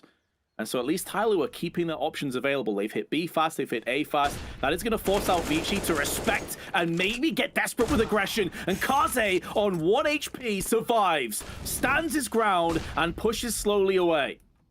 But look at the wrap. I'm still seeing Summer try and slip through towards Speedway. Maybe trying to catch these rotations after they know that pressure's come back in, but it looks like Kaze's aware. Dan Kim finds Jamyoung in the back lines. There it is. That's the punish of the rotation. There is another layer to this, but Almond's a little bit disconnected, a little too far away. So Mercury, this guy was great in the past, but he needs a little bit more of that. 25 seconds is a chance. If they leave it too late, he could do some serious damage here, but the timing's good. Tai Lu, fighters won. They should be able to get that bomb down. No problems there, and Almond, well, odds looking very unfavorable. Oh, yeah. If I'm Alman, I'm wanting to save. I think the only reason he may not be is you can see him looking towards his backside now and again. He's worried that either someone's pushed through the arches and is rotating, or perhaps even just looking from the B side of the map. 4 players still alive. So he's not even sure, like, is this the safest place for me to hide up with the AK and try and save it? In terms of trying to clutch, that's a thing of the distant past. Like, he's not interested in actually winning this round. It's just all about the AK. Plus, there is a potential little bit of upgrades. You've got a kit out there on long side. Maybe you can go pick that one up. There's also an AWP at the back site, I believe, at CT spawn. Indeed, there is. So that's the reason he was lurking around. AWP picked up, affords them the luxury of buying again if they should choose. Why buy? Just get some deagles, bit of armor. You've got the AWP. You'll be just fine. That's a full buy for Vici at this point. Now, I do want to see Mercury come online a little bit here. Same with Jamyoung. Considering those two, to me, have been pretty pivotal to Vici's success. And they're in such big player spots, right? Like, if you're in pit and you're the player playing on site, these are kind of where you put your fraggers, right? They're where you put your headliners. And they're having a quiet game. It does get tricky, but deep utility going to maybe facilitate a little bit of aggression. Advent considered it. Backed away eventually. But again, this will put it on the T's to now retake that space if they want it, but it does allow the CT side to pull Alman early towards that A site. It allows that rotation to come in. Kaze, in the meanwhile, though, who has been flashed out from this same position multiple times, is still holding fire. 4 players now move in as the frags come in thick and fast. It's Jam Young with 2 and Mercury. The bomb's also been spilled out on the balcony. That's horrible if you're Tai Lu. May not end up mattering anyway, as a smattering of frags find their way into Vici's hands. The lockdown in effect, and to make matters worse for Dan King, there will be no retreat and no surrender because he's being flanked from the back. Whether he gets fragged from Mercury or Alman, doesn't really matter. The end result is the same. Vici pick up a second. And I love that adjustment. Vici dropping that deep utility down Banana, pushing behind it, having all of that kind of, I guess, intention behind utility. Now this is a bit of a freebie, right? Fully blind on the second. The first, I think he at least got a glimpse of, but the flash, it didn't really hinder much. The timing a little off on that, and then everyone, the cavalry was right there. But because they had that early rotate as well after that deep investment of utility, and Tai Lu deciding to not fight back on Banana. So good adjustment from Vici. If they can keep this up, this could certainly add to the matter, but a double up coming out. Kaze, careful now. You don't want to give that first kill away.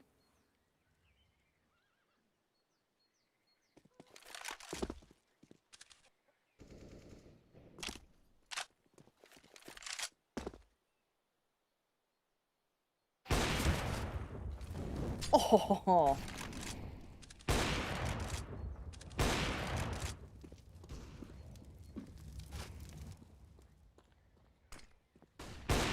And this is a whole new look, right? The double AWP coming out. This isn't something that Tai Lu have had to deal with yet, really.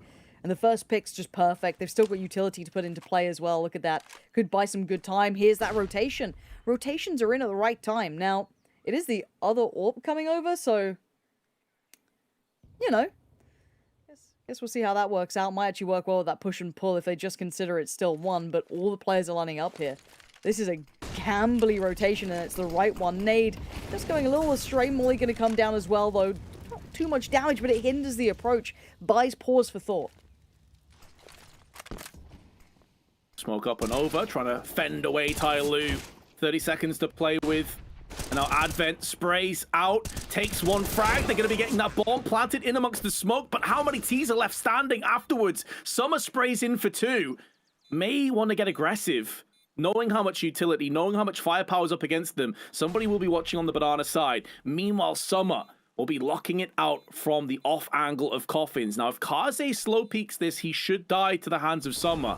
That barrel of the gun will betray him, and he misses the shot. Kaze misses the opportunity to put this round to rest, and Summer may punish him. Summer's also on for the ace as well, with the AWP coming around the corner. He misses his shot, he misses his chance at glory. He may have bought up enough time, but no, the kit is going to steal away this round from Tai Lu. How much more could he be expected to do? 4 kills, bringing that clock so close as well. But Vici, we've said time and time again, grit, determination, all these descriptors just go hand in hand with them. Correct rotations are something that's catching my eye too. It feels like they've always got that additional man in the right place. They're reading Tai Lu very well at this point. There's no big errors from Tai Lu at times in my mind. It's just Vici are actually a little ahead of them, and I don't feel we could have said that about some of the other maps. This is a very good display, and now caution needs to be shown. Tai Lu should be afforded a little respect in this. Those Deagles can do damage. Those Deagles can certainly put a dampener on the economy as well. Kaze, though, passes his test through on middle. Actually goes for a repeak. A little bit aggressive, but doesn't get punished for it. And now a 3-player strong defense on the A side, starting to take shape. Mercury dealing with the threat of attacker, forces him away. But it seems like Tai Lu have given up the idea of going onto the A side, and they're going to be doubling back onto B. There's only 1 defender here. Vici may have overthought this. Now, there is a smoke down, but I doubt Tai Lu on Deagles are going to be respecting this too much. In a round like this, you have got to roll the dice. You have got to take risks. You've got to take gambles. And now, behind the smoke, they'll be pushing in together. Flashbang lined up from Advent, and Alman will be going in for that peak, and they've already dealt the fatal blow onto somebody. Trade back is good, however, from Danking, but no smoke on the CT side causes them so many problems. There's also a player there in the form of Kaze, but he's just had his head removed, and now Advent's in an awkward position with the M4. He's going to get pinch it in. Sideswipe from Danking if he's not careful, but he will deal with the threat of Summer, and that probably saves his life. It also saves the round as Vici pick up 4. That was again teetering on the edge of going severely wrong. There was such an opportune moment. Imagine they had one smoke there, something in Tyloo's pocket to make that cross or make that play. That could have been so different, but watching it back now, you can see, I mean, you take them when you get given them. That swing on CT, man. Dan King's looking tasty today, but again, Advent keeping calm, keeping composed back towards Nubox. Probably saved them in that. Bai comes back in though, so we're back kind of where we were. Not at the double up this time. Kaze slowly almost died as well, roasting alive. And there we go, put out of misery by the nade. A kindness at that point, but an early advantage for the CT side. You couldn't ask for a dreamier beginning. Now they're going to post up Kaze with that AWP over towards B long, leave him on towards Banana. He can kind of lock that down himself, and they get that nice 4-play stack towards A. That's not the first time that we've seen Vici have a lot of success down on Banana either. We had that double AWP setup where they nearly got a 2-for-1 shot down. I think it was Alman that got that one landing. And now a freebie pick, no health lost in retaliation, and Tyloo not really in a position right now to punish them. Now, there is one player on the B side. It is Kaze's AWP, however, so he can take the shot and fall back. And to make matters that little bit sweeter for Vici, they have a second component coming in. That will be Orman. As Kaze still watching, Tyloo slowing down the pace considerably, and some good counter utility tossed in. See the rest of it now coming through as well. Might force the hand. And there it is. Actually going to crest the corner well. Going to force Kaze back here. Not willing to overstay. Doesn't need... Okay. He was about to walk that smoke and it makes me nervous, but Orman's fine. Still good for 1, 2, a third! Get out of here! Deals with them just perfectly, and Kaze just says, no worries, buddy, I got your back. I'll be there when you need me. You're fine on your own, and we're back all even, 5-5. You doubt Vici for a second. You think, they've had the rough start. This is looking good. This is the map for Tyloo. And look at this man, digs his heels in. And for the T side of Tyloo, you've got to be kicking yourself in that. Oh, yeah, because as you could see from his perspective, I mean, again, well played, but they faced him one by one. Yep. Like, he basically was playing a rail shooter. Like, just, I'll hold my crosshair here. You guys run into it one by one, please. Okay, thanks. That was the most straightforward 3K Alman could have asked for. And now Tyloo, off the back of taking a really considerable lead, it was, what, 4-5-0 at one point? And now 5-5, and their money is in trouble. They're into a half-buy situation with Vici every chance to start to extend this lead come the second half.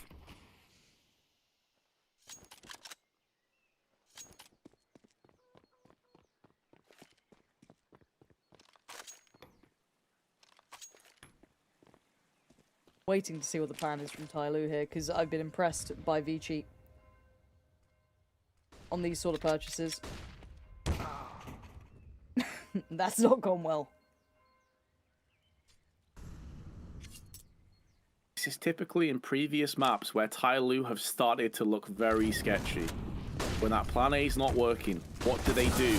What is their counterplay? Apparently it's Attacker just rushing into the site by himself. I can kind of get behind that though when you've got Tech-9s and Deagles. That's fine. Headshot has been delivered and somebody makes the most. He is last man standing, but he does have an M4 and armor behind. It needs to replenish the magazine before he puts down some bullets. Not far away from the head of Mercury. And maybe there was a way back into this round yet. However, Vici off to a stormer, a heater here on Inferno, have built up their economy nicely. They're looking sharp. They're looking more dialed in and confident. And it's going to force Tyloo's hands to call a tactical timeout.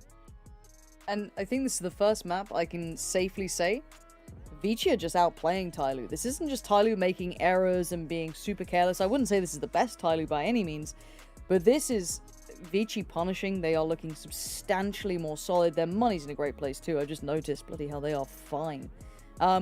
Again, for me, I'm just very impressed with how Vici are playing, especially when you get into this and they were coming in off a bit of a a tricky spot when the first couple of rounds looked decent for Tyloo. Shaky, but they were on the board. But this is much better from Vici. Even though the scoreline's substantially closer, I think it was always going to be.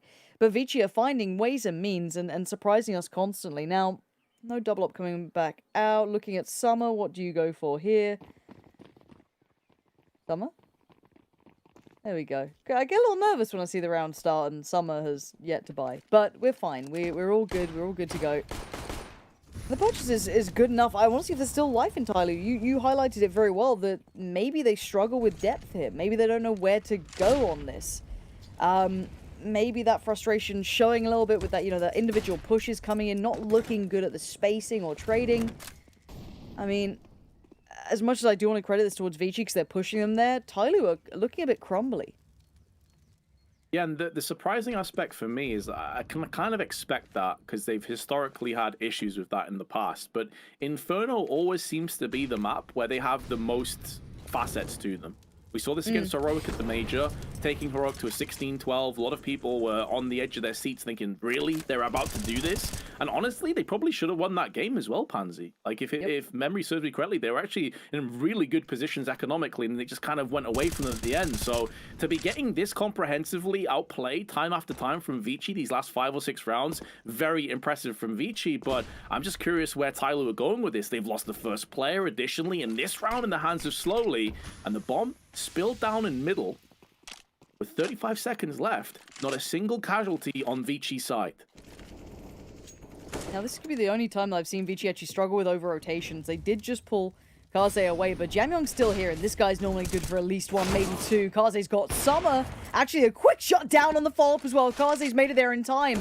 The savior they needed. Somebody, anybody, please. Tyloo, what is going on?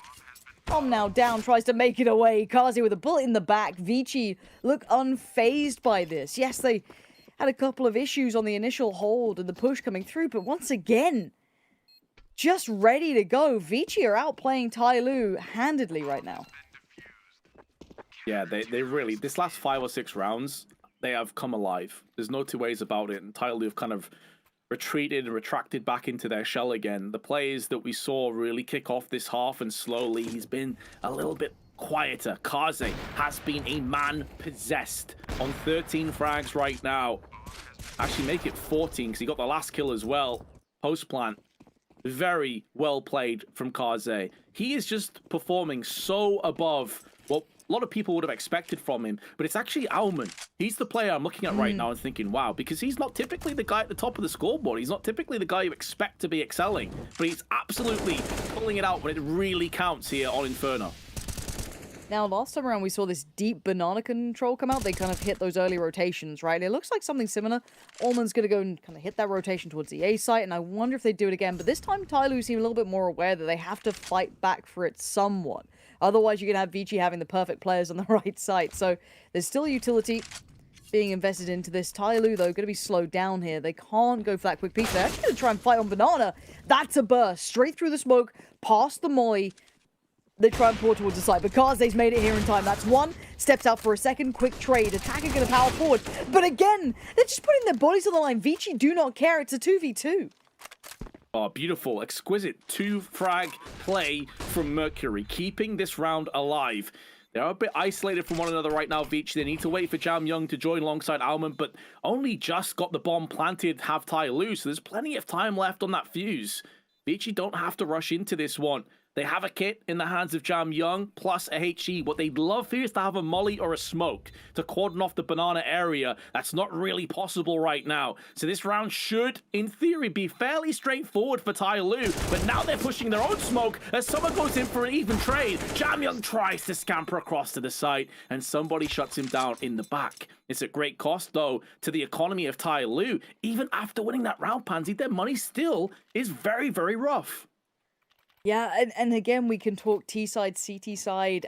I don't know how to read either of these teams because we've seen like mad 11-0 score lines in ways we shouldn't. So I'm just going to take it on the half we have it right now. I'd say Vici are still looking really competitive in how they're approaching this. Tyloo, I'm glad to see them at least get another in here so they can keep trying to build that scoreline as close as it can be. But at this point, now the AWP's still in play. Big stack down banana and bigger aggression advent off the back of the flash from Mercury, just going to be punishing Dan King. And this is just becoming sloppy. This is just brutality on Banana. Neither side willing to relent, but it does seem as though, at least for now, it's gone in favor towards Vici. Yeah, just this war of attrition. Paid in blood is Banana. And I think it's safe to say that Vici have won the battle for this time. The incursion has gone in their favor. Somebody taking a lot of damage as well as he tries to peek through on the balcony. There's going to be another grenade behind it. And the weakened somebody's now been body bagged alongside Summer down on Banana. He hadn't completely given it up. And that addiction is going to cost him his life and cost Tai Lu an 8th round. Attacker may have a couple of things to say about that one, but considering he doesn't even have control over the bomb, it's looking dire to say the least, as he's trying to do his due diligence, just cover these angles, see if he can find somebody to execute off, but it's Mercury that will expunge him on the push, and whatever happens, Vici will be leading come that second half.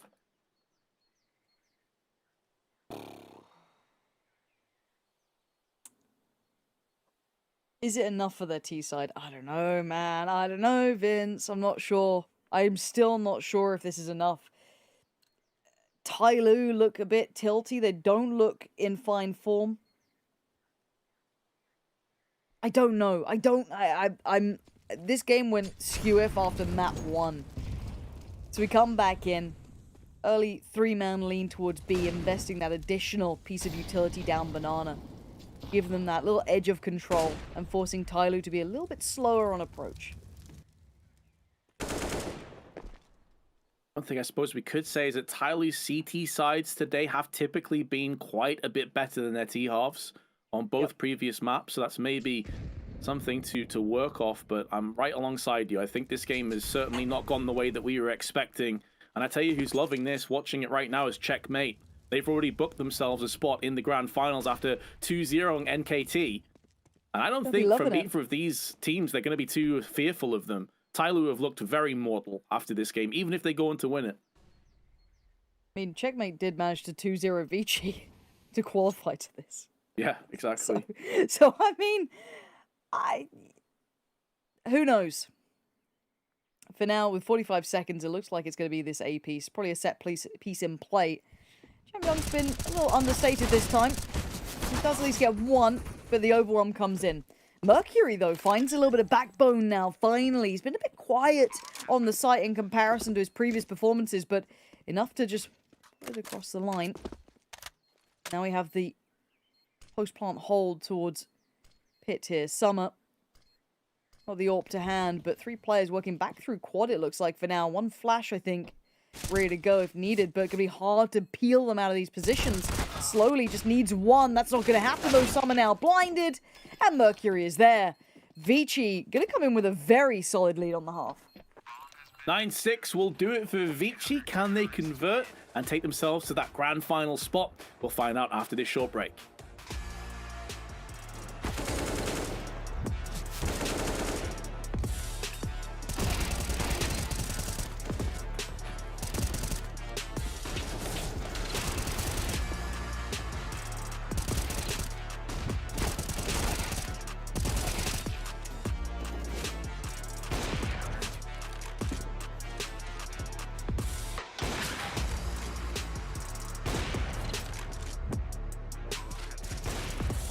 JBL presents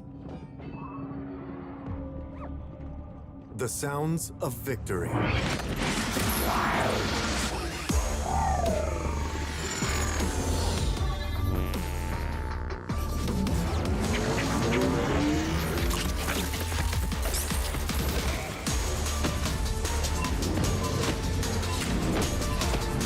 JBL Quantum Gaming Headsets.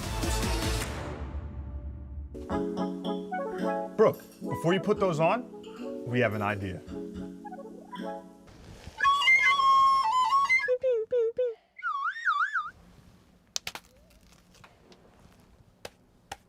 Behind you.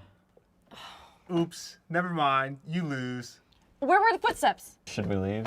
Yes, go. I'm sorry, Brooke. Go.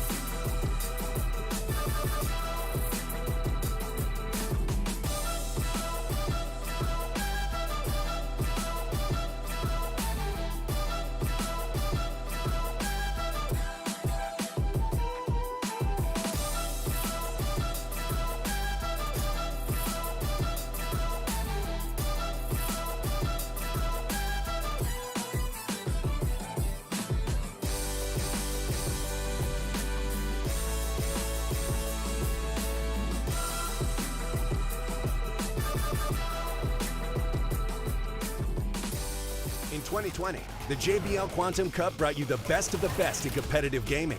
Watch this year's top teams compete, play with the pros, win JBL products and cash payouts. JBL Quantum Cup. Watch, play, win. The grand finals beckons for our teams here between Tyloo and Vici. 9-6 the score. Vici do lead, but now they move across to the T side. And what we've seen consistently, Pansy, is that Tyloo's CT sides have been pretty damn good. Their T halves, not quite the same. It certainly raises an eyebrow, but again, I don't want to go against them at the moment. If they suddenly have a upswing from someone like Jam Young, then you've got a whole different kettle of fish. But Tyloo need to remind us why they're the favorites. They come into this as such a top-heavy team in comparison to everyone else, and right now we are not seeing glimpses of that. But it is the CT side. It's a whole new beginning. Maybe this is where they could start it, but it looks like aggression is the name of the game, at least the concept of it for Vici. But instantly, Danking's here and goes, well, okay. Jam Young's back on his business, man. He's just hitting headies. That's what Jam Young does. We've seen it so many times. I mean, he basically single-handedly dug them out of Mirage T-side pistol as well, picking up 3 kills, all headshots, rapid succession, slowly stuck at the back of the site with his USP, has to try and pull off some headshots of his own. There's one, and he's also got a bit of cover as well from somebody. 2 frags back-to-back between the two of them is going to allow the rest of the team to now start to pivot in towards that site, but they may not be required. Tyloo have done such a good job of holding this one down. The bomb is in such an awkward position, still not planted, wrong side of the coffins. And if Mercury wants to retrieve this, he has to push out into danger. Jam Young's bailed him out of one. Mercury's got another. It's doable. It's unlikely, but it's doable. Jam Young again delivers another headshot. Look at this guy go. They were so low HP. 8 HP and 5. It could have been feasible. But it gets drawn across the line by Tyloo, who closed the gap in now. But a stark reminder that Vici are deadly. Even when it looks like, the chips are down. Tyloo, though, get themselves a desperately needed round if they do want to get to that finals. Now, the purchase coming in will be far from pretty, but I have to make do. They have the AK. They've managed to scramble that together. You can see the other side of that coin. Get the post plant in and have 3 or 4 rifles. Without it, you can still afford 1. There's not much alongside it, though. Slowly getting aggressive down on Banana. There's a slight gap in that smoke, but making the most of it. Somebody nearly gets fragged as well. So this is still a bit of a tentative start on the side of Tyloo, especially if they lose a couple of players. That flash is going to do nothing, but Almond can't capitalize. Summers MP9 does stick the frag, and in doing so, more aggression from Slowly, stuck between 2 different angles, will be finished off. 3 kills back-to-back for Vici, but this feels self-inflicted, Pansy. What are Tyloo doing? What? I don't understand. I do not understand what I just saw. Slowly just went and... Bombs going down. They've got rifles, they've got armor. They're fine. Attacker's probably got the worst purchase coming into this. Yeah, he's a little bit better, at least with armor, but that's about it. No kit to hand. Times another enemy on the board. The first target noted, but not found. And now here comes the pressure. It's a one-play pickup. Bukaze is there, and a disastrous round for Tyloo. There's no way you should ever lose that. The Tyloo have somewhere to be like. I'm confused as to why they'd all push down Banana and mid where they had the advantage. Like, that to me is lunacy. I don't understand how it happened. Well, I do. I just don't know why they'd do it. These players are good players, man. It's just... And I mean, the buyback here. All right, let's see what you got. Armor, CZs, and Deagles. 5-7. Smoke and a flash. It ain't pretty. It ain't much, but it's a bit of an attentive play towards top middle. Maybe a crunch towards the apartments, but Jam Young's just going to lap that up. That's dreamy stuff for him. Maybe even a third to add to the platter. Some are considering it. Flash. Not bad. You know, at least facilitate 1, but... Man, I'm still stunned from the last one. As am I. I mean, Tyloo may very well be as well, to be honest. As good as they are at resetting mentally, that is a bitter pill to swallow. Somebody tries to spray through the smoke through middle, but at that range, the MAC-10 not doing too much damage. Slowly from the back, though, does execute Advent. That's an AK that trades back. into favor of Tai Lu. Somebody is making a real nuisance of himself, but he needs slowly to get some frags and slowly picked off behind him. A 4K for Jam Young. May have been a little bit quiet on that CT side, but now we're seeing what this guy is truly capable of once again. And you know, Pansy, if Tai Lu end up losing this game, that round is the one I'm going back to. That's the one I feel like may have been the backbreaker. Hey, and they were in double eco territory last round. They try to buy around it now. Look at the 1.9 and nothing. Just nothing. That's going to be 12. Look, we saw that last round being kind of weird. There's no way that Tai Lu convert this. They could do a bit of damage if maybe Slow's in the right place or they like walk into a stack, but that's just unreal scenes. Not seen anything like it, especially from a team like this or a match like this. So the rifles should be able to keep them at fair arm's distance. Just USPs and that Deagle on slowly. That's not really had much of a say in the matter. It's got a fight on Banana and it's lost it. So that was the one weapon of impact now removed. We're down to 3. Yep, as you said, this is somewhat of a formality of a round, really. Just dotting the I's, crossing the T's of Vici. They can keep all 5 players alive. That would be ideal. I would imagine they'd probably stick with the 2 MAC-10s and maybe just run the next round as a bit of a bonus. Whereas Tai Lu, somebody on the coffins, maybe just treating this as a mini tactical timeout. Have a quick discussion amongst the troops as to what they're going to be going in for next round. Waste a bit of time.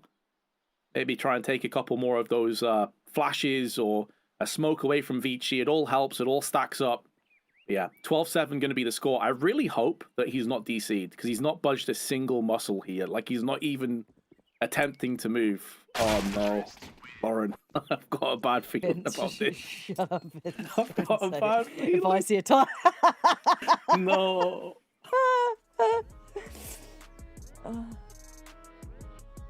Right. Well, it's a tactical timeout, so that's fine.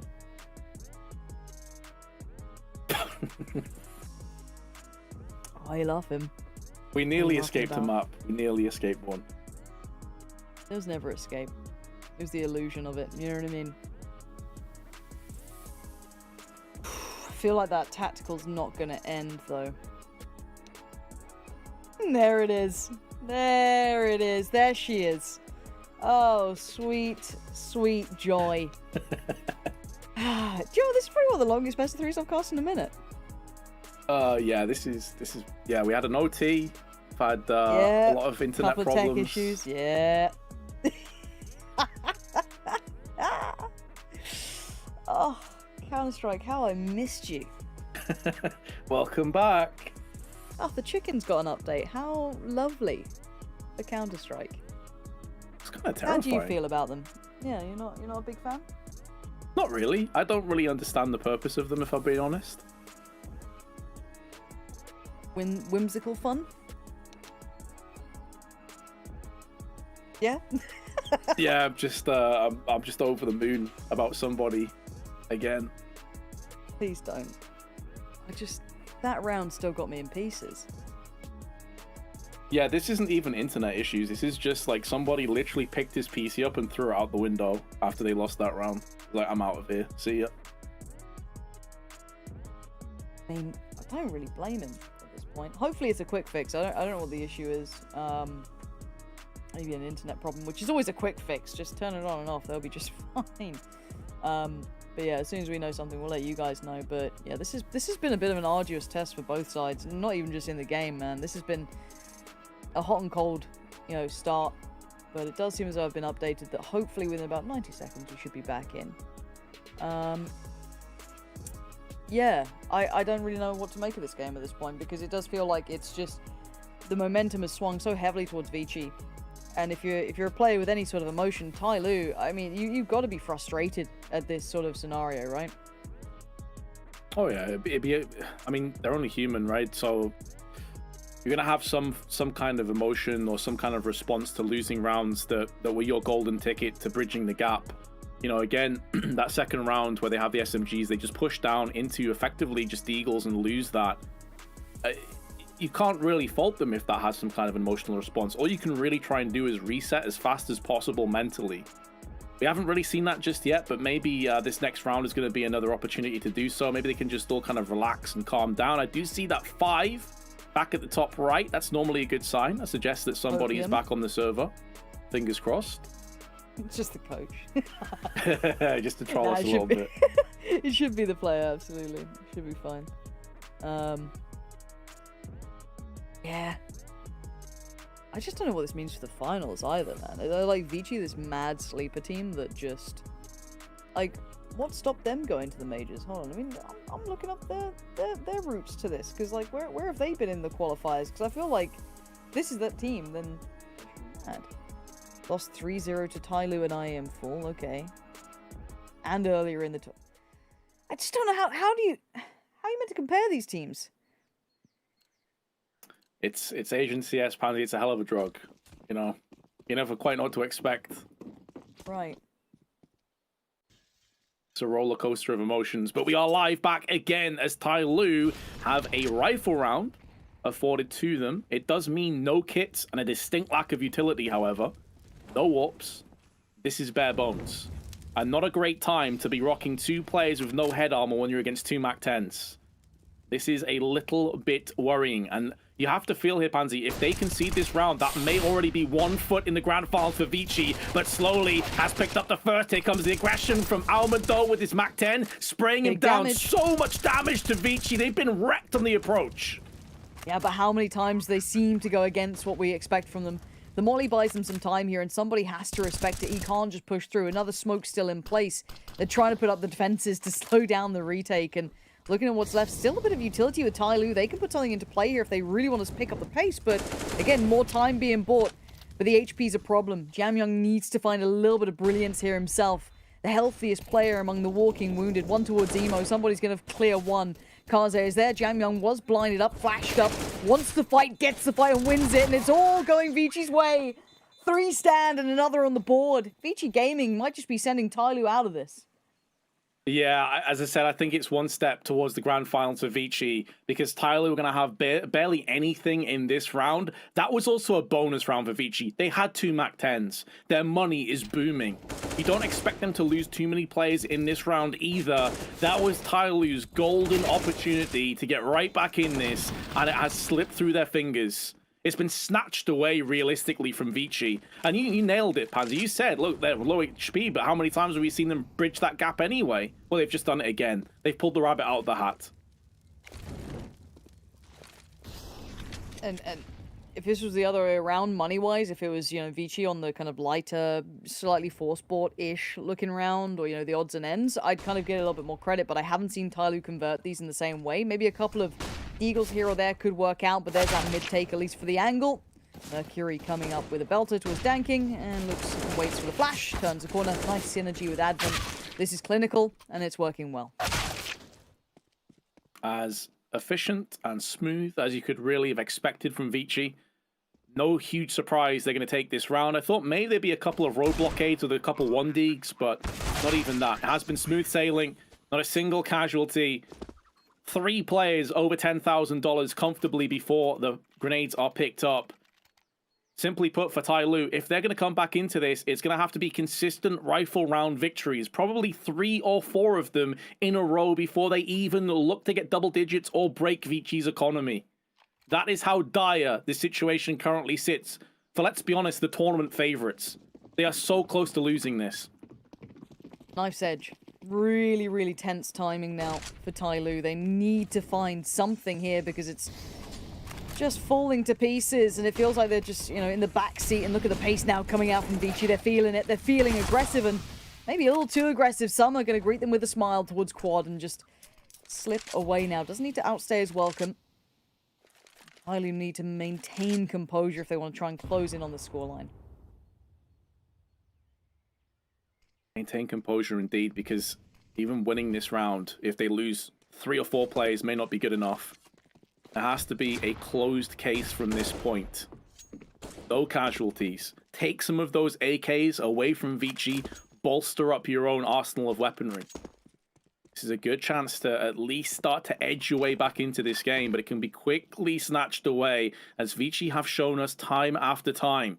one player in the form of Dan King holding quad alone and has no second component because they've thrown a third player over on the B side. But Dan King, easy shot onto Alman, who slow peeks him and gets punished. That's also the bomb that gets spilled down. An attacker making sure that his AWP's back is covered.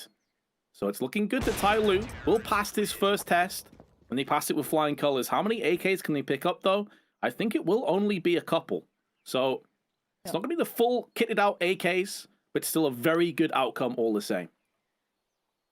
If you're Ty Lue, you'll take what you're given at this point, and I get nervous when I see timeouts, but it is tactical, luckily. So Ty Lue just going to try and, once again, still the nerves, pull focus into the right place, because yes, that was a good round, it was 5 standing, but it's the first time I think we've seen anything even close to that clean from them.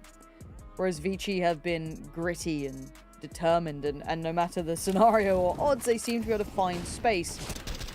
Summer, lovely little reaggress there, just worked wonders, and the second almost just on a platter for him.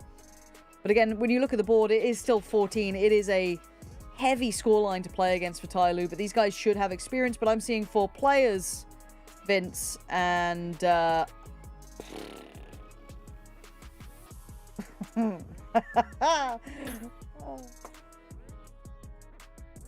game that never ends. What are your plans for the day, though, anyway? Is it somebody again? Or is it someone else? Plans for the day. Watching a lot of Asian Counter-Strike. Okay, after that, you're gonna get some lunch, or sorry, dinner, or what are you feeling like? Maybe a little watch on the TV, get to bed. What's the plan? We've already established that my life is pretty boring, so probably some soup. Bit of soup, lovely. Classic. I can't go wrong with soup. How about you? Not sure yet.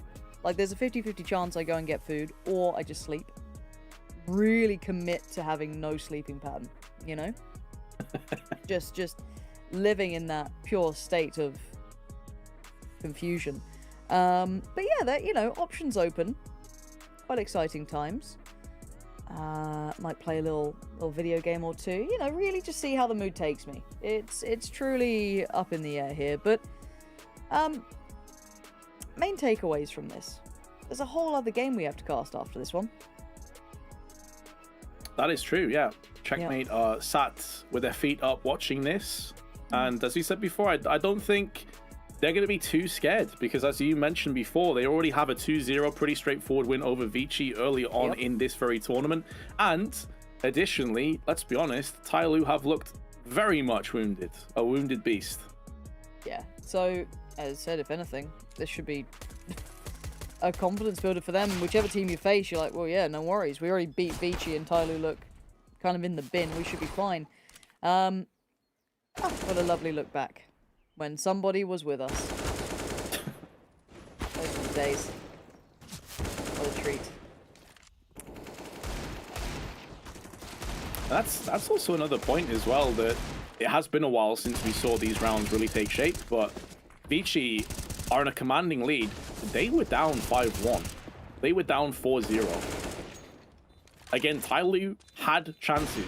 They had the perfect start to their T-half. They had Vici in real problems, economically speaking, and this is where the comeback started to take shape. This is where things started to get locked into position from Vici. So we have consistently asked the question, are these guys capable, when their back's against the wall, to come out swinging and actually stay in the fight? The answer is a resounding yes. They've done it on every single map so far. So I've been told and promised 90 seconds from now will be good to go, and the player is back with us, so we can enjoy the last couple of these kills, some of the essential ones that put Vici on that little bit of a step up above Ty Lue.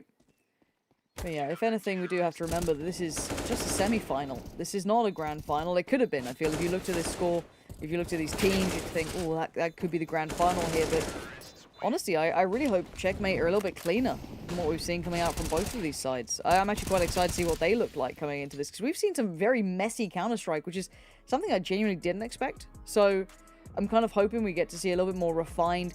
Maybe nothing to, you know, I'm not expecting Na'Vi to come and join the server, but, you know, I want something a little bit more robust, a little less risky, because Vici, I mean, they're gritty and they don't really lose in like a clean fashion normally. There's very few rounds you've seen Ty Lue get like 5 alive, and there's been a couple, but not many. But I just want teams to look convincing on their own maps. If that's too much to ask for. Yeah, I think that Checkmate at least more of a known quantity than Vici are under this current roster. We have, again, a lot of question marks when we came into today about Vici's performances. We kind of assumed that Ty Lue would be the Ty Lue that we all knew and loved. That hasn't been the case. Know about Checkmate, though, is they have some really solid players, like Blitz is on their team, Kulast. Bartak as well is another very good player, so looking forward to watching them. But however, the fill is no longer required because we do have somebody back in the server, which means that we're ready to get underway one more time. It's 14-8, and Vici on this T side have looked sharp, but they did lose that previous round. They did. So, danking move. Do not stand there, danking. Thank you. I see you moving on the minimap. That's made me very happy. Oh, 14-8. And somebody managed to land a great little nade towards Alman. That's the beginning they were hoping for. But keep Ty Lue in a pretty decent position going through into the further moments in this round, because you can see instantly the knee-jerk reaction for Vici is to just hold fire. They are going to be picking up the pace, though, and the reason I say that is because the fact that somebody was on B site alone. So it's very important that he could stymie this push long enough to get a second rotational element in play. He has a smoke in his hands. When that Molotov is cleared, he may very well throw it in. Flashbang up and over is good. And here come Vici. The floodgates open. A lot of damage through on the CT side, but they do maintain their 4 players. Spray so nearly yielding frags, and somebody is keeping them busy from the garden. But still, no one has fallen apart from Alman at the start of the round. Jam Young very low, but a post plant comes into play. The rotation time from Danking's going to take a moment, and he's the one with the bulk of the utility. So this is going to buy a couple of seconds here, and Kaze could be huge. Flash from Summer going to come through. Sent in. Doesn't really take much away, and this retake has to be on the money. First 2 players step forward, going to be the first to fall, but the trade, Summer just takes the reins, and the crossfire still holds, though. Advent on towards Banana. Got to know that final player, the timing. It's down to the wire. Get your gun out, buddy, and get in there. Deny the defuse and get to 15. Vici almost going the distance. 7 series points, grand final points on the line for Vici, the massive underdogs. They have Ty Lue right where they want them. And this is the moment where everything came apart at the seams for Ty Lue. It was looking good on that. Keep in mind, it was a 4v5, but additionally on top of that, 2 players, Jam Young and another, were on about 20 HP. And Ty Lue still couldn't get it done. Danking, aggression down mid, but gets a flash for his troubles, and he will be spotting nothing. Flashes and smokes also being tossed in, and Vici already taking a little bit of apps control. Let's see if you can get across the finish line now, Vici. Nice and clean. If you give Ty Lue too many chances, you know they'll take it. Alman just trying to build up through Banana, not to completely relinquish control. And actually, the flash will set him up to take the angle away from somebody. He has to be careful on this fallback. The AWP is in play, but he's actually going to push this. Flash goes in. They aim blind. Alman turns it perfectly. They're standing pretty. And now there's problems. 2 players split to either side. They have no idea about this, though. That's a big loss for Ty Lue. Massive. A catastrophic loss, potentially, as it irons out and isolates Ty Lue from one another. It's a 2-2 stack, but no players watching arches. It's mainly Danking with the AWP. If he gets flashed or pushed out from the balcony, it could be curtains on the side of Ty Lue. Grenades now tossed out. Summer is watching his back, though. Summer with 2 back-to-back frags. And a 3rd player in the form of Advent is thinking about getting out of there. But at this stage, they managed to fall back on that AWP. Smoke down onto the balcony. They're waiting for Kaze to have his say with the AK-47. But Summer is watching his back, anticipating this play is taking shape. These 2 CTs back-to-back and making it work. 4v2 falls upon the server. And it seems as though Vici are going to let this opportunity by. Alman surely can't get this one done with 8 seconds. This round is over. Ty Lue lived to fight another day.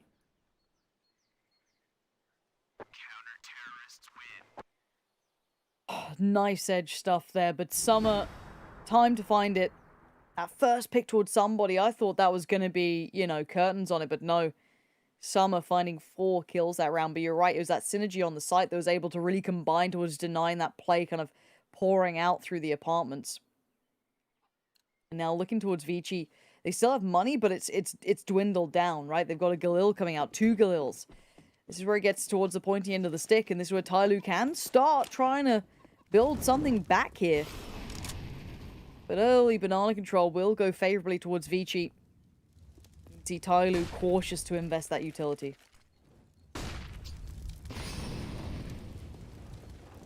Erring on that side of caution for the time being, and Vici make the most of it. Throwing a bunch of bodies up banana. Mercury need that smoke, needed that extinguish. Burning. Gets the kill while flashbang in the Molotov and then pushes through again to second. No. How is that possible for Mercury? I am flabbergasted. I've never seen anything like that. There's been some moments in this game that are unbelievable, but that is going to add to them. Mercury just tucked in the corner, just realizing he's done the unthinkable. He's carrying on.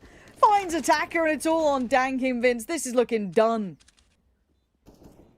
Oh, Dan King, best of luck to you. He may get one, a weakened Mercury, gets splattered. 5-7, though, will not do anything else. And Vici caused the upset. They booked their spots in the grand finals and knock out Tyloo. Wow. I'm just absolutely taken aback by that. What a series, but again, that grit and determination, Vince, that's the thing that stood out to me, and I'm so glad you brought it up earlier on, because that echoed throughout this series.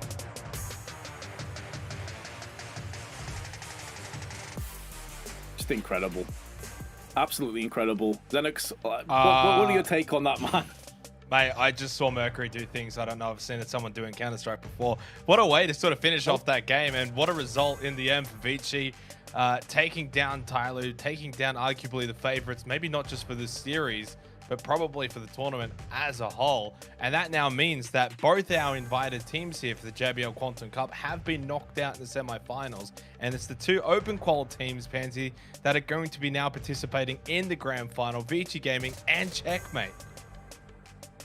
Give me more of that. I love that. If they're going to fight their way here, work super hard, you know, out on the grind, you know, be the underdogs coming through on this, absolutely every day of the week we take those. And again, facing off against Tyloo, you're coming up against the big name, right? It's the one that holds a lot of validity and weight, and you even surpass them here in a semi-final. You deserve all the credit you can get.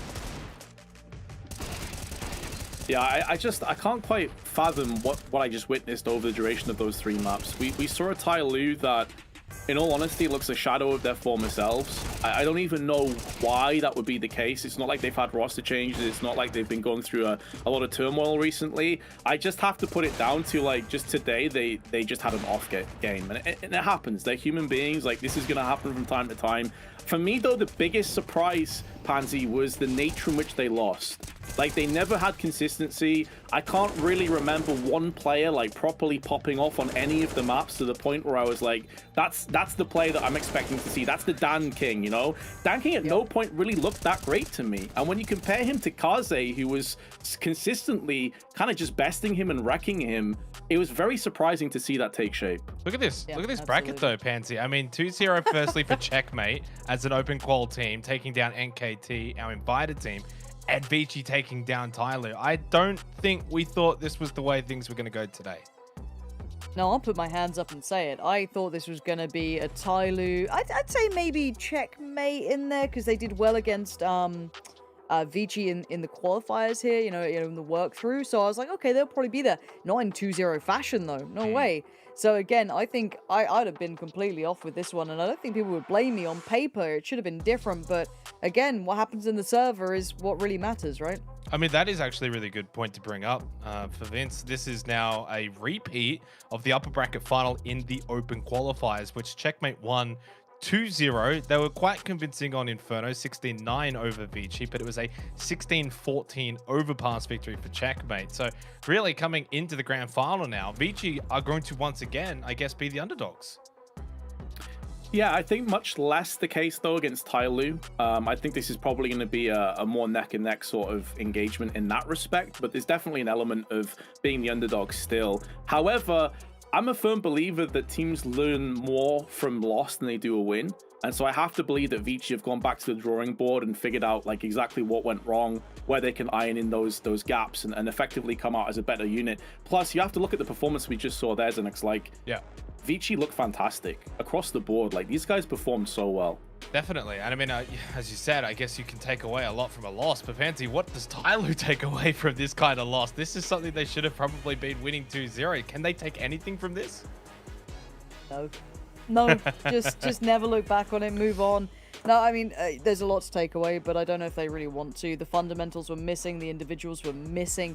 It was a rough game from start to finish. I don't know what was going on. Maybe there's something that, you know, we can't see in the server that just didn't sit right with them. Something was off. I don't know, because it just did not look like they were in form. I don't know if you can take much away from that. If you're a team who's, you know, as said, pushing tier 1 teams occasionally, and then you come and drop the ball like this, that's a whole different conversation. So I don't know what they can take away, but I hope that they can revitalize themselves going forward, or we've just got a deeper set of teams in the Asian region than we expected. This isn't necessarily a bad thing. This just shows there's a lot of talent potentially in that region.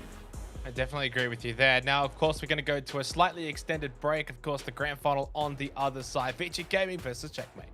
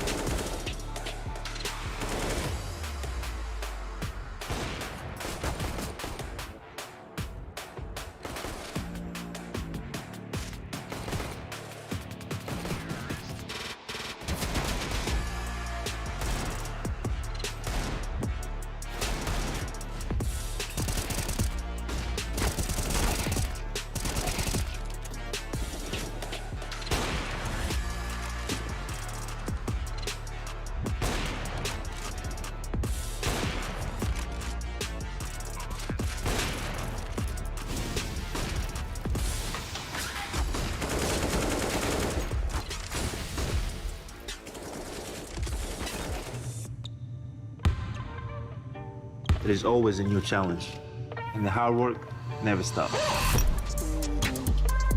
Strive to be the best. Make the most of your opportunities. And enjoy.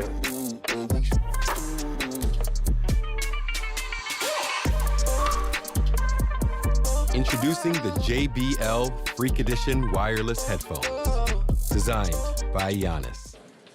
James, I have to tell you how I feel. I love you, JHB. I know it may sound crazy, but I can see us living together. Well, your silence says everything, James. Goodbye forever. James. Sorry, I couldn't hear you. I was wearing these awesome JBL Quantum headphones. Look, it's me as a cat. The nose and the whiskers. Isn't that cute?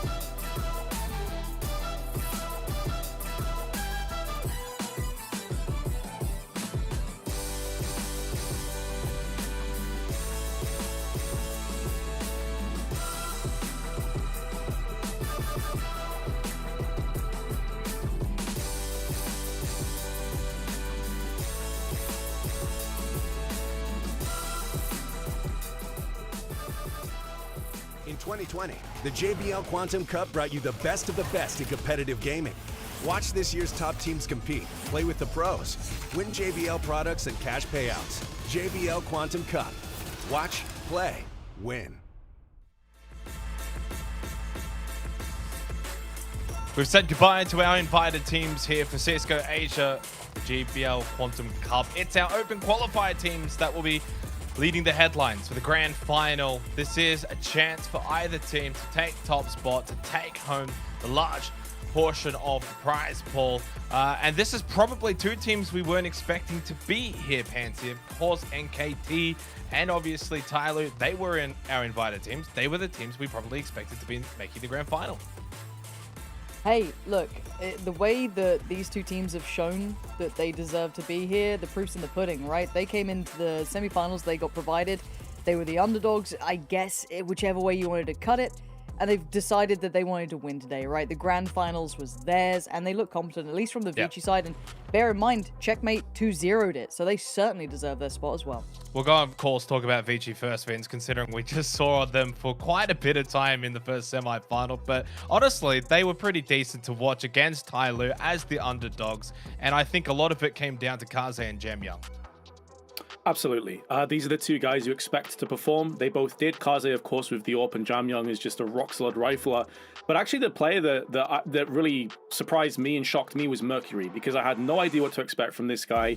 Never heard of him, never seen him play before. We were concerned that that would potentially hold Vici back. Not the case. If anything, it actually made them stronger. He played phenomenally well in all three maps. It was so surprising for me. Now, of course, Jamyoung was a player of interest. We've even got some of his stats, Pansy, to maybe have a look at here, and was a significant factor in helping Vici Gaming get the victory against Tyloo. And I think it almost undersells it. This guy, his impact was unbelievable. Rounds that you thought were pretty much out of reach, he was able to provide 2-3 kills out of nowhere. I want to see what his headshot percentage was as well, like throughout Mirage and especially Vertigo. He was just able to pry heads off shoulders. I think he's like 20 years old. This guy has got some real talent. So I want to see if this continues, if that was like, one hot match coming in. Maybe we just got to see the best of him, but maybe there's more. So again, a really big prospect here for Vici Gaming. Vici's opponent here for the grand final is Checkmate, the Mongolian team from the open qualifiers. In fact, these two teams have already got recent history in the upper bracket final of said open qualifiers, Vince, where obviously Checkmate, they actually got the 2-0 victory in that one. So they should be feeling confident coming into this grand final matchup. They should be, yeah, but I think that Vici have not only shown that they are actually a pretty solid team to contend with, but also, with it being just a few moments ago, basically, in the grand scheme of Counter-Strike, they can go back to the drawing board, look at kind of where they went wrong. They can kind of iron in those cracks. I'm not even sure if they'll play the same maps or indeed if they'll play different ones. What we do know about this lineup, though, is that everyone can frag hard. It's mainly Techno, who's more of a supportive player. Blitz is their IGL/AWPer, and he's basically like if you imagine a Cadian or a Fallen kind of AWPer. Rock solid, very good statistically. Well, here are the statistics, Pansy, from Blitz. Now, this was in the semi-final matchup against Team NKT, which was a 2-0 as well, remembering that. Yeah, I mean, man's posting decent numbers considering it was a 2-0 as well. I want to see how he fares in this and if he still finds that sort of comfort, if maybe he's still allowed to be able to get away with what he was doing before. A couple of those highlights made him look real sharp, so... And impressive to be doing that. As said, it's a tricky role if you're leading and you're also the AWPer in this, but if he's making it look that good, I'm more than excited to see what he can bring going forward.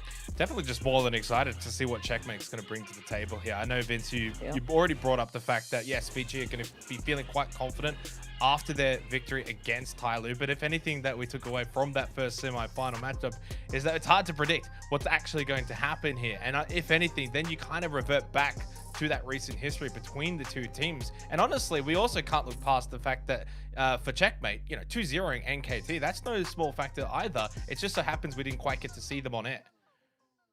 No, absolutely. I mean, you've hit it nail on the head. There's a lot of moving parts here in this game. And what we do know, though, about the previous game, although we didn't see it, is it was fairly comfortable. Like, it was 16-8, 16-10, I think. Neither of the maps were super close. You're looking at Blitz, like, really coming out of the gates and just destroying and effectively manhandling NKT. And it is no small feat at all.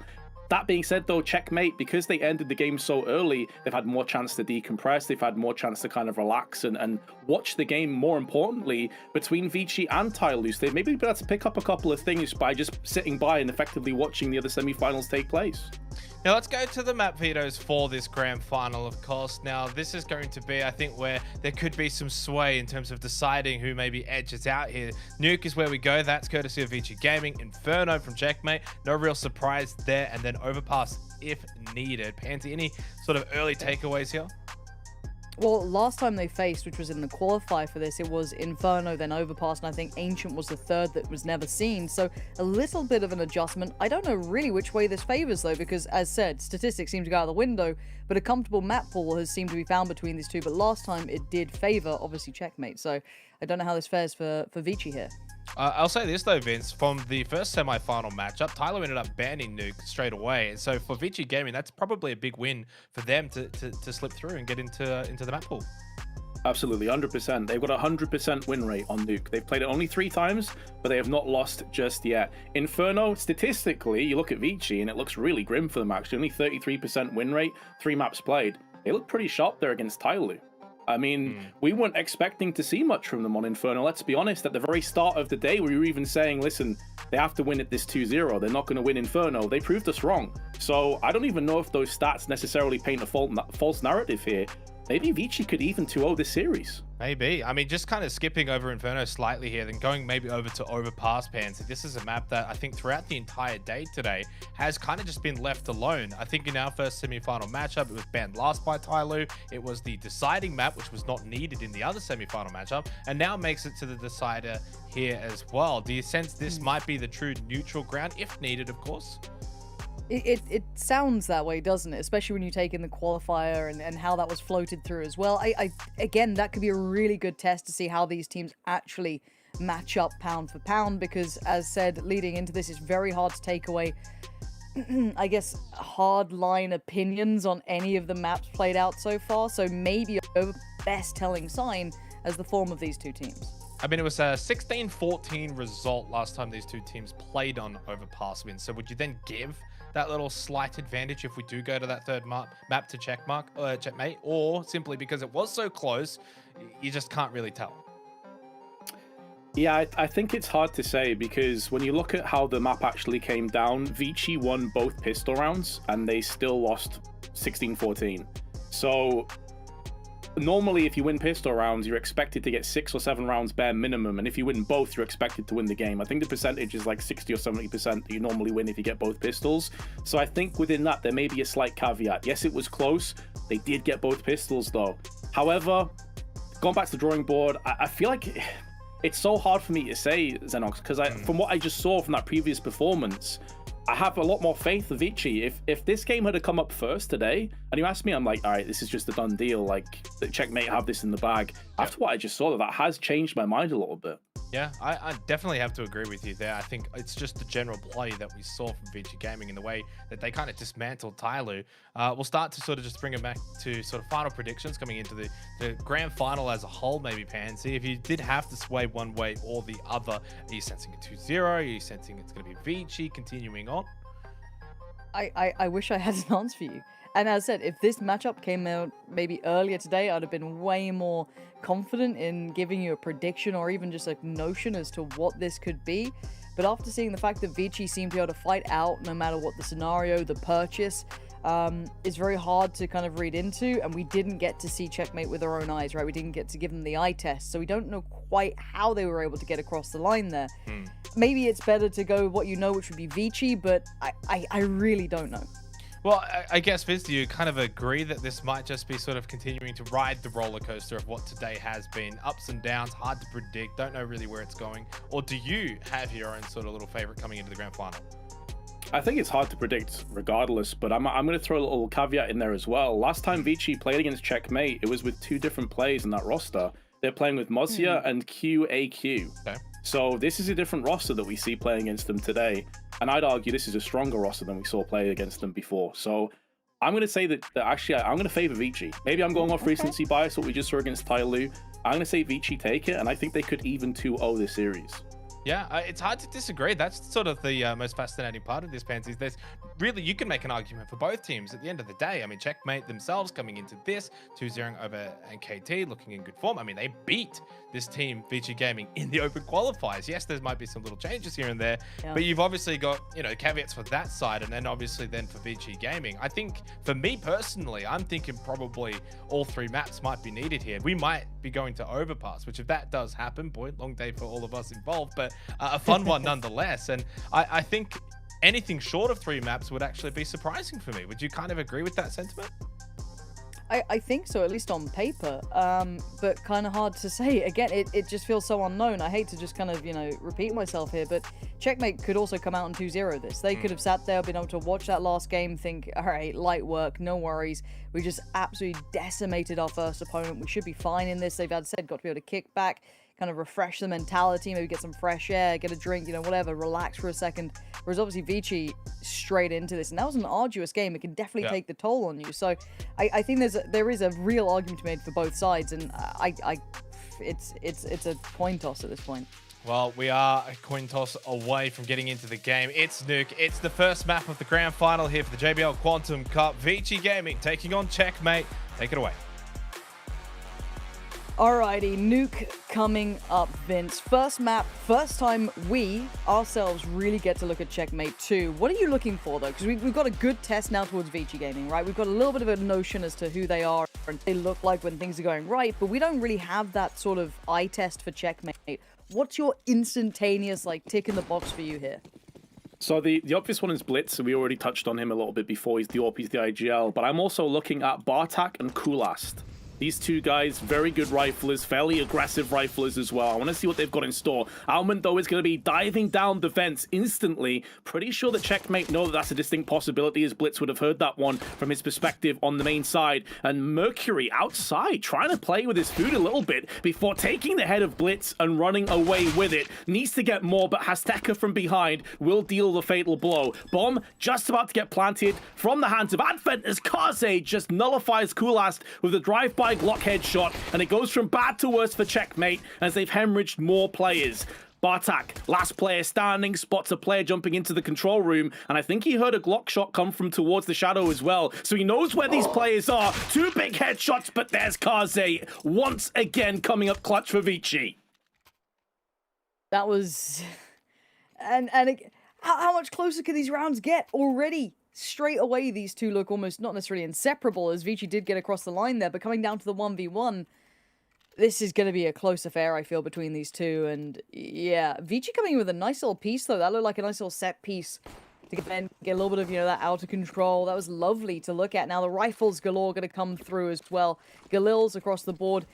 Jam Young, of course, going to be up on the AK. Bit of a headliner or a star. Let's see if there's any damage to be done here by Checkmate, because they've come back in with a purchase of their own, and it's certainly nothing to be sneered at. It could do some damage, but... oh, the timing on that could not have been better. A pixel shown just as the smoke's a little off, to be fair. That's a mistake you can't be making here.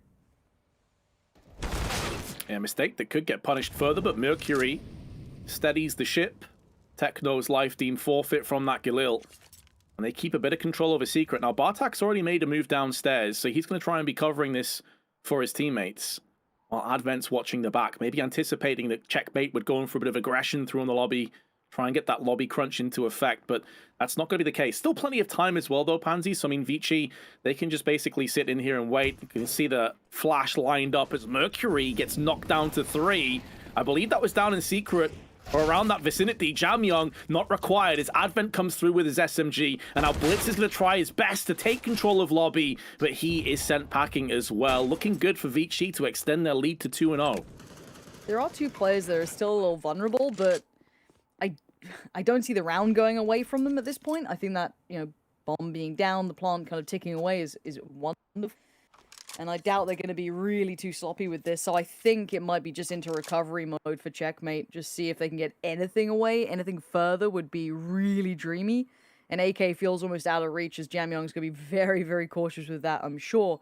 But otherwise, Vici Gaming, perfect start. Even though with that gap in the smoke, the early punish, they still keep the course true. They still keep everything looking absolutely correct. And actually, they're willing to commit to at least try and take maybe that Galil out of hand. Spots a leg.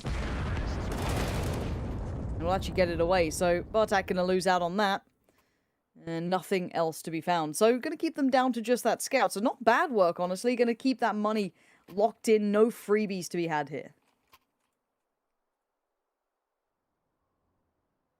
Making sure they take as many of those opportunities away as possible. Kulas with the scout, though, is still going to be a bit of a nuisance, but didn't have too much impact in the previous round. Did get an assist, but that was basically it. I'm curious to see where he decides to play this round here. Does he go through onto maybe the ramp side alone? It is a position where the scout could very well sing. A lot of opportunities come his way, a lot of targets, but he misses both shots and gets punished, but a great deagle from Blitz. Spratters Kaze, and he goes in for another one. 2-1 Deeg suddenly actually gives Checkmate the advantage. This has gone a little dicey, right? Because the last two players are kind of pinned to ramp. The CT side should have an idea of this too, but where are the check marks in this? I'm looking at it. So Bartak is going to be over towards control room. You can have one bite. Decon. Okay, that's... I like this. If they keep going towards lower, there's a bit of a stack against them. Haste could be the first one to try and take a bit of contact, but already chip damage done as well. They're in the right place for this. And again, this is looking lovely for Checkmate. Yeah, great timing on that. Good investment of the utility too. Just going to keep working them down, leaving just Mercury alive. Now, bit of a miracle man himself, but this round, there's just so many bodies. Even if they are a little flimsy, very tricky to be able to clear all these corners succinctly. There's the first. Molly towards back of sight. He's got 35 seconds to play with, but a tricky proposition presented. Oh, there's so many pitfalls and hurdles and stumbling blocks here for Mercury. And although 25 seconds is allocated, that's going to quickly vanish. Eroding with every single step. Doing his best to cover these angles, but at some point he's going to have to start to run towards this side. He will run out of time. He realizes it. Now he starts to make moves. This is going to give his position away. There's a player above him. It's going to be Blitz, who should be shutting him down any second now. Won't be able to deny the bomb plant, but he does secure the round. Comes full circle. Blitz with 2 extraordinary 1 deeks to kick off the round. Gets the third, and that is Rifles picked up alongside it. Excellent turnaround from Checkmate. And hey, Blitz, I'm so glad we got to have a look at those stats at the start, because already he's coming to life. Big impact. Rifles now taken aback as well. Checkmate will be happy with that. They get to collect 3 them through. Obviously not all AKs, but you take what you get given. And on the other side, should be okay for the repurchase, but bit of a wake-up call here. Bit of a different opponent in this. And look at these shots from Blitz. And the second one, oh yeah, gorgeous one. There was the final. So can't be mad about it at all. Take that to the bank. But actually an early AWP coming out as well, Vince. That's a big investment here. Yeah, it is. And interestingly, it's going to be Kulas that's actually taking this down into the ramp side. May very well just be a case of it allows him to play by himself over there. But Kaze with the first is Techno is sent reeling out of the round. Tekka has to go for the vent dive to try and plug the gap. In doing so, makes A that little bit more vulnerable and sketchy, but a well-placed smoke will keep Mercury and Jam Young at bay, stuck behind their wall of smokes outside. So although Checkmate are a player down, they do have decent positions to thwart this push. And patience being shown now by Vici for a second or two. See if they can maybe catch someone overextending or trying to put together the pieces after you've got that player down, but this is now going to be the real start of the issue towards that lower site, and maybe a well-timed step here could work out nicely. Steps heard. Oh, it wasn't clean. Blitz does at least get 1 trade on that, but it's still an effective number for Vici here with 4 standing. Blitz rummaging round the backside with that Galil. Low player does get finished off, but Bartek's life is spilled out through on A. Meaning that Blitz, in a tumultuous position, can't really go up the vents. He knows he's a dead man if he pushes through there. And Kulast alongside Blitz may just try and hold on to these 2 weapons. They do have a kit between the 2 of them. But if they save these 2, they're going to have a very solid buy into the next round. The alternative is that a couple players will be scraping through with maybe pistols or MP9s. And you don't want to throw away an AWP and an AK-47. So although Blitz is AWP IGL, it's typically Kulast at primary AWPs and Blitz that normally takes that secondary AWP when they need it. I'm curious if they will run 2 AWPs on this CT side, if they ever get the money to support that. Be a possibility. Kind of looking at anyone close by. No. So yeah, right. What a great boon to walk away with. Orpen and AK can't be too upset by it either. You can get that good purchase around it. Spread the wealth a little bit. But for the T side, you're starting to get some momentum, a little bit of a build, but your money, again, isn't swelling just yet. These have been close enough rounds that these repurchases are going to constantly have to come in now. I want to see the versatility of Vici here. First time they'll be coming up against what could be argued as the full buy, right? As good as you're going to get. So this could be a more telling sign as to what's to come. Only one kit on board so far. Vici looking like they want to try and take a little bit of space towards outside again. Huge first pick, and a second as well. Techno gets aggressive through on ramp. Kaze not anticipating that. Plus, it was a flashbang. So I think that was a lobby crunch that Checkmate went for early on. Flashes out of hut, peeks into ramp. And before you know it, 2 bodies have hit the floor. You can make that a third now. Mercury out no man's land. Does get punished. There's actually a flash from his teammate of Advent that cost him dearly. And just like that, Jamyoung and Advent in a real world of hurt. Make it just Jamyoung, who does answer back with 1. Now, what we know about this guy is he has outrageous aim. But this is surely a bridge too far, even for a player of his caliber. And Blitz splatters him down with the AK-47 and picks up his 6th kill in tow. And I'll come back to, I said that's the first time we get to see that full purchase for Checkmate, good utility, and they get aggressive with it. So again, we don't really know what that standard approach is unless that's the pace they're always going to be at, which I highly doubt, but a very tricky one for Vici to potentially read now. Maybe going to be harder to try and get that mental note as to what they're going to be coming in with. But the buyback in from Vici isn't perfect. Already noted their money was looking a little worse for wear in that prior round, but now they're feeling that full punish of their money being kept a little more humble than they'd enjoy. Only steps might have been heard then towards outer. Already see, I think, Coolast maybe keeping a glimpse towards it. But no smokes committed yet. See how they plan to make that cross to secret if they do. Coolast, eager-eyed. Smokes will do nothing to deter his vision. And that costs Mercury.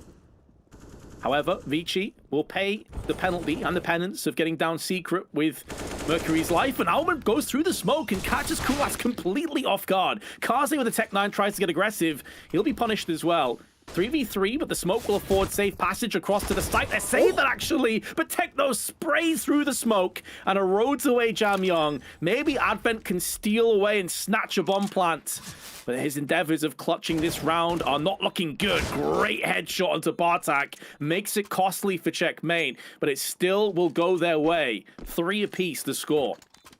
Pretty sure Blitz is on the way to get that AWP as well, so that's back in tow. Make sure they've got all the goodies. I'll be happy with that. Diffuse going to come through. Now, again, Vici still looking deadly. Even in like a buy that isn't plush and doesn't have everything that it needs, they're still dangerous. But good conversion from Checkmate, and suddenly the scoreline is all closed up. Now, I do look at the money for Vici here.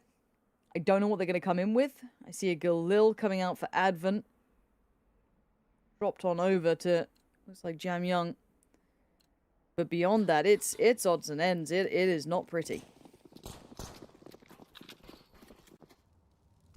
Certainly not. Have to try and make the most of very little in this round, Vici.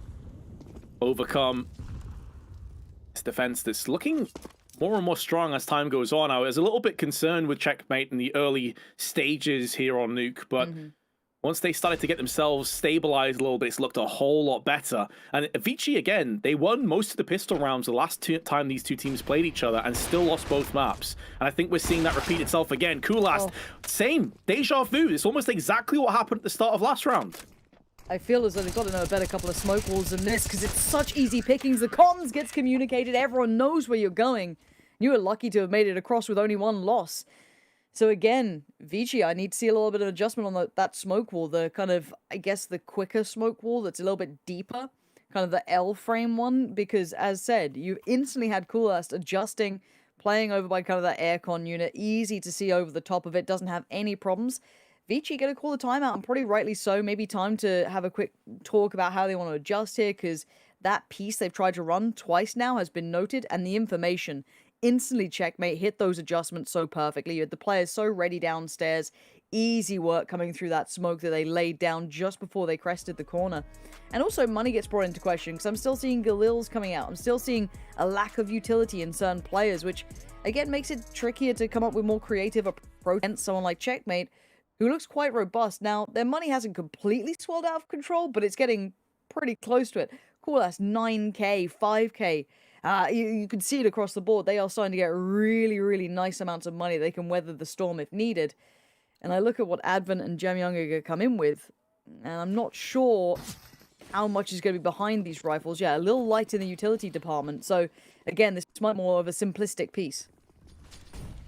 And maybe going back to the nuts and bolts and the simple style of CS may yield a lot of results for Vici. It did so often against Tai Lu. A whole different beast, though, here, Checkmate. Looking good as Techno gets flashed out, forced away, and will be fragged. Can't turn his back on the oncoming swell of T's as they pillage down onto ramp, and they have their eyes trained on the B site. Advent's already taking some control over the room area. 2 kills back to back, only retorted by Blitz's M4. That likely will not be good enough. However, Kulast has made use of that AWP, and that may give them a couple of options as he's moving and snaking his way down on secret side. Now, if he doesn't get a pick soon, or Bartak doesn't, I would expect them to pull out of this one, because you are in a 2v3, and you've got an AK and an AWP. This is worth a lot, and although the money is good, we're still not anywhere close to the finish line of this first half. And now that Bartak's life has been taken by Mercury, well, that's Kulast making the decision to just save his AWP and maybe try and post up for an exit frag or two. This round is over, though. But I'm glad you said what you did. Sometimes the simplistic pieces work really well for certain teams, and that may be a little bit of, on the money for Vici. Depend a little on your individuals. That round you had Mercury, Jamyang, Funny Value. They are your kind of heavy hitters, your game changers in that, and they found that room. They found the capability to do it on a bit of a switch up. So, again, a bit of a stark reminder potentially for Checkmate. 4-4, though. Not a runaway scoreline by any means. The money still not perfect, but a better purchase for Vici at the very least. At least they can get all the bells and whistles to the purchase. And on the other side, similar scenes. They should still be fine. We already noted they had a very deep amount of cash starting to form behind them. But I want to see what they look like now coming into this. And it looks like aggression might be the name of the game here.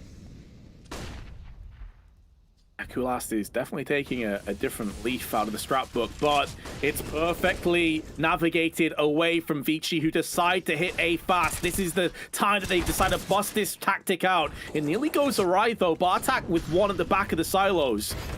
But down he will fall alongside Techno. Perfectly placed molly, but this is where Kulast could still have big impact. Has taken through the smoke onto Jamyang. That's a huge kill. The bomb still hasn't been planted just yet. Zero vision on that. Zero. I couldn't tell you how he gets it. I can't tell you he's been given another opportunity at this. Look at it. Advent just trying to get that bomb down on the lower side, but Blitz going to try and close that gap, and he's a little further ahead than where they'd expect. And does get the punish, but the trade looked effective, and it is. And the Molotov denies that quick jump down. The Vent's going to have to hit the burn. Just deal with it. You know there's a player on this corner, and Kulast is going to be on the defensive side, just holding it down. There's no way. Diffuse comes in, 5-4. We've got a close game, don't we, here, Vince? I feel like this is going to be back and forth the whole way. Definitely feels like it, but we're also kind of asking if the game would be a little bit more stable in terms of, strategical prowess and less head-scratching moments. I think this game is delivered so far. It doesn't feel quite as scrappy as that Tai Lu game. Yes, it's close, but typically the plays are making a lot more sense. You can see the decision-making and how it's kind of taking shape. Undoubtedly, and I like this. I like Vici with a bit of structure, a little bit of intent. I like seeing Checkmate on the adjustments really nicely, and it looks like another new look coming out from Vici, but look who's waiting this time. Kulast. Last time it's been kind of patrolling that outside area, got a little aggressive. This time, posted up, lets the first cross, second he takes. How did that connect? I thought it was a mile away, but now Ramp's already been swarmed. He's in no man's land, and he's been taken out. Mercury with a perfect trade. Ramp's now theirs, and the sites are becoming more and more available. I love how Vici is switching it up. Had a lot of aggression outside, but now they've realized that ramp is very possibly the weakness. The little gap that they can exploit. And you can see the difference it's making for Kulast. He wanted to post up on those vents every single round and just basically lock it down outside. But he's being forced to change up his angles because Vici have adapted. They have overcame those issues. Bartak and Blitz, last two remaining in the post plant. Would be very surprised if they even dangle either of their bodies anywhere near this, but I think Bartak may actually be stuck in control room. I'm not sure he can get away from this point. Advent spots Blitz, so he knows one of the two CTs is up there. Now they know where both of these CTs are. Bartak is lining up the flash. Pop flashes it out, but he's lost his teammate. His comrade has gone down to the hands of Alman, and now Bartak is on 35 HP. If he sticks around for too long and lingers, he'll die to the bomb. So Jam Young puts him out of his misery. 5-5. I'm honestly enjoying this game a lot more than the last semi-final. I prefer seeing Vici bring this sort of lookout. I like how Checkmate are trying to play this. That ramp play, though, from Coolast, he kind of got caught in that. I thought he was going to just fade away if he could after that first shot, but lingered around a little too long. But credit to Vici for just instantly denying that, making sure they're hot on the case. Money's back with them. It's not perfect. They don't have a great deal of, like, money in the kitty, but you take those. And on the other side, you're down to the Eagles. You still have that AWP, so maybe they can find the right place for it to come in. But Haste could actually thread the needle here, but that little bit of a delayed timing on that final player, if he decided to get a little fruity and play the smoke, probably going to just that completely. The smoke clears. Blitz may be called upon to go above and beyond, as he so often does. So far, it's been him and Bartak, with Kulas now and again dipping in for some big frags. Not what you expect from Checkmate, though. Now the smoke is cleared. He backs away. Bartak with a CZ up close in the vents. This could be such a big play. I think that Molotov not going to really be deterring him whatsoever. And in actual fact, it may just keep him in play that little bit longer. Blitz trying to line them up, but they do check their angles. Well played, Vici Gaming. It looked like they could be walking headfirst into a trap, but they didn't spring it fully. Super diligent. Still a bit of danger on the crosshair. Bomb should be safe enough, and actually Coolass is feeling the pressure coming his way, making the right guess so far. That's another big pickup, but this might be a one step beyond him. Bomb dived up, Plant came in a 1v3. I don't think he makes it out of here. Does have the AWP though. Trying to fake as though he's gone back to the control room, hoping that Alman would fall for that one. And that won't be the case. And there is an AWP there available, and he will be picking that one up for Kaze. So good turn of events. Money for Checkmate. They could buy, but it's not going to be good at all, Pansy. They got full M4s. This means they're going to have no kits unless someone vacates grenades. So yeah, no incendiaries for Nuke, no kits for Nuke. That is very grim. Yeah, good luck trying to slow down any pacey hit coming out. Controlling Squeaky becomes an issue. So many problems start to show as soon as that becomes a possibility. And with them not seeing any of this, they probably know this as well. There's the spray coming in. It's all looking good in the aggression on ramp. Oh, it's not just ramp, it's lobby in general. That's the answer from Checkmate. Get aggressive. Lack of utility wall, look, we'll just bring our guns to the matter, and you don't expect that. On the flank so fast. Tuck's head down. The AWP shot rattles off, but they need to get a move on now. Absolutely love this call from Checkmate, from Blitz. This is spot on. Exactly what they needed to do. They're making the most of the strength that they have, and that's firepower. Techno just holding off the side of the smoke. Can hear the bomb getting planted down, but wanted to try and deal with one of the bodies up against him. Doesn't happen. Mercury changing up his angles, keeping himself busy. Has a good read of the situation, spots the head, neutralizes Hasteka, and is still alive. Bartak make noise over on ramp. They know where he is. It's all about Coolast. Coolast is the ace up the sleeve. They don't know his position. And if he can pick up this first frag, it was possible, but Corte just no scopes in point blank range. He had no right to get those kills. No right, but he takes... Anyway, this guy, it just feels like, okay, well, Mercury's already stepped up. Okay, what about Kaze? Okay, there he is coming through. Jam Young comes in with, you know, a good shot here or there. We've had so many moments individually. Look at this one. Just a quick glance to the side just in case, and he actually closed around two. Yeah, not bad at all. Quick as ever. All right, Vici looking fired up. This is a nice looking T-side. Jam Young, I think, with a front spawn, so this might be a vent dive. Let's see if he actually commits. Actually straight to lobby and straight upper. All right. A bold play, but maybe just feeling that's the right move. And look at the purchase on the other side. So maybe the right call at this conjecture is already... What? Huh? I don't think he meant to even hit that. I think he just, you know, you take what you're given, but surely that was not intended. He'll pretend it was. You better believe he's claiming that one. But yeah, that was a hell of a shot and does give them a chance, albeit a brief, a glimpse into the abyss. Oh dear. Well, it's been closed down, hasn't it? If there was any chance, it's been slam shot in their face, and it's Mercury who sends them reeling from heaven. Vici, after a very close neck-and-neck game, are starting to make some real daylight appear between themselves and their adversaries. 8-5 lead. Yeah, they're getting some real headway in this game. That was the... Sure, why not? But the answer was swift from Vici, so they never let it spiral out of control, and finally they're back for checkmate. Number of rounds now. They felt the pinch as the economy just got squeezed out of them, but a couple of mollies all back out for Cool Ass, so maybe he can find the impact that's required. Or maybe noting a play early on, at least the audio call being made by Blitz, who's getting a little closer. Damage tag comes in. A quick grab towards Mercury, but that's all you're going to get. For the time being, 4 play 4, but Azteca has given checkmate the advantage in this round 14. Azteca is low, though, in return, and A-Site has been one that has typically been a difficult one for checkmate to hold on to. So Azteca drops down, maybe prematurely. Call may come through that Secret was vulnerable. A lot of time left for Vici, though, and to be fair, their management of time has been so sharp on this T side. They haven't typically been playing too many rounds that slowly, and I think that's why checkmate have kind of defaulted back into more aggressive utility usage, but also pushes, the lobby crunches that we've seen. It's one of the first times that Vici have kind of held their resolve, but even then there's still 45 seconds left. On the money. Let's see what... Oh, it's a vent dive. Right down they go. They've got a little bit of space for this too. Now, it's not going to be completely... Frost is being watched, and the Techno's thought, oh, he's made a meal of it. He's made an absolute meal of it. And Kaze just punished one as well. They brought it back to a 3v2. It's favorable now towards Vici. That nade looks like he's destined for greatness, but it just does enough damage to put Advent down a little lower. But it puts it all in the pocket of Bartak, and I don't know how he got here. It feels like Vici are just destined to convert. And they just don't excel. This team is so gritty time and time again.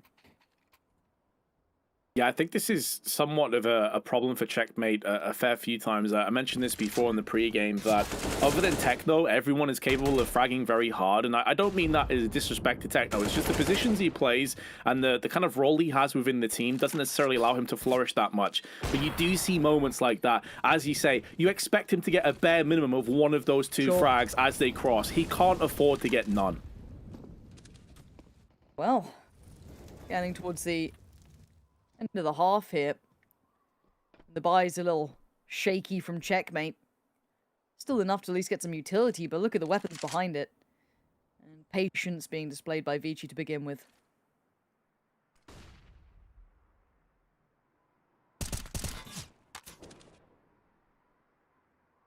Some speculative shots outside on the side of Blitz there, but Kaze now alerted to his presence. Careful what you wish for if you're Blitz. Now, the smoke will afford him safe passage. The CT side. But Jamyoung is there, waiting, anticipating, and takes the head clean off. Kaze gets knackered down to 5 HP, but he's still alive. Azteca keeps himself alive on 21, and then goes in for more, trying to turn this round on its head. Maybe checkmate can get 6 yet. He's tried a couple of kills there. Those two are something to really try and hold on to, but ahead of the breaks. Now, we've seen that Vici can dig themselves out of these, though. Player disadvantages, unfavorable spots, but don't have that same sort of room to work with. 30 seconds as well. The time's looking limited. Looks like a bit of a quick rotation down towards that lower side, just in case. I guess that secret control could have been a problem. It ain't much anymore. It's down to 2. Already eyes turn this way. It's looking like this one might be over. We might have a closer scoreline than expected. I thought Vici could be hitting those double digits, but it ain't over yet. Now it is. That's going to be the ceiling of this one. To say, this scoreline, Vince, is so much closer than I expected it to be on the half. Oh, it absolutely is closer, but we'll find out if Vici can still extend and pick up the second pistol. First, though, we're cutting to a quick break.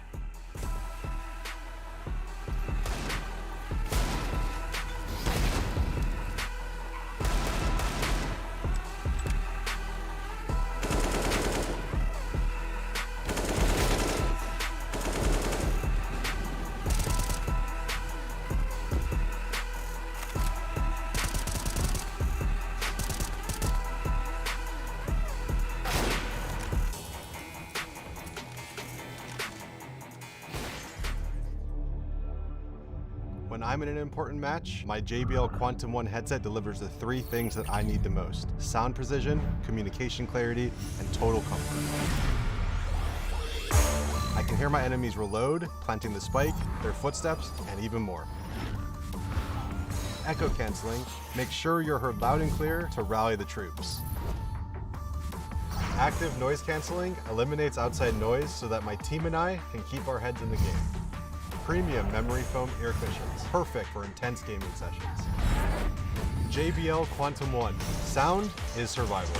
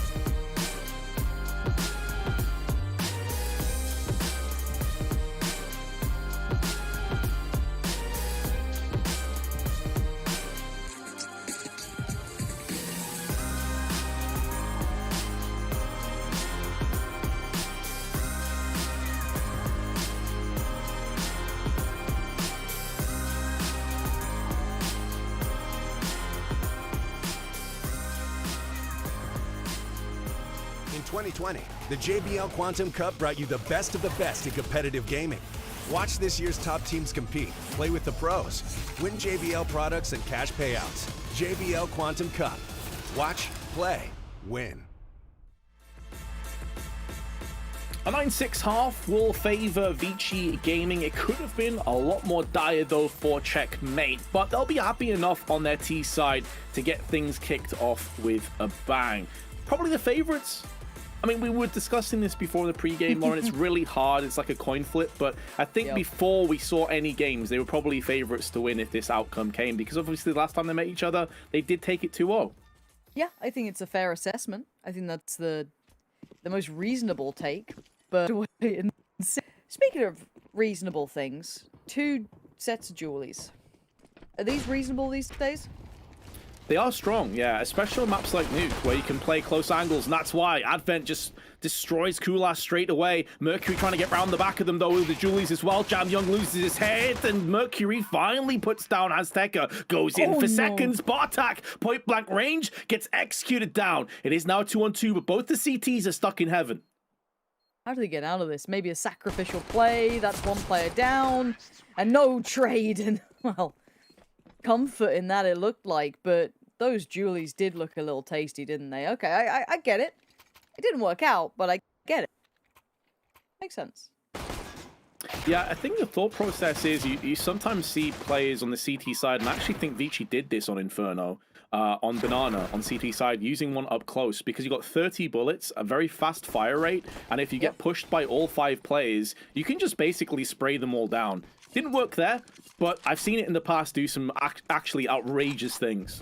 Yeah, I'm down. If that's the way they want to try and approach it, no problemo. Now, looking at the purchase, that's actually not bad. 2 AKs coming out of this too, and 2 Galils. So Checkmate not messing around in this. So, what is it? A 5.7 P250 Scout. Oh, they're gonna have to do some serious work to try and do damage here. But again, for Checkmate, never easy on Nuke though, is it? Because you got to just go through so many checkpoints and so many awkward scenarios and so many of these corners that you have to desperately clear cautiously. And with this scouting play, there's still that danger Preemptively turning the flash, not come through, and no gaps in the smoke that I can see yet. Oh, at the very end there might be one. But nothing found. No harm, no foul. A little bit of a light tag towards Techno, but ooh, there's some dangerous times. You can see the attention trying to be pulled towards Under Heaven here. And actually, what's just happened? How has this happened? Out of nowhere, you're down to just 2. Haste and Blitz, the last 2 standing up against 3 who've got recovered weapons. Exactly. That's not what's meant to have happened. Not at all. And this is basically what happened in the first half, right? It was Blitz and his Deagle, and they went crazy in the 4-spy round, and things spiraled out of control after that point. But they're still in with a chance. 4 HP on Azteca, 20 seconds to play with, and they still need to retrieve the bomb and push on, but they've dealt with Advent. There's the first frag from Mercury. Does have Kevlar, but doesn't have a head, as Blitz removes it with post-haste. Checkmate can breathe a collective sigh of relief, because that nearly went so wrong. Yeah, it went a bit Pete Tong there, didn't it? I don't even know how. I think it was towards the lower site. Hopefully we get a little glimpse of this. Okay, so the CZ up close. And then Mercury with the 5-7 off to the side. All right, nice. Fair play. Yeah, a little interesting to see that kind of do so much damage. It wasn't anything like mad. It wasn't anything like crazy creative. Just a little crossfire that worked out. And not a completely toothless investment for the CTs here either. We've got 3 nades, so maybe a little nade stack on contact. And you can see, didn't quite find any target. Chip damage in the most minor of ways towards Coolast, but everyone else, some Zeuses, a couple of Dreams. But Ocean should be aired by Checkmate, and I think they're feeling that. They already heard those nades go off, so they're probably on red alert thinking, well, what are these guys up to? What's up the sleeve? I'm going to probably spot out at least one player. Not much more, and then there goes that nade. So again, I like this approach from Checkmate. As long as they don't leave it too late in the day, they can still explore and keep that utility in the right place. That's a clean pickup. That'll do the job, and it could start the ball rolling. And a miss on the Zeus means that, well, less fun. A bit frustrating for Vici, though, because they know that Checkmate's economy was hanging by a thread. So if they could have got a few kills out of this, that honestly would have been such a win in many facets. But it looks like they may get very few. I say that as they put 2 kills back to back. Now the bomb has been planted. Very unlikely that Vici get the W from this point. But if they can get another kill, you can already see Coolast is down at $0. Bot attack 650. Obviously that's going to change after this round has come to its conclusion. But if they can just deal with a couple more of these players, as they will, with Mercury besting Bartak, this is a costly rebuy now for Checkmate. They have got to keep these 2 players alive. Mercury was not far off landing the Deke there, and Jam Young goes in. I love the idea of that. They knew how desperate the situation for Checkmate would have been. Yes, they all die, but they have an easy rebuy now, Vici. Yeah, that changes the later purchases as well. Like, the money is very low. Those were rifles that were being tried to be carried over a couple of close rounds now. But what is the buy coming out from Vici? I'm still keeping my eyes on it. And a timeout comes in. So maybe they want to consider this, how they want to approach this, maybe talk through the money on the other side, any tells they've noticed so far, what they want to do.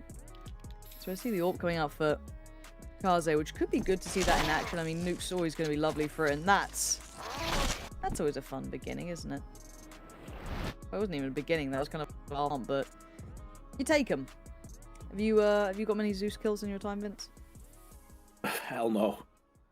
Good news. Good news. Absolutely not.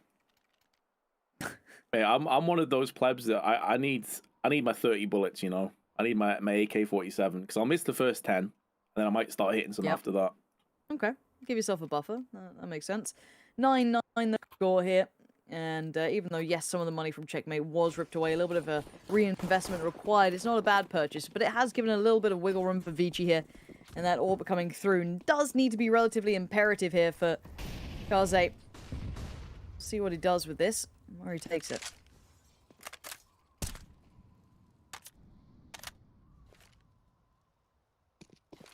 Problem here for Vici is even though they've done a lot of good in these previous rounds, Checkmate's still able to scrape together a buy. So you've got the money low. What do you do with this? Molly out, well placed, well timed. Kaze has to pull the plug, giving up a bit of secret control.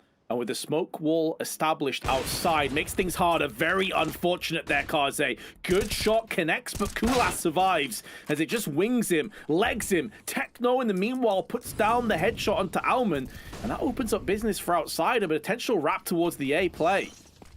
Yeah, this actually becomes an issue. This really calls for someone like Jam Young to deliver, and he's gone and done it. That's 3 critical kills that could have spiraled so desperately out of control. That one pick opened up so much yard, but instantly get down, and that's why he was one of the standout players. That's why we picked those statistics. Some clean kills coming in. And just one left alive now for Checkmate. This might be the oh, the timing is actually unbearable. Just backed away. Safer. This time, he actually loses his head, so a little bit of a window of opportunity, but 20 seconds. A lot of players. Oh. Okay. Yeah, that'll do. Now that's not bad. We'll take that away. Take it into the next one.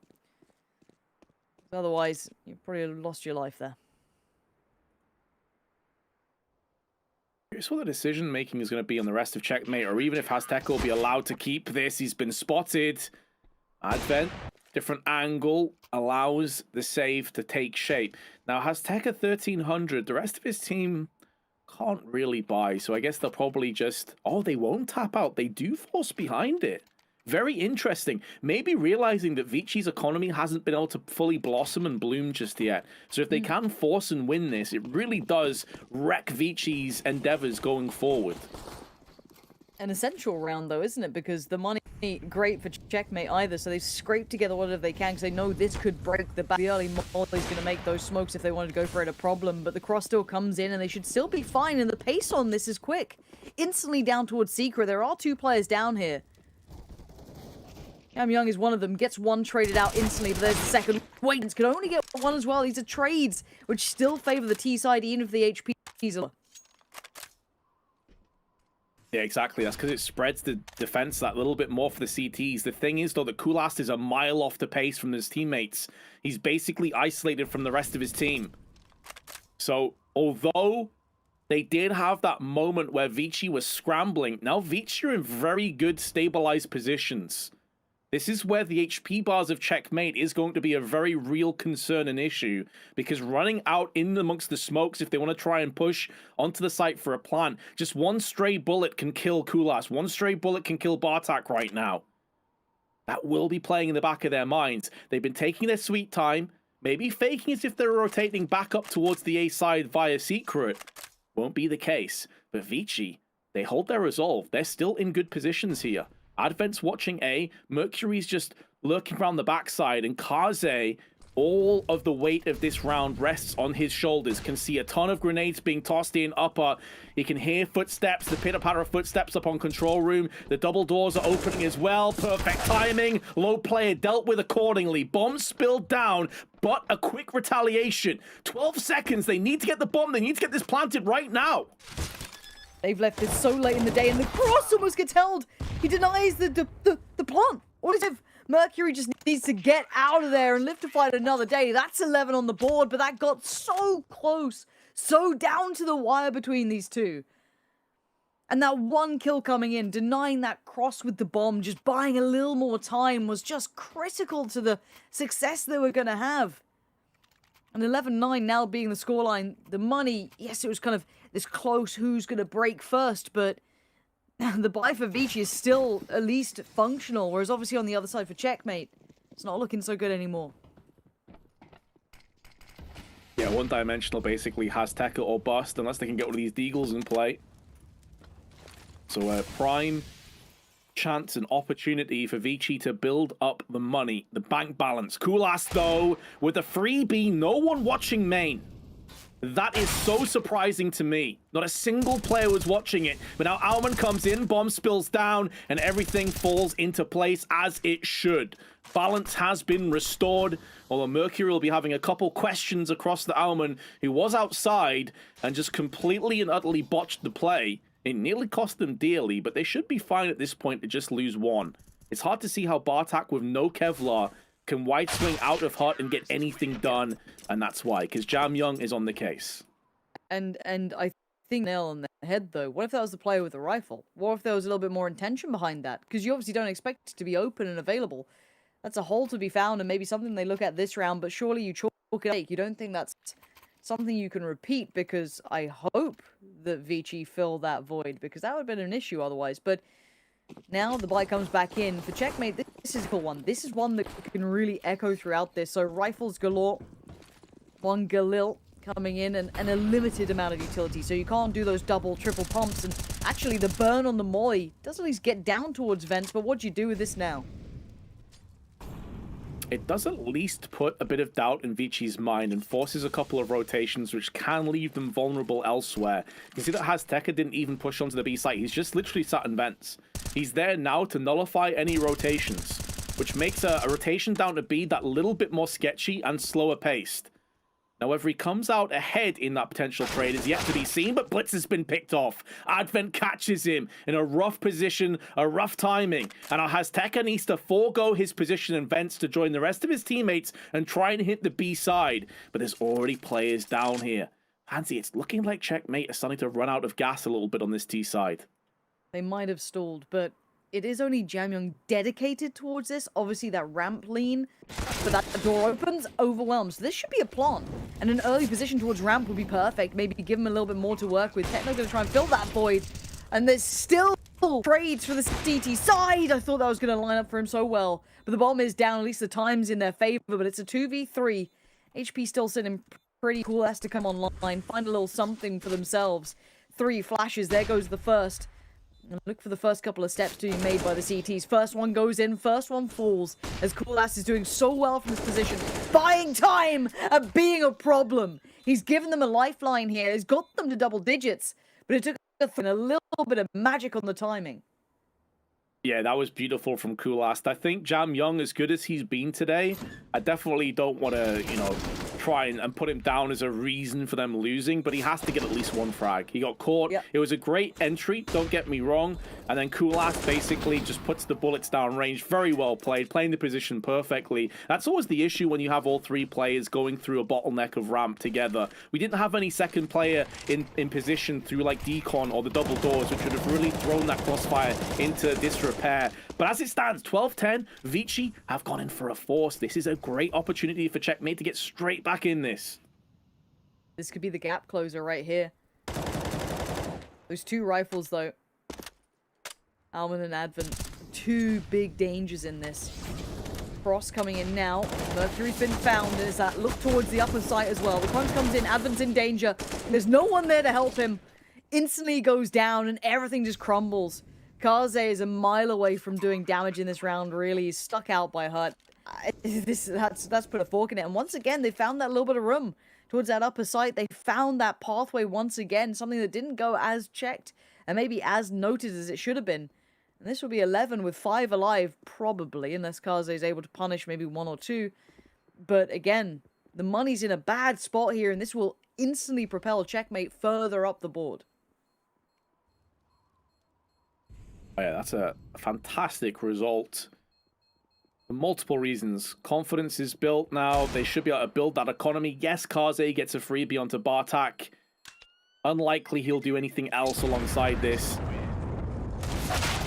Very important that Kulas didn't lose his head there, because the economy for checkmate isn't really fully established on top of it. But now Vici, after their force, have been sent away into the gulag of this map, and they'll have to basically tap out of this one. I don't expect to see much of an investment, if anything. They do have a flash.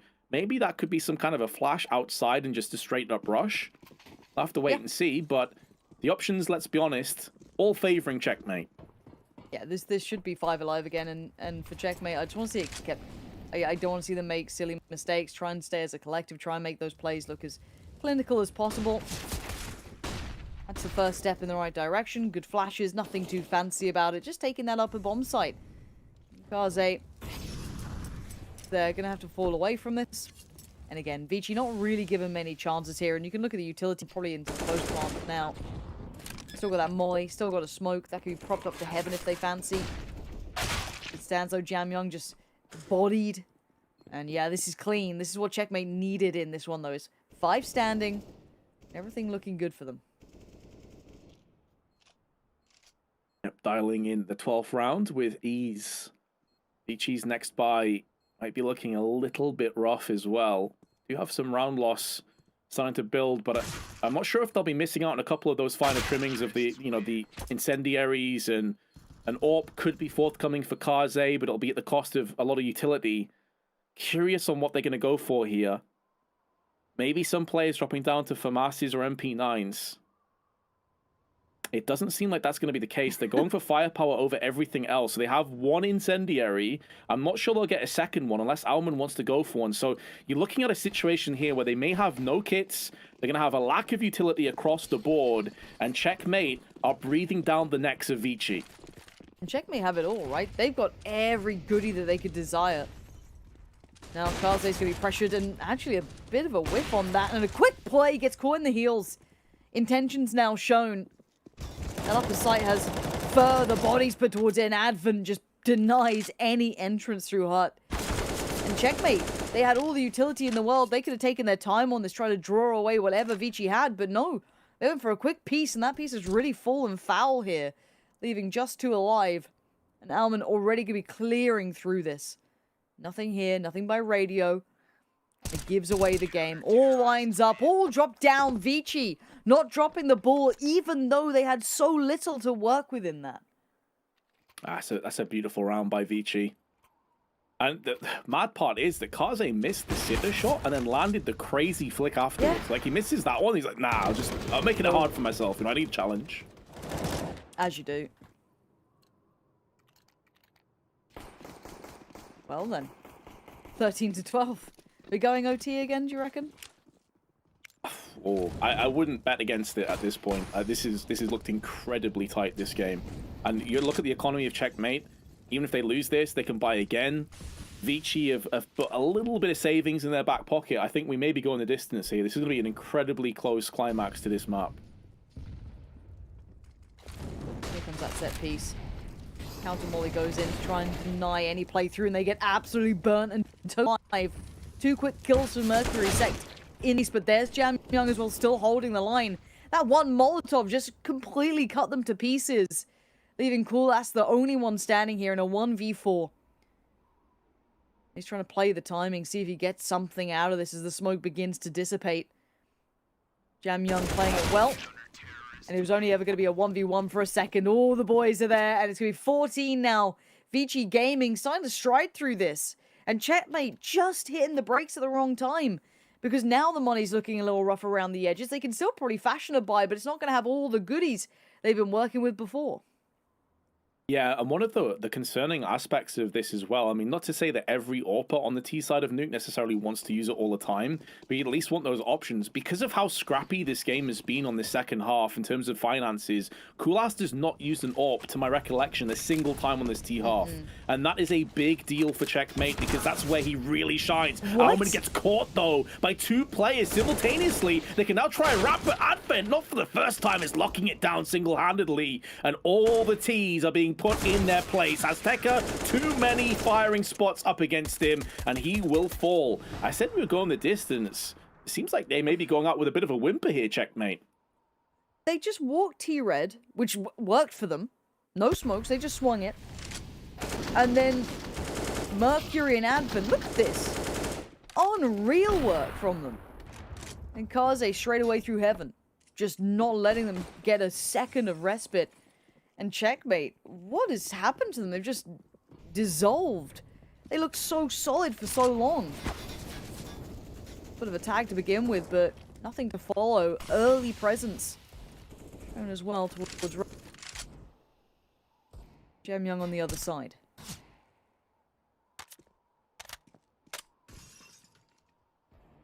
And they really did hit that speed bump at 100 miles an hour, and it was carnage afterwards.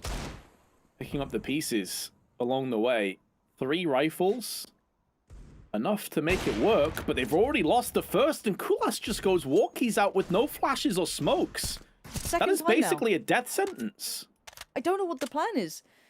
They don't have much utility, but they do have 2 smokes, so I was kind of interested to see if they would invest in it, but twice now they try to walk this, and well, I guess they get 1, but again, I don't know what the game plan is beyond this when they try to lean through towards the side. Maybe a pop flash, maybe just another walk through smoke. That'll do it, I guess, but I just don't know if I want to risk it. The round on these sort of plays, and Young wants to close the gap. He does at least deny the AWP from hand and takes one player down, pulling it to this 3v3, but it's all towards the lower site. And Bartak is watching for that quick rotation as well down the vents. Smoke and Molly on the ramp.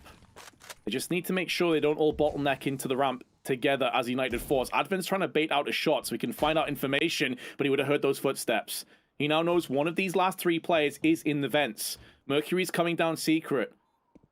So a lot of this rests on Mercury. If Mercury can get the frag on Bartak, that will allow his second player in the form of Advent to spill down the vents. He's trying to bait this one out. They're doing such a good job of keeping Bartak interested. And now Mercury goes round the back and deals with control room. Blitz, though, comes through for his own frag, but there's not much time left. They've got to stick the site, and Jam Young's going to get caught out in the open. And even though he gets the frag, the bomb will still detonate. Checkmate just about slither in to their 13th round. I just don't know if I love how they got there at the beginning. Walking out, no smokes, no anything. It just feels so dangerous. I mean, it can work. It did work, but do you bank on it working again? Now we look on the purchase coming back through. It's still going to be shaky from Checkmate. It's still going to be missing a lot of what they need in this. Or maybe they don't need smokes and they're just fine. Because on the other side, plenty still to be played with here by Vici. They have the AWP still for Kaze. He's still fine. But what's the look from Checkmate? How do you keep surprising us now? Where's the next approach going to come through? Over towards ramp, maybe? Maybe not. Still going to be trying to toy with the concept of this outside area. And this walk up by T-Red actually works out well. Techno's been caught off instantly in the follow-up frag. This is now painting as problems for Checkmate, Vince. Yeah, I think he smashed it as well. That you got some success from that last round. It's not really a round that you can consistently bank off working. It was a couple of well-timed positions, catching the enemy off guard by being a bit more random, a bit more risk-heavy, shall we say. And then when you get into further rounds, especially if you're whiffing grenades like that, it's not going to be looking too good for you. 5v2 is going to suddenly become a 5v1 because Kaze will not miss from the lockers, has continued to impress with the AWP. And Blitz, the IGL, the brains behind the operation will have to become the Brawn. He may get a bomb plant, but that's probably all he gets out of this round. This would be, without doubt, the play of the tournament if he pulled this one off. No grenades by his side, no head remaining, and that will be Vici dialing in the first map of the grand finals as they take Nuke 16-13. And I'm glad they were able to do it. Honestly, the ability to stabilize after what was a couple of shaky rounds there, they brought it back in check. And Checkmate, I've got to say, it made some errors that really stood out to me. Xenos, I don't know if you caught the end of that. They were up to some weird lax of smokes and some... Yeah. There's some plays it looked like. Well, even sort of the mid-game was the most fascinating part for me because it really was a bit of a struggle between both teams, back and forth, and then obviously it was Vici Gaming able to pull away in the end. Vince, it was the kind of game where I think it sort of is a testament to what we saw from Vici in the semi-final. Absolutely. A lot of the same strengths have carried over. We were wondering, is it just Ty Lue having an awful day? I think we have to now say, like, legit, Vici won that game. They took the game, they played it their way, they completely took a stranglehold over it. There were moments in this match as well where I started to worry a little bit for them. It got really close. You can see here at one point Checkmate actually were winning 5-4 even though they lost the pistol round. But it was in that second half of the first half where we started to see Vici just pull away with it. And it didn't feel like Checkmate ever really got going on their T half of things. I'm just still taken aback by some of the weird stuff we saw, like... a couple of 5v3s going astray, a couple of issues on the kind of first look of things, but the turn back and the T side from Checkmate, I really wasn't sold, if I'm honest. Like, I was kind of ready to be all aboard. I kind of like the concept coming in. A couple of these rounds were so, like, I guess, scrappy, and you saw some of those individuals coming out looking pretty sharp, Blitz looking pretty good, but... And this clutch actually was really, really solid. But beyond that, I'm surprised that Vici looked like the more refined team here, which is quite surprising after that last series. Yeah, and honestly, if Kulas doesn't pick up that clutch, that could have been a very one-sided half. Like, actually, that map could have been like 16-9. So it was just craziness, really. I think Vici are proving a lot of people wrong. Is there a way back in though, Panty, for Checkmate going over to Inferno? Yes, they did beat Vici in the open qualifiers on Inferno, but what we've seen from Vici Gaming today, I mean, of course, they demolished Tyloo on Inferno. Do you give them the go-ahead going into the next map? I think it favors them, but there's any day of the week, right? Checkmate could 100% turn up. It was a close enough game. A couple of key rounds going astray. The economy moving away from them as well, put them in a bad spot. If they keep it in check on Inferno, it could be a whole different kettle of fish. I mean, it was, what, 16-9 to Checkmate on Inferno in the open qualifiers, Vince, against Vici Gaming. But obviously, from what we saw today, we're 16-9 in the favor of Vici against Tyloo earlier on in the semi-final. Then, obviously, we see them sort of protect their map here on Nuke. Now they have to be clear favorites. And if they can then win on Inferno, that's it. They're champions today. Yeah, they are, and it goes back to what I mentioned before as well, that the last time that they played this game that we're talking about against Checkmate and Vici, it was with a different roster. It was with two different players, AQA and Mosio, I think it was as well. So Show King wasn't playing. You didn't have Mercury there though, and there was a couple of other components that were missing. So I think this is a stronger roster, and we've seen it with the performances today. I think almost, in my mind, I said it before, I thought Vici could 2-0. I'm not going to say I'm confident in that just yet, but I think you're seeing a lot of the signs kind of work together where we have to look at this team and think like, this team on paper is really damn good.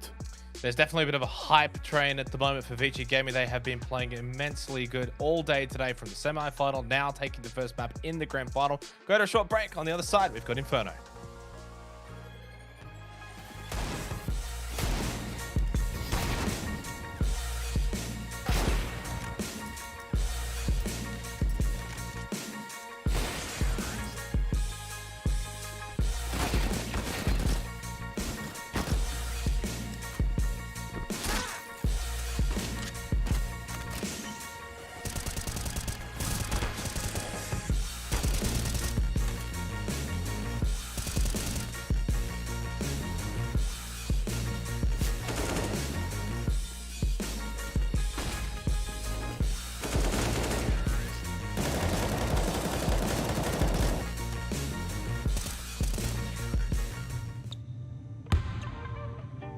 There is always a new challenge, and the hard work never stops. Strive to be the best. Make the most of your opportunities. And enjoy.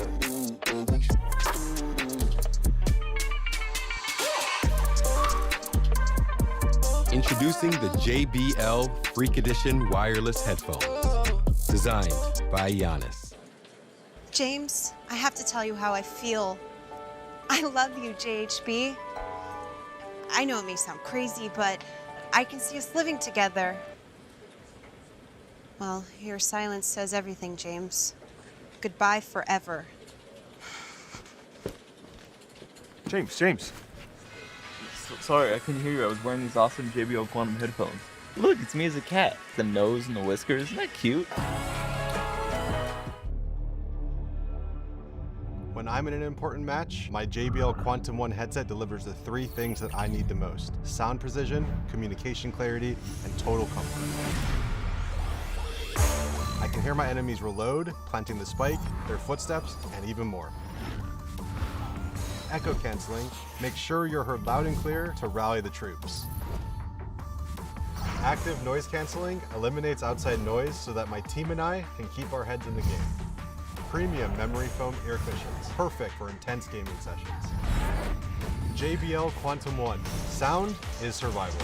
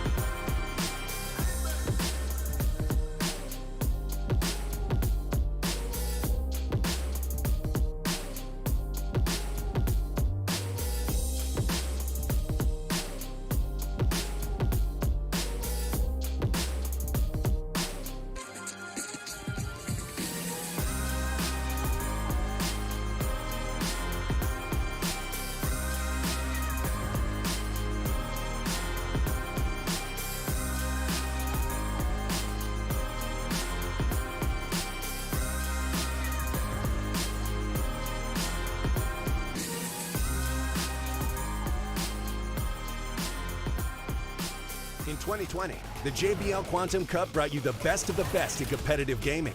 Watch this year's top teams compete, play with the pros, win JBL products and cash payouts. JBL Quantum Cup. Watch, play, win.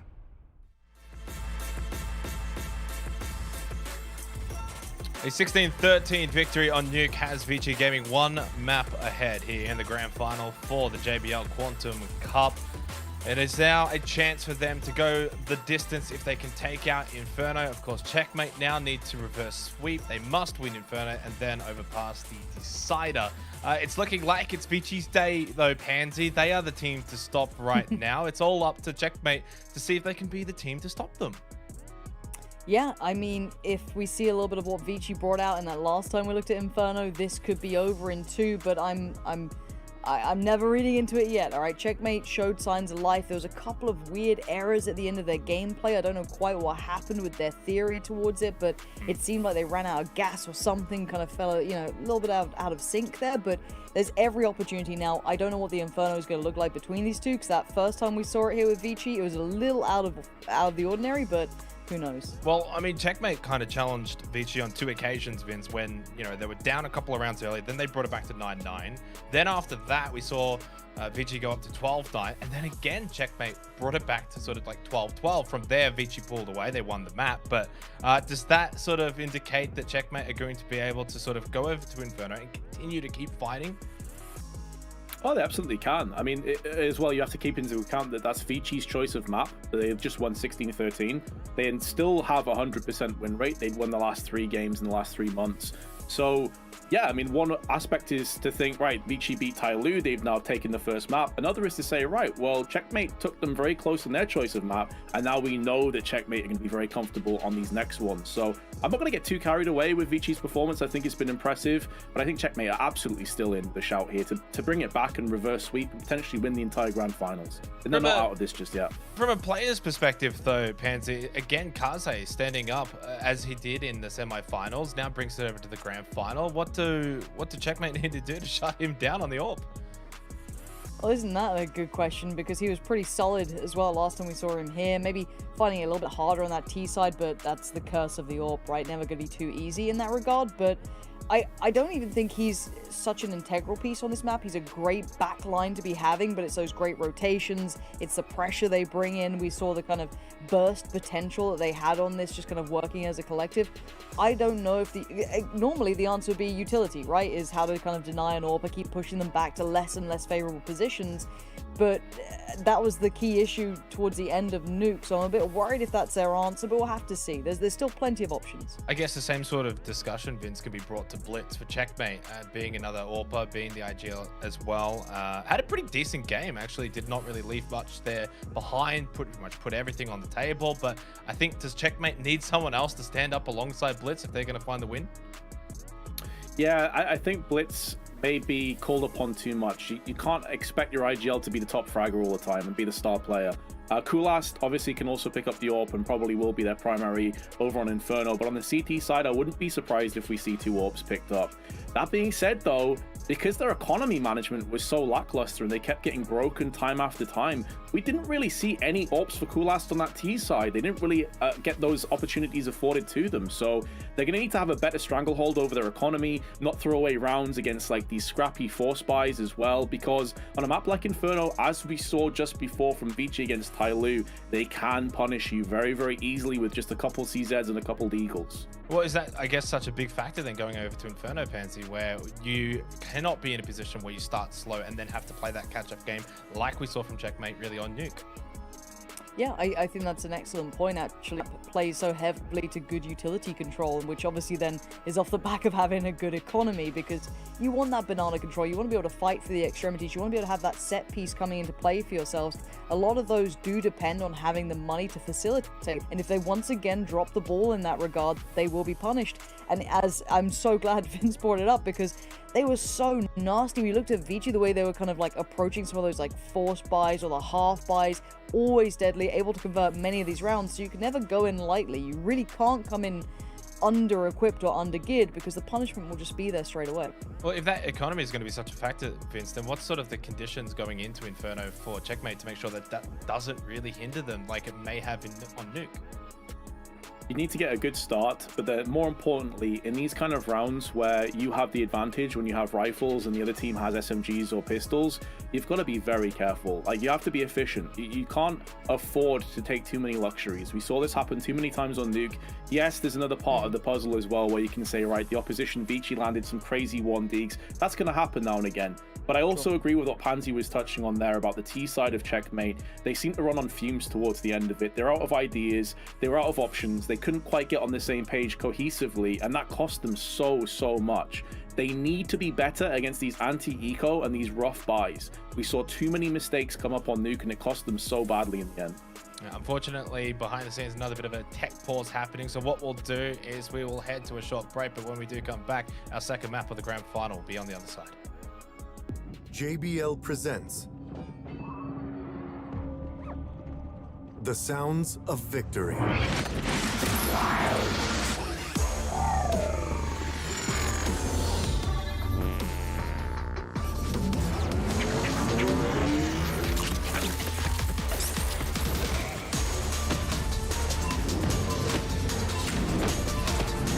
JBL Quantum Gaming Headsets.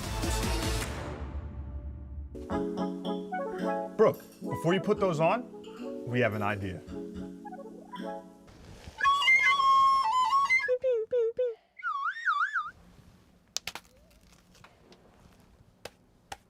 Behind you. Oops, never mind. You lose. Where were the footsteps? Should we leave? Yes, go. I'm sorry, Brooke. Go.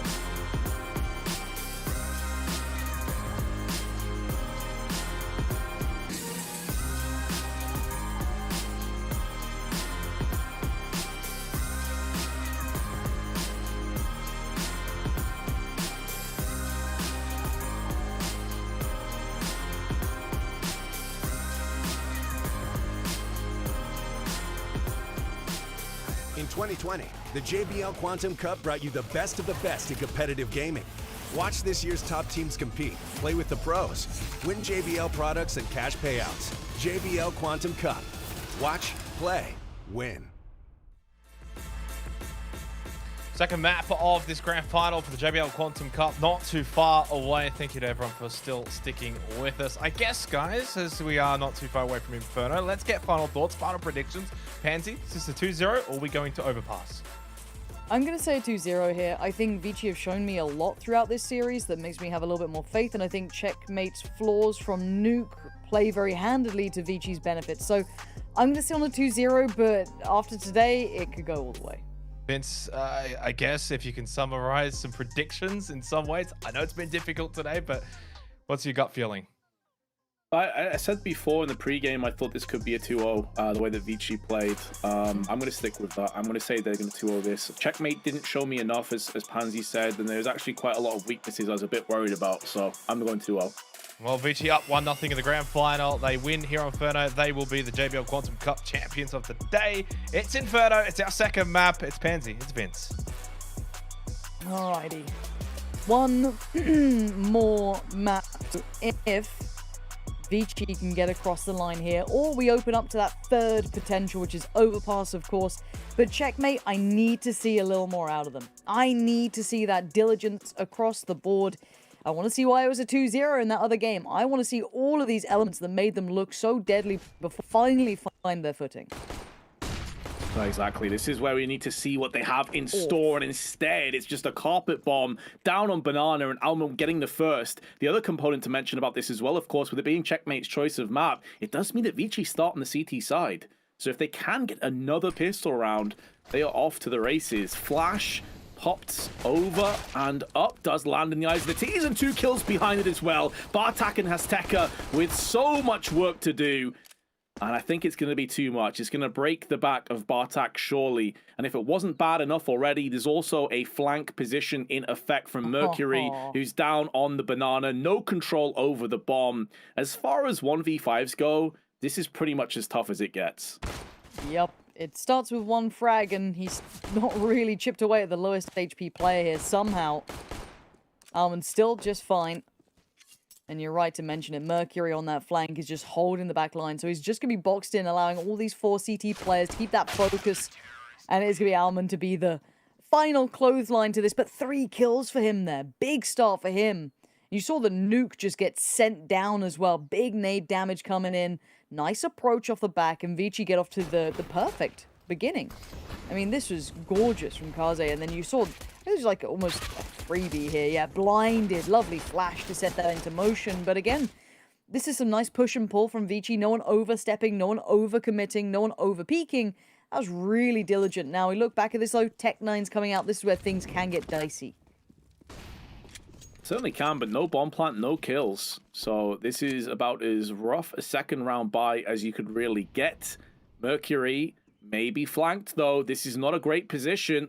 No one has his back covered either.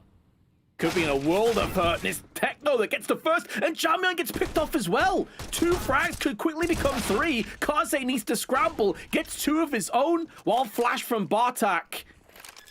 And it's going to be a post plant on top of it. Vici Gaming, after winning the pistol, are in such a bad position. And this is going to be a rude awakening right back at him. Hey, look, we can do just what you did to us. Now, Advent and Alman in such an undesirable position. 1 rifle already filtered across. Yeah, I think they know what's up here. That is a lovely turn of events for Checkmate. And there is a bit of a sell-by date on a position like that in towards the apartments if you're out on a bit of a limb. Now, the follow-up there was tasty, but the first, Techno just tees it up so well. Well, us trying to chase this down, maybe. Oh, he's even taken away another. Alman, that's the rifle they want to see if they could do anything towards, but it looks like he'll be able to keep this in hand for now. A prized possession of the CT side, as Checkmate answer back in kind so swiftly. And this should be a stark reminder to Vici that, hey, well, we were doing this to our opponents, they can do it to us, so we need to be on red alert. This was just unreal from Techno. The follow-up, Mercury had no idea. By the time he turned, he was dead. I'm just not really a fan of those positions when you know that the enemy team has pistols, like run and gun kind of style. I feel like it plays into the hands of the pistols a lot more.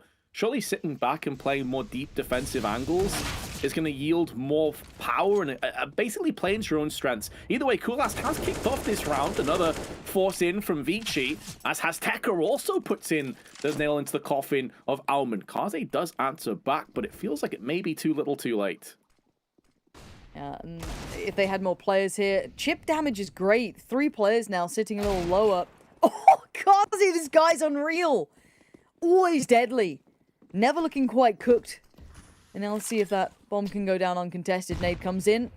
Does get a little bit more damage. Bartak is the only one sitting pretty here, and the pre-fire through the smoke was perfect. It's what the doctor ordered, as now it's just Mercury left in a 1v3. That AK is looking too good to lose. But a fair crack of damage done there, but it will be checkmate walking away with 3 and another round on the board. Well, certainly will. It's looking like curtains may be coming down on checkmate after Kaze's risk deagle. Once they had control of the site, they played that post plan very well indeed. So yes, the AK will be saved. He also has Kevlar behind it. Would expect the rest of the team is just going to hold fire on a buy.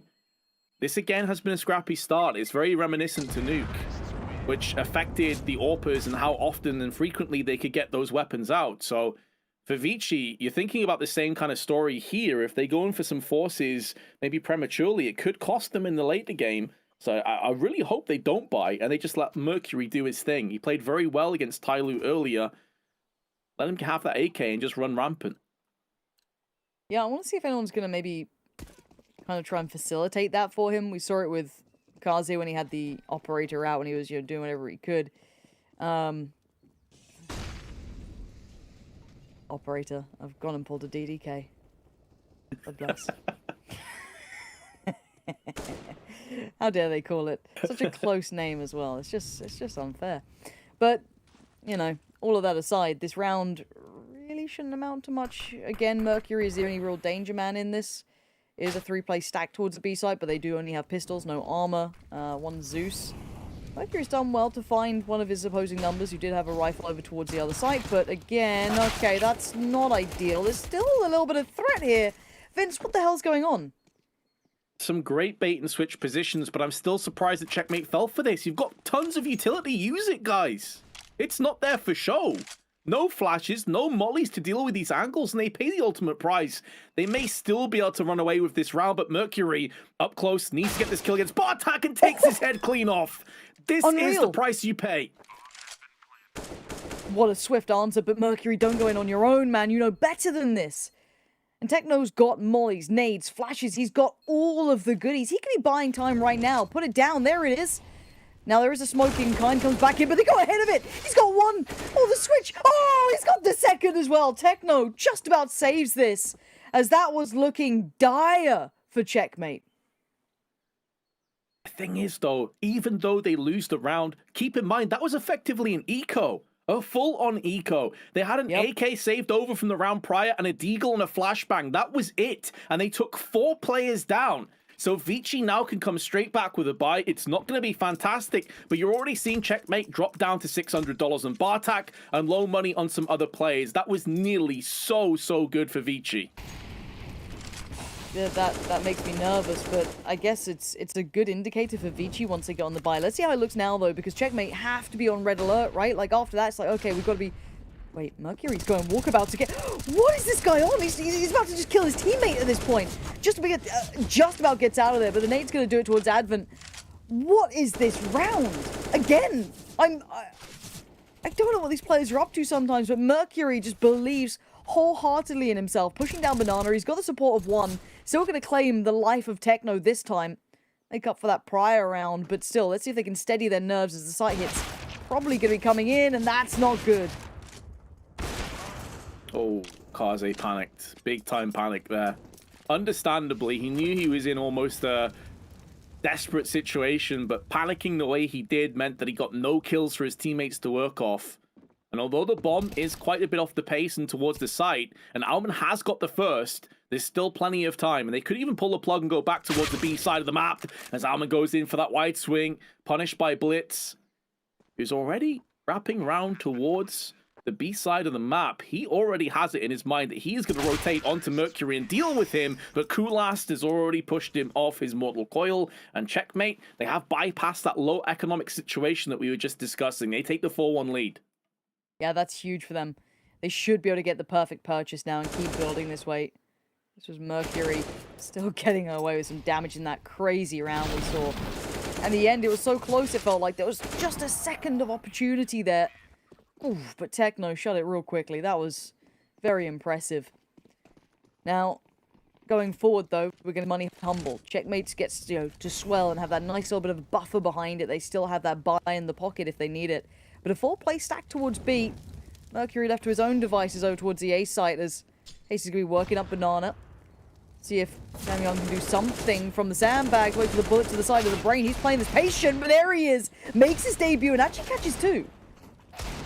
What? These guys, just give them a half buy. Vince, why are they so good on like mad half buys? I wish I had an answer for you. Like, it's just so outrageous. He's picked up 3 kills. That's AKs instantly trade hands. A real boom of economy. Assuming that Bartak doesn't nullify some of these players, he does have the off angle, probably can drop Mercury. But with the bomb being the wrong side of the smoke and banana, that's probably where this story comes to an end.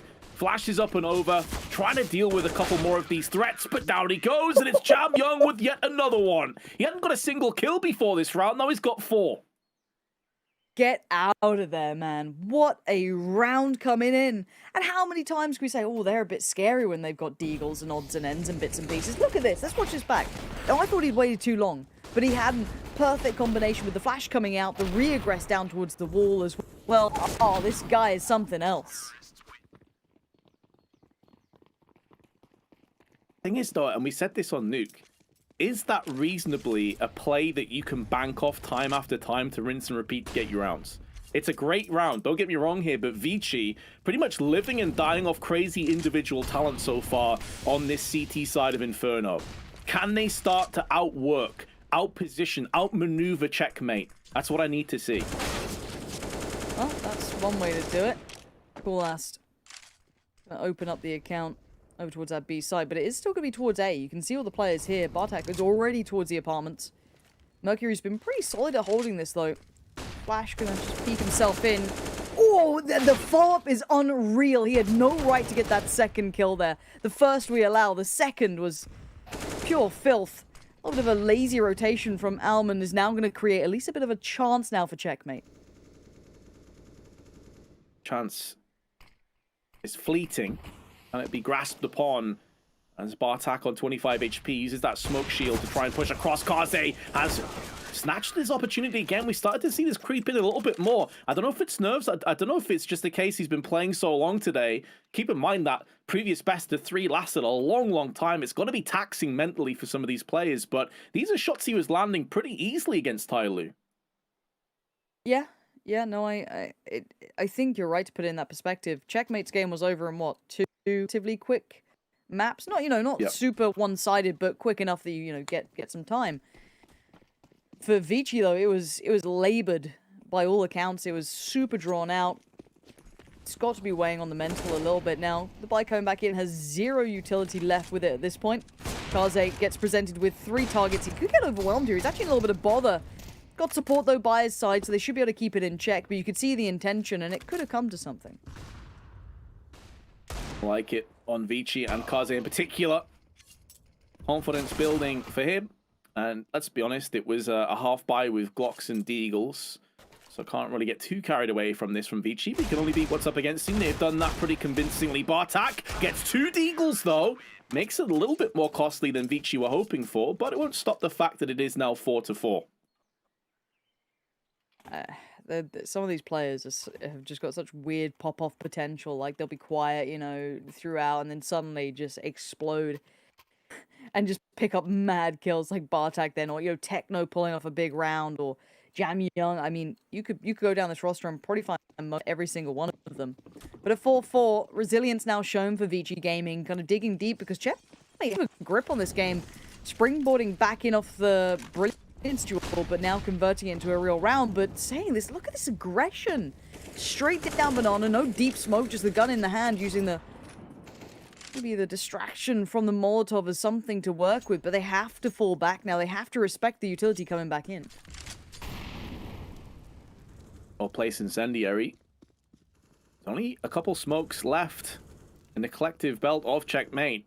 Molly, couple flashes, a HE.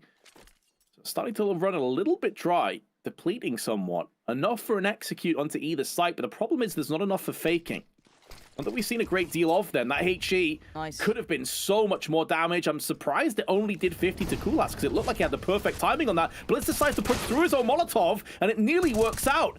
but it's going to be Mercury as ever, standing the test. As all the T's run into him, they run into his barrage of gunfire, and he gets a 4K for his trouble. It could even be the ace if Azteca goes in for that wide swing, and indeed he does. Mercury huge with the ace, and Vici get their 5th. And how many times do you have to eat our words? You know, repeatable success. Surely an individual can't do it again. No. Let me deliver you an ace. Let me be the one to do it this time. Let me bail you out with 3 bags. Everyone's so up for the challenge. The first's a freebie, the second beautiful, but now this decent enough on the way through as well. And the final one, just the icing on the cake. Mercury gotta be pleased with that. And that has to just be a confidence booster, right? You're starting to feel yourself, believe that this can now go your way. But they have to keep these rounds clean. Yes, we say it for Checkmate, but the same can be said for Vici. And the perfect beginning. Dreamy stuff.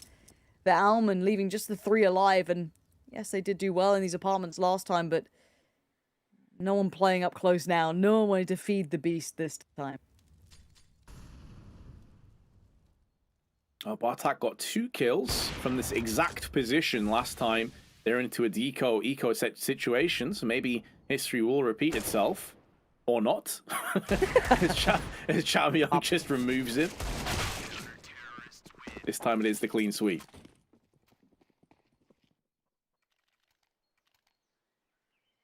I don't have that much faith yet because it has been these individually propelled rounds, right? Like, I don't feel like... Last time we saw Vici on this, I actually think they played not necessarily more as a collective, but their rotations were spot on. They were, you know, taking that deep banana control, then kind of leaving one player to roam it until they tried to fight it back if they did. Like, obviously, Tyloo played to that, but again, I don't think Vici have shown me those, like, perfect rotations or perfect reads yet, but I don't think they've had to. I mean, look into this round, we do have the AWP leaning over towards that honor area. Gonna prop. It's actually gonna be Mercury who's gonna want to lean back towards the A site. So Rifle gonna be in towards that CT arch, and Cam Young missing a bit of a sitter there and overcommitting to try and make up for it. Now, yes, there is a player here earlier, it is Mercury, but he's gonna have so many problems. 4 players on the other side of this. Danger aplenty, player noted. They're not committing. Bartak needs to be very careful. His position on the arches was nearly uprooted. Now, over-rotation has come in. Understandably, they lost 2 players early on. They were hemorrhaging frags. And now it puts them into an awkward position for the retake. They can hear the smoke pluming in the distance over on the CT side. They know what's coming up against them. Alman does not have a HE to bank off the wall and try and finish off the low Bartak, who, to be fair, wasn't there anyway. He was down on the T-steps. And this is looking like very likely going to be a save. If they're even afforded that luxury, because they're being fragged down where they stand. Alman up close does neutralize Kulast. So an AK could trade hands. Hold on a second. Have I overstated the prowess of Checkmate here? Blitz, big headshot. But he will go down to Mercury, who is looking like he wants more and will get more. He may even have time for the defuse. He's got a kit as well. It's going to come down to the wire. But Mercury, the hero again for Vici. I think Checkmate thought they were across the line. I think they believed they had that one. Trying to catch him on the cross after he punched the player at the back of New Box. Man, that is insane to me. Checkmate, right timing for a tactical timeout because you need to get your heads back in the game because those are some, I've got to say, mistakes. I know that you want to shut that down and I know that you have the players and the advantage in this, but let's watch this again. Untradeable. Cross comes in. Doesn't hear the bomb being touched, still peeks it anyway. You've got to think, you've got to play the clock in this one. And Checkmate are going to be kicking themselves off the back of that. Vince, I'm frustrated watching them. These are some of the errors that we didn't even think about. This isn't just like utility or anything like that we saw on Nuke. This is just, they look anxious, they look overzealous to try and fix some of these problems. And they had a bomb down, they had the perfect read on that. They peeled away from the A side at the right time. And they still dropped the ball. Yeah, I mean, you're spot on. Like, Bartak could have played the time there. I don't know why he peaks on low HP. If there was another 10-15 seconds, I get it. Because at that stage, he's in a really rough position to get pre-fired. But when the time is that low, like, all you have to do is just live. That's it. Kaze gets mollied off. Bit of damage in return, though, from Shrapnel. But Bartak and Techno have taken early banana control. The problem here for Checkmate is they have no other players anywhere else on the map. So they could be getting pushed down middle. They could be getting pushed through apps. They don't know. And that will probably bottleneck them into a one-dimensional thought process that they have to hit B and they have to hit it quick. But to be fair, there was only one player over here, so they easily deal with him. Now the cavalry's arriving. Now HEs are finding their way towards the targets, softening them up. Great flash, but no players have dropped just yet. I don't know how they're all standing on either side. This is... It feels like such a rarity, such a weird occurrence. Now the bomb's going to go down. A little bit of a tag, a little bit of chip damage. Look at the state of Blitz. Look at Kaze kind of on either side. The bomb plant comes in. And a 5v5 retake. Not something you see every day. Double stack towards the pool. Plenty of players towards the side. That was over towards Emo. That's going to be Blitz found. Cleared. Another player towards it, though. Double stack. And here's the retake in action. Oh, no. And Ace is the last one alive, but 1v3. He's just going to sit on that defuse. You can't stop it. You've got to accept your fate. 8-4 now. Checkmate, try and switch up the pace. Try and do something different. And they just get met by sheer force again. Vici Gaming carving a decent lead for themselves now. Yeah, even though Vici effectively gave up the site because Kaze got flashed out, that was the first great decision. Don't stand your ground and get a 1-for-1 trade. That's not worth it. They need you later on into the round, and he had a lot of utility as well alongside that. And then we started to see why Incendiaries, why HEs are so integral on this map for the CT side. They just barrage Checkmate down before they even saw them. It was so rough from their perspective. Again, though, bit of early aggression down Banana, but Checkmate not interested. They've learned from that previous round. And so a bit of a stalemate falls on the server. Yes, they have a forward position in the form of Bartak and Apps. That's pretty much it. But they're now starting to move over Banana with plenty of time on the clock. They have 3 smokes. They could try and draw away a couple of these Molotovs from Vici. But Kaze's holding the close angle. The flash will detonate, but there's the follow-up shot. We nearly got a 2-for-1. Oh, that's so grim for Checkmate. The molly on top as well. He's done enough damage to essentially take down a second player here. You couldn't ask for a better bit of impact. Now that's a freebie you'll take every day of the week, though. Blitz can at least get one on the board here. Maybe make that retake not look so deadly. But already confidence brimming. You can see it on a molly towards the corner. Haste just about staying out of it. The clock ticking. Starting to dwindle for Vici Gaming. No one presenting a chance here. The nade still holding the CTs at bay, but there's the timing. And there's a strike, a 2-for-1 trade out. It's Techno and Blitz in combination, leaving only one alive. And Techno, not quite the 4K, but 3 this round. And Checkmate at least get it on the board. This B site has been a problem now. Kazi's been overwhelmed and overrun a couple of times here as he's been left to his own devices twice now. The retake worked out once, twice not the same.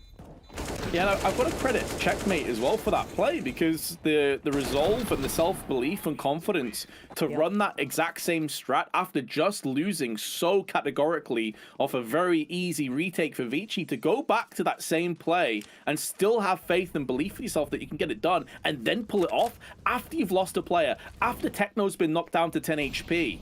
Very impressive from Checkmate, I have to say. And now the money is starting to dwindle for Vici. This isn't a foregone conclusion anymore that they're going to hit double digits. They can see this round could easily be an 8-7 halftime score. They could be. What a proposition for Checkmate as well. They'd love that to be the case. Again, this time, eyeing up that A site, 4 players present, no one biting on any of that B utility coming in, and here just kind of confirming their suspicions with more and more presence starting to build. The T side going to commit those deeper flashes, deeper smokes. It's going to be Jam Young in towards that corner, but there's going to be the player from Graveyard finding 3 quick kills, but the answer's resounding. But it's still an unfavorable trade as Mercury's on the site. Ace is the last one alive in a 1v2, and well, this game so far, I wouldn't put it past him working it out. Very well could do it, but with going straight for the plant, it is leaving himself vulnerable. That smoke, though, keeps the 2 CTs at bay, but they went for the boost over the smoke. They will pivot and pounce in, and the post plants will really yield not as much as Checkmate were hoping. Now, Vici's economy still not great. They managed to save an AWP and an AK. Alongside that, they will be able to buy. They can drop across to a couple of those weekend players in terms of their money, so they're okay. Checkmate can also purchase, so we are destined for a 15th round bye on both teams, but it's this play, as you said, Pansy. Like, this 3K from Alman is everything for Vici. If he only gets 1 or 2, probably not good enough. 3, though, was just what they needed. Yeah, that just about got them over the line, but checkmate, there's still life in them. It's just some of these rounds just falling astray, falling just that little bit short. Deep molly down mid. Jamyung probably gonna hit that rotation, but it's the battle on Banana still raging. Advent tries to go walkabout, but it's still traded. CT side still gonna keep even numbers here. Deep Smoke goes down. Techno doesn't care. Takes the fight and wins it. Alman's gone. Mercury picks up the mantle. It's a bloodied battle again. And it's left in a 2v2. 2v2, but Blitz on low HP. Stray bullet or shrapnel will deal the fatal damage towards him. Gonna go in for that full plant, though. And a long distance between Jamyung and Kaze. He just needs to stay alive. There is no need for him to peek in, because Jamyung's in no position to counteract. Now, that smoke may very well funnel Bartak away from any presence over on Banana. And now that Jamyung is coming up, that could be a key moment in this round. Kaze is keeping the pressure applied in the meanwhile over on Ruins. And now Jamyung has spot Bartak. His nose to the wall, expecting a flashbang to proceed the push, and there it is. Kaze burns him alive. There is a kit in the hands of Jamyung, and therefore it's going to be 10-5. Game is not over yet, but Vici Gaming are looking good. Hot to trot in this one as they sit on 10 rounds. However, as said, there's a whole other half to go, so we're going to go to a short break. When we're back, we're diving right back in to the second half.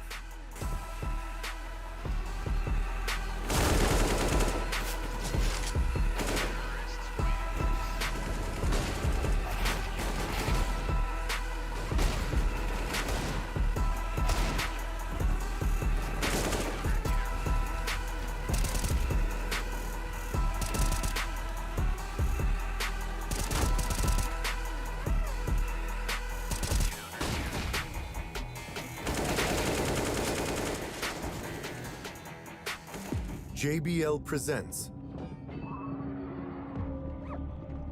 The Sounds of Victory.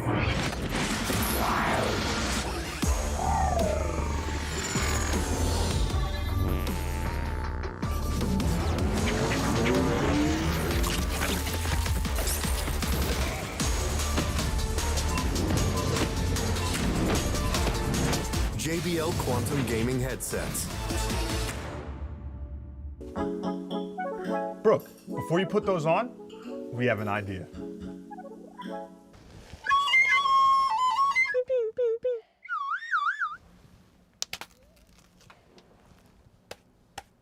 Behind you.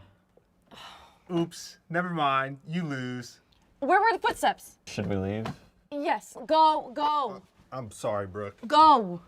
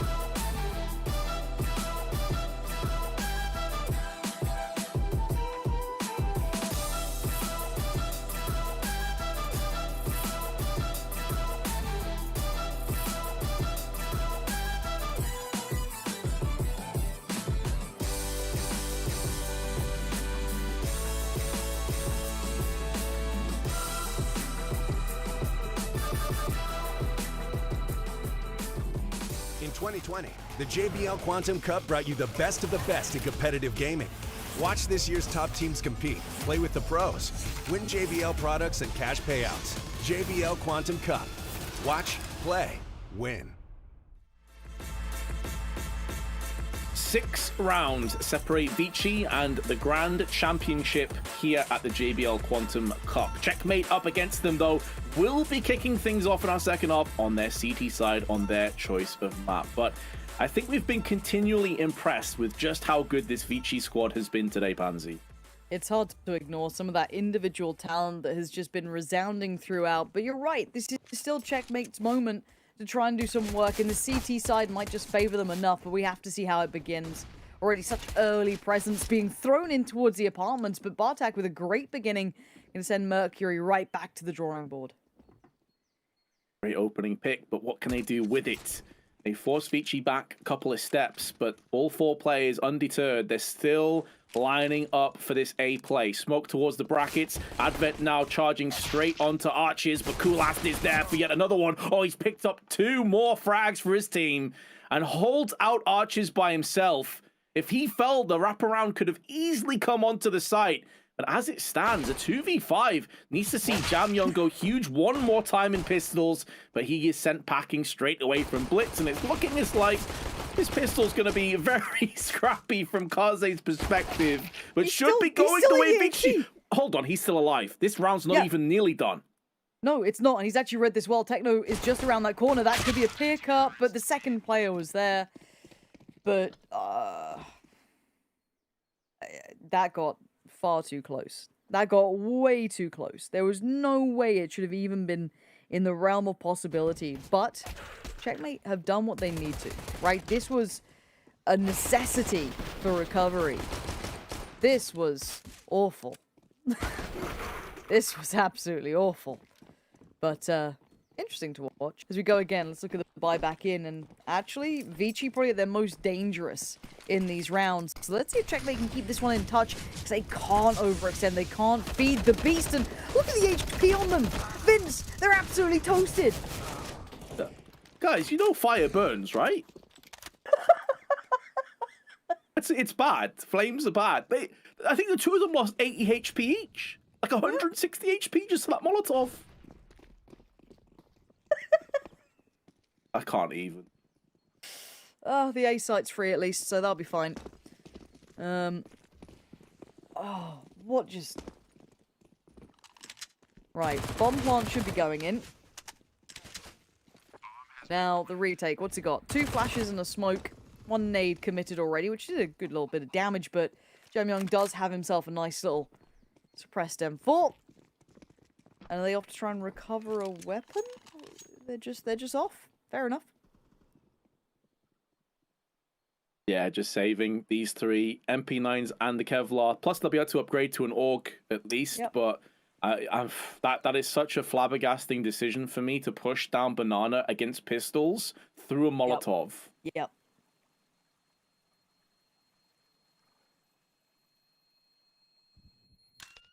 Like normally we say, you know, Vici are the most dangerous. It's because they'll do it without the help. They don't need the molly. But I guess it helps. 11-6, and all that work could have been in the bin. Now they've done enough to be able to keep the 3 weapons they had to be able to buy back around this, but it comes back in weaker, right? It becomes more of a problem because Vici now get the better purchase. Ay, ay, ay. Okay, we go again. Show me what you're made of, Checkmate, because that's going to put you right back under the gun. All that work picking up the pistol has potentially been undone. Yeah, precisely. This is actually almost the worst case scenario for the CTs should they lose this. Because you are up against the wall, you're looking at an eco, and even after that, not a great buy, assuming they don't get a couple kills out of this one. So Vici could be on the fast track to a 13-6 or better scoreline. The pressure, make no mistake, is certainly on right now for Checkmate. They're going to get aggressive. Kulas goes down middle with a flashbang, but gets punished. Kaze alongside Aumann were watching for that, anticipating some kind of sketchy play, and they send him reeling out of the round. Okay, well, they explored a little, didn't overcommit. It looks like Mercury lingering towards the apartments, but it's all eyes towards that B. Molly has done well enough. You can see the flashing combination did manage to convert hot flash off the top as well. Ace is doing really nicely to be self-sufficient in this, but he does lose his life. Smoke towards CT is a disaster, but bomb should be able to go down regardless. I say should. We have to see if there's any more damage to be done. It's down, gap in the smoke though. Could actually work out in the T's favor, but Bartak has put that to use with the AUG at range. Mercury, though, on the flank, is going to have the drop on at least one player that now catches them unaware, forces their attention into multiple angles, and now Kaze can finish off the rest. Blitz may get one. The chance of him living against Kaze is so low, though. A bullet anywhere on him, and he's gone, and it's overkill. The headshot from Kaze, and a 12th round on the side of Vici.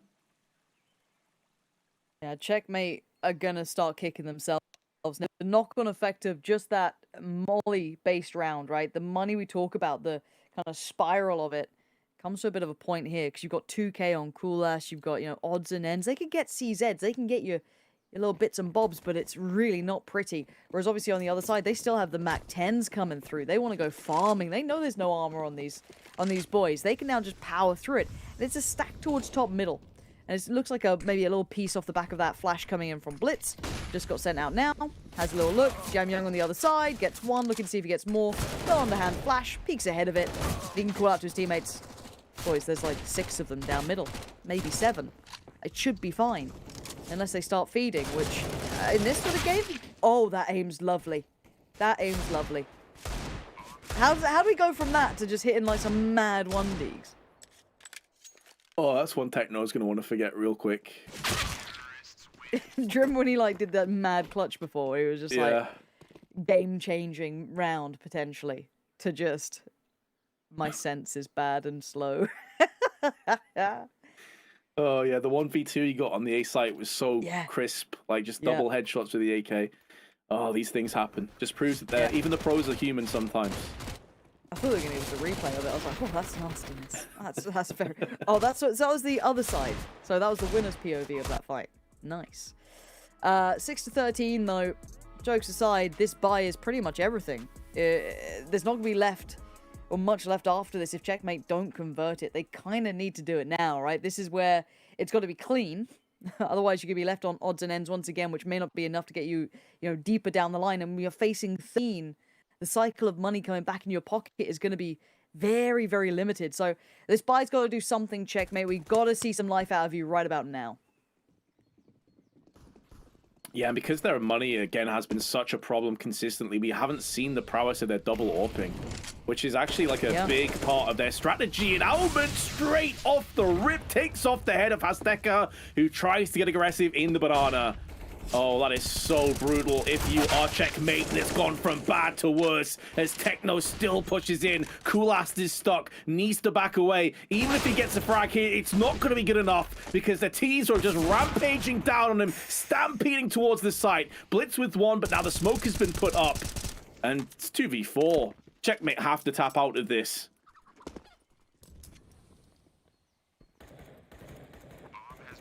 Well, if you thought the scenario was bad before, you're about to be presented with what could be the worst possible situation now. They're left with 2 rifles. The money's going to be absolutely in the bin. And Vici will be on 14. This isn't going to be, map point coming up. It'll be match point. Grand finals point pretty soon. And for Vici, 4 standing. AWP still there, sitting pretty. Almond wanted to get 3 in that round, so his money's going to be just fine too. Plenty left in the pocket. And I think this kind of plays to something that we didn't lean into enough, is that Vici simply put are looking formidable on this map. They look stronger here than they did in that last game. Yeah, and this is the map that we thought they'd probably have the most issues with. Yeah. Because last time they played, they lost 16-9. But again, the caveat that needs to be thrown in is it was a different roster. So yes, the core was there, but different roster. Almond, though, I mean, the guy's just loving life. Like, all he has to do is slowly walk up banana, and it's like the CTs are just jumping in, just giving him 3 kills time after time.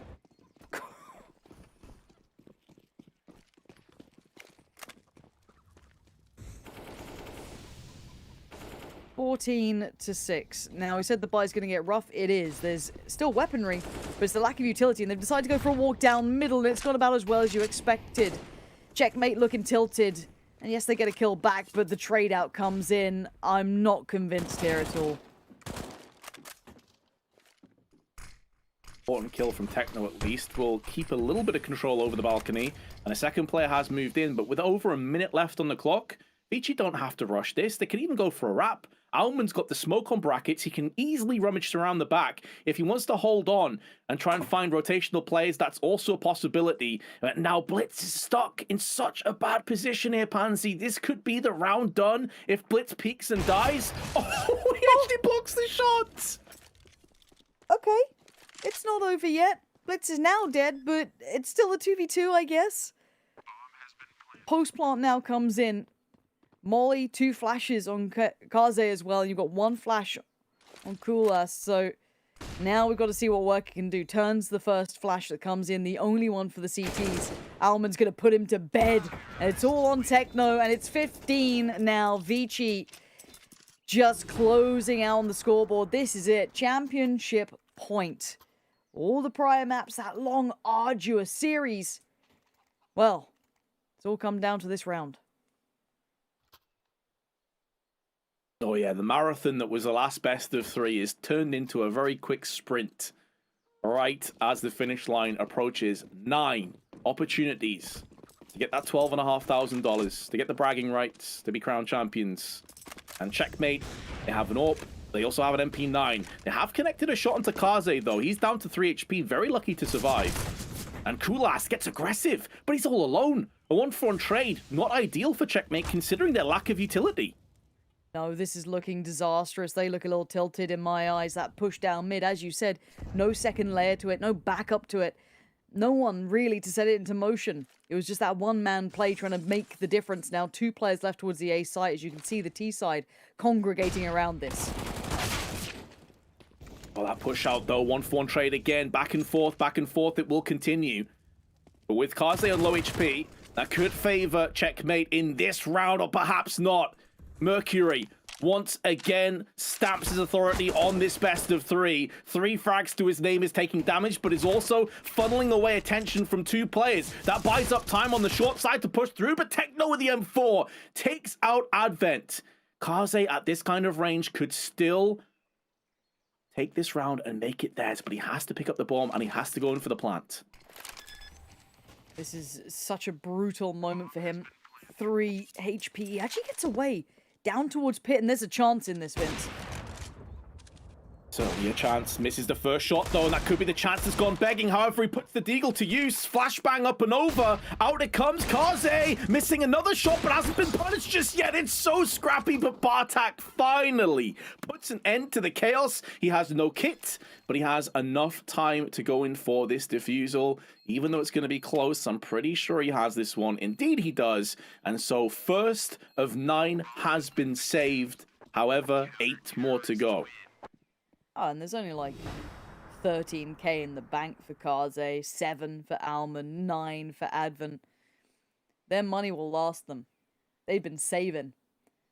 Now, for checkmate though, keep your eyes on the cash. I'm seeing Azteca getting whatever utility they can. It's flashes, a couple of smokes, limited Molotovs, very few kits as well. Head armor, not looking so likely, but again, it's AKs. Take from that what you will. But I look at your breath because I'm worried about checkmate. Their mental game, they look shattered here. They look absolutely in the bin. That push down mid had me worried, but they did somehow pull themselves back through. But a smoke towards CT Arch. Counter smoking towards the apps.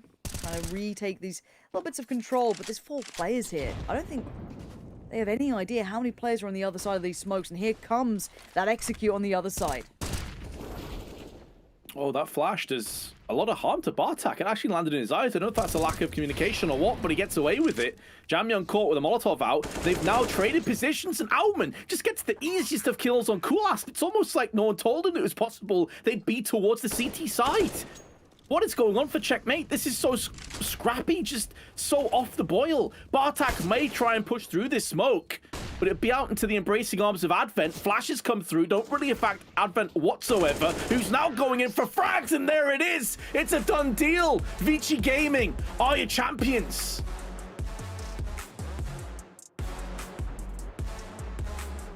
JBL Quantum Cup champions. A surprise for most of us here. I came into this today thinking it was probably Tai Lu, you know, whomever else you may wanted to say, throw a couple of names into the mix. Did I expect it to be Vici? No. And was I wrong? Absolutely. What a performance. Vici Gaming basically start to finish today. We of course watched them throughout the semi-finals and now too good in the grand finals. An utterly dominant performance, really, all things considered, Vince. We thought maybe this could be a little bit closer, but we also summarized and thought, hey, Vici Gaming, the way they've been playing, the way they beat Tai Lu, this was their grand final to win, and they did. They looked great against Tai Lu. Yes, it was a bit scrappy in parts, but I think when they came through against Checkmate, the most impressive performance today for me wasn't even against Tai Lu. It was that Inferno performance we just saw. Yeah, Checkmate, they didn't look great. They didn't look at their best by any stretch, but when you consider that Mercury, a guy that's completely unknown, comes into this roster and just absolutely slates Checkmate after wrecking Tai Lu as well, like, you just got to tip your hat to the guy. Like, he's had such a good performance here today. Yeah, you're bang on. I think Mercury is someone who's definitely caught my eye, but on Inferno as well, I have to look at Alman. He was a bit of a, not a headliner in the other maps in the other series, but he found a lot of room in this, and what a swing moment this round was. After the start the Checkmate had, this Deagle purchase, and it's something that has to be noted, is these characteristics that they have, this ability to turn rounds that they just simply, on paper, shouldn't, seems so simple for Vici Gaming. Yeah, and it really was a team effort as well. You know, we're kind of drawing out Mercury and Almond, but I don't think that there was necessarily a weakness over on Vici. Kaze is another player that we obviously have to highlight against Tai Lu. Dan King was made to look very ordinary, and he's one of the best AWPers from the Asian region. Kaze, the man from Malaysia, was really good today, like just consistently solid and on point. And there's Almond, the plays that you were mentioning before, just huge impacts up Banana. Time after time, they could rely on this guy to deliver. Kaze has been the talk of the town basically since the semi-final. It is, of course, absolutely befitting that we are going to have him on for an interview, have a quick little chat. Of course, winner for today's JBL Quantum Cup. Kaze is here. Kaze has been the man. Kaze leads his team to victory. Congratulations on said victory for Vici Gaming today. How's the team feeling off the back of this result? Yeah, it feels great. Winning at least once.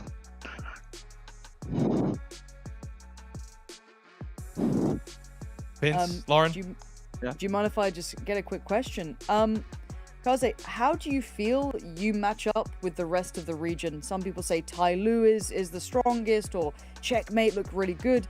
Do you feel now deemed the best in the region, or you still have to prove it some more? I still don't think we are number one in Asia yet.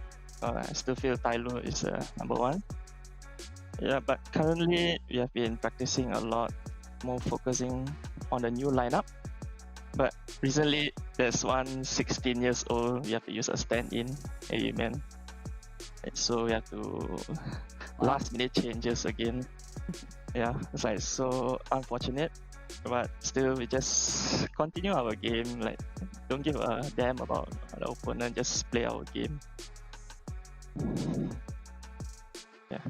Yeah, I think that showed through today, Kaze, with how you guys were playing. You were playing fearlessly. It was really nice to watch. In terms of the roster changes and what you guys are trying to accomplish, obviously the last time you played against Checkmate was with a different roster. You had Mosiu in there, I believe, and I think it was somebody else as well. How did that affect your gameplay today? Did it make you want to be a little bit more loose with your style because you may not have had as much opportunity to kind of go through tactics together? We probably studied them, like how their common stuff, and anti-stratted them at least. Like mostly they were like free gun or whatever picks, dry picks or whatever. Yeah, mostly just read them like a book at least. Yeah, so that's how we've been checking it. Kaze, I won't keep you for much longer. It's been a very, very long day on your behalf, of course, starting against Tyler and then Checkmate. Any sort of shout-outs that you want to give? I'd like to thanks to our fans for supporting us through tough times at least. Make sure to keep supporting us. Thank you.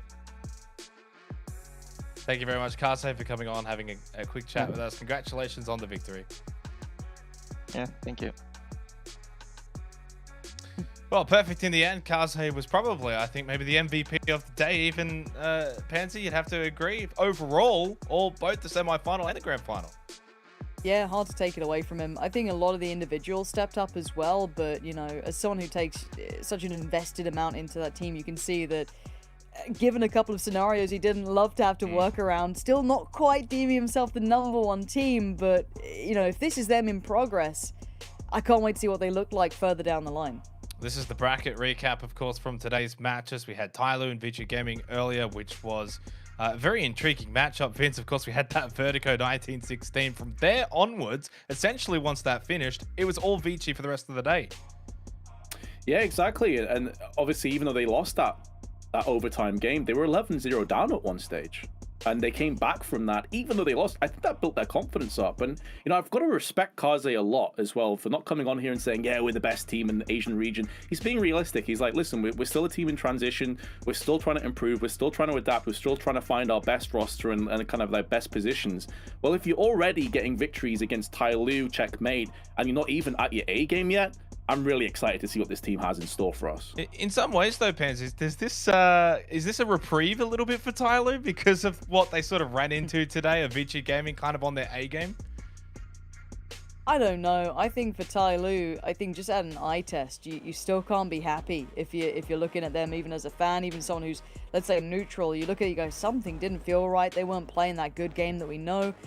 Credit to Vici for capitalizing on it. There's a lot of times you'll see teams, you know, not looking, you know, on their A game, and they still just kind of limp across the finish line. Vici didn't allow that. They saw weakness and they went for it, and it absolutely worked out for them. So if anything, credit to them for capitalizing on any mistakes that were made, even if it's by a more favored side. We'll get our sort of final thoughts here as we round up the day, Vince. It's been a bit of a long day, maybe longer than we expected, but how'd you find it? It was a pleasure. It was great to work with both of you. It was great to see some players and teams that I don't know as much about. Mercury in particular is a player I haven't really ever seen before. So it was a real pleasure. I really enjoyed myself. Pansy? I mean, you know, all the rounds, all the OTs, couple of tech delays here and there. You love to see it. Nice to know that CS is still CS. But the one thing I do love seeing is global competition, right? Counter-Strike could always do with a bit of that. And it's lovely to see it here, seeing some real competition, some real passion for the game. So yeah, more of that in the future would be absolutely wonderful. But it's been a great day. It's been a fantastic day. Thank you both, of course, for coming on, being a part of the APAC region here for Counter-Strike. It's always a pleasure to have two absolute professionals. That is us done, though, for today here for CSGO Asia, here for the JBL Quantum Cup. Big congratulations to Vici Gaming. They are your winners. That's not it, though, for the weekend, though, for the Cup as a whole. Of course, we've still got Apex to come. That's on at about 6.5 hours time for North America. So for those watching on for Apex later on, enjoy the rest of the weekend.